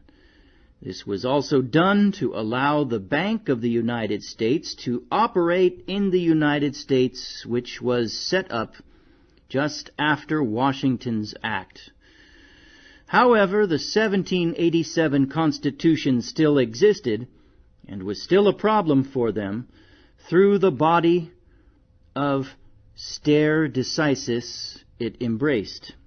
Congress then passed the Act of 1845, bringing the law of the sea onto land. This attack on the 1787 Constitution left its defense to the third branch of our government, the courts, to reject this grab for power by the executive and Congress. What did the judicial do? Well, they sided with Congress, changing the legal stare decisis law with common law as its foundation, replacing it with admiralty law, bringing about the insular cases. I want to know, what are those insular cases? Giving Congress legislative power independent of the Constitution. This was the next step in destroying the 1787 Constitution, but the end was not yet. You have to understand these definitions below before you will understand what Washington and Congress did, which will bring us to the conquest. The courts recognize the insular power claimed by Congress. This is a quote from Jackson versus Magnolia, 20 HOW period 296-315-342, U.S. The year was 1852. Jackson versus Magnolia. It reads, quote, "Next to revenue taxes itself, the late extensions of the jurisdiction of the Admiralty are our greatest grievance. The American courts of Admiralty seem to be forming by degrees into a system that is to overturn our Constitution and to deprive us of our best inheritance, the laws of the land. It would be thought in England a dangerous innovation if the trial of any matter on land was given to the Admiralty." Unquote. That again from Jackson versus Magnolia, 1852. This is from Harvard Law Review, Our New Possessions, page 481. Quote, "These courts, then, are not constitutional courts in which the judicial power conferred by the Constitution on the general government can be deposited. They are incapable of receiving it. They are legislative courts, created in virtue of the general right of sovereignty which exists in the government, or in virtue of that clause which enables Congress to make all needful rules and regulations respecting the territory belonging to the United States." Unquote. That from Harvard Law Review, Our New Possessions, page 481. More court cases here. Let's see. This is from Hooven and Allison and Company versus Evatt, 324 U.S. 652 from 1945. Quote, "The idea prevails with some, indeed. It found expression in arguments at the bar that we have in this country substantially or practically two national governments. One to be maintained under the Constitution, with all its restrictions, the other to be maintained by Congress outside and independently of that instrument by exercising such powers as other nations of the earth are accustomed to exercise. I take leave to say that if the principles thus announced should ever receive the sanction of a majority of this court, a radical and mischievous change in our system of government will be the result. We will, in that event, pass from the era of constitutional liberty, guarded and protected by a written constitution, into an era of legislative absolutism." Ta-da! That's what we have. Oh, this quote's from Downs versus Bidwell, 1901. All right. Continuing with it, though. It will be an evil day for American liberty if the theory of a government outside of the supreme law of the land finds lodgment in our constitutional jurisprudence. No higher duty rests upon this court than to exert its full authority to prevent all violation of the principles of the Constitution. Unquote. From Downs versus Bidwell, 1901. Yeah, right. Understanding admiralty power of the commander-in-chief. Ooh, look at this. From, what is this? From I don't know. Sometimes he has the citing for the quote before the quote and sometimes after. It's quote, pursuant to, you guys will love this one, pursuant to USC Chapter 1, 2, and 3, Executive Order Number 10834, August 21st, 1959, 24 FR 6865, a military flag is a flag that resembles the regular flag of the United States, except that it has a yellow fringe bordered on 3 sides. The President of the United States designates this deviation from the regular flag by executive order and in his capacity as Commander-in-Chief of the Armed Forces. Unquote. You guys, you might want to rewind that and listen to that one again. I'm not going to read it again. I'm tired. Moving on. Quote, this from Bouvier's Law Dictionary, 1914. Quote, the agency of the master is devolved upon him by the law of the flag. The same law that confers his authority ascertains its limits, and the flag at the masthead is notice to all the world of the extent of such power to bind the owners or freighters by his act. The foreigner who deals with this agent has notice of that law, and if he be bound by it, there is not injustice. His notice is the national flag which is hoisted on every sea, and under which the master sails into every port. And every circumstance that connects him with the vessel isolates that vessel in the eyes of the world, and demonstrates his relation to the owners and freighters as their agent for a specific purpose, and with power well defined under the national maritime law. That again from Bouvier's Law Dictionary, 1914. This from Waring et al. Versus Clark, 1847. Quote, it is only with the extent of powers possessed by the district courts, acting as instance courts of admiralty, we are dealing.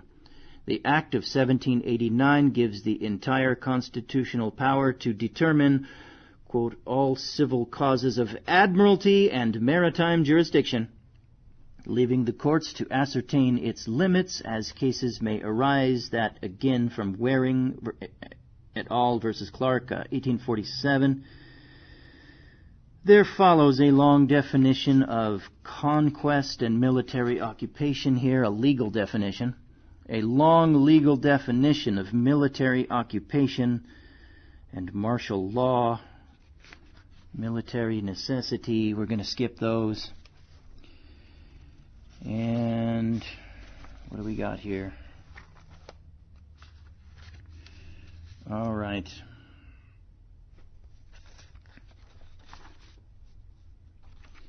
The death of the 1787 Constitution by post-Civil War conquest. Everyone has always concentrated on the first section of the 14th Amendment, never thinking of the amendment's connection with the Reconstruction Acts.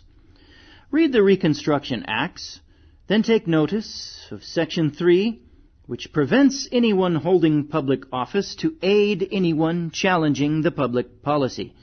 Section 4 declares the right of the conqueror to recoup the cost of the conquest and the operation of the occupying government, and I mean every aspect of government.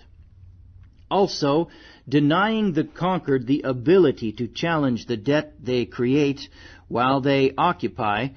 Ergo, we have a $6 trillion debt they hold us responsible for. It's a lot more than that now, right? 14th Amendment, Section 1. All persons born or naturalized in the United States and subject to the jurisdiction thereof are citizens of the United States and of the state wherein they reside. So that's where everyone, the patriots, typically concentrate on that Section 1 part of the 14th Amendment, where it reverses your status. You're a citizen of the federal government first now, and subordinate to that, you are a citizen of the state government, and it used to be the other way around prior to the 14th Amendment. Section 3, Section 2 gets into representatives shall be apportioned among the several states according to the numbers. Is that the one? Voting on president and vice president. I don't know, but he's pointing out Section 3 here. Let's go to that one. Section 3, no person shall be a senator or representative in Congress, or elector of president and vice president, or hold any office, civil or military, under the United States or under any state, who, having previously taken an oath as a member of Congress, or as an officer of the United States, or as a member of any state legislature, or as an executive or judicial officer of any state, to support the Constitution of the United States, shall have engaged in insurrection or rebellion against the same, or given aid or comfort to the enemies thereof. Yeah, that's why judges can't rule in your favor, huh? Section 4, especially when you try to cite the Constitution, though. Section 4, the validity of the public debt of the United States, authorized by law, including the debts incurred for payment of pensions and bounties for services in suppressing insurrection or rebellion, shall not be questioned. Don't you dare. You're a surety for debt, slaves. Deal with it. You're a slave. All right. Oh boy. More citations. The veto message from President Andrew Johnson. You guys should read that. I think Charles Wilcox includes that in his book, I think. Somebody does. No, maybe it's the I-Man that does. Or maybe it's Montgomery in his other book I've read. More citations. Congressional resolutions. Boy, are we nearing the end. I'm not reading these long. Oh, these are all quotes, long quotes from congressmen at the time of the Reconstruction, when they were telling you what they were doing. Most were in favor of it. Are we done here? Yeah, these are all quotes left over. Yeah, okay. I'll kill it here. Here we go, folks. That was it. Part 6. And we are done with Email Questions Answered by James Montgomery. One of these days I got to read his book, A Country Defeated by Victory. I got to get to that one. I did read his other one, The United States is Still a British Colony. At any rate, we're done, and this has been, another exciting episode of Stuff You're Not Supposed to Know.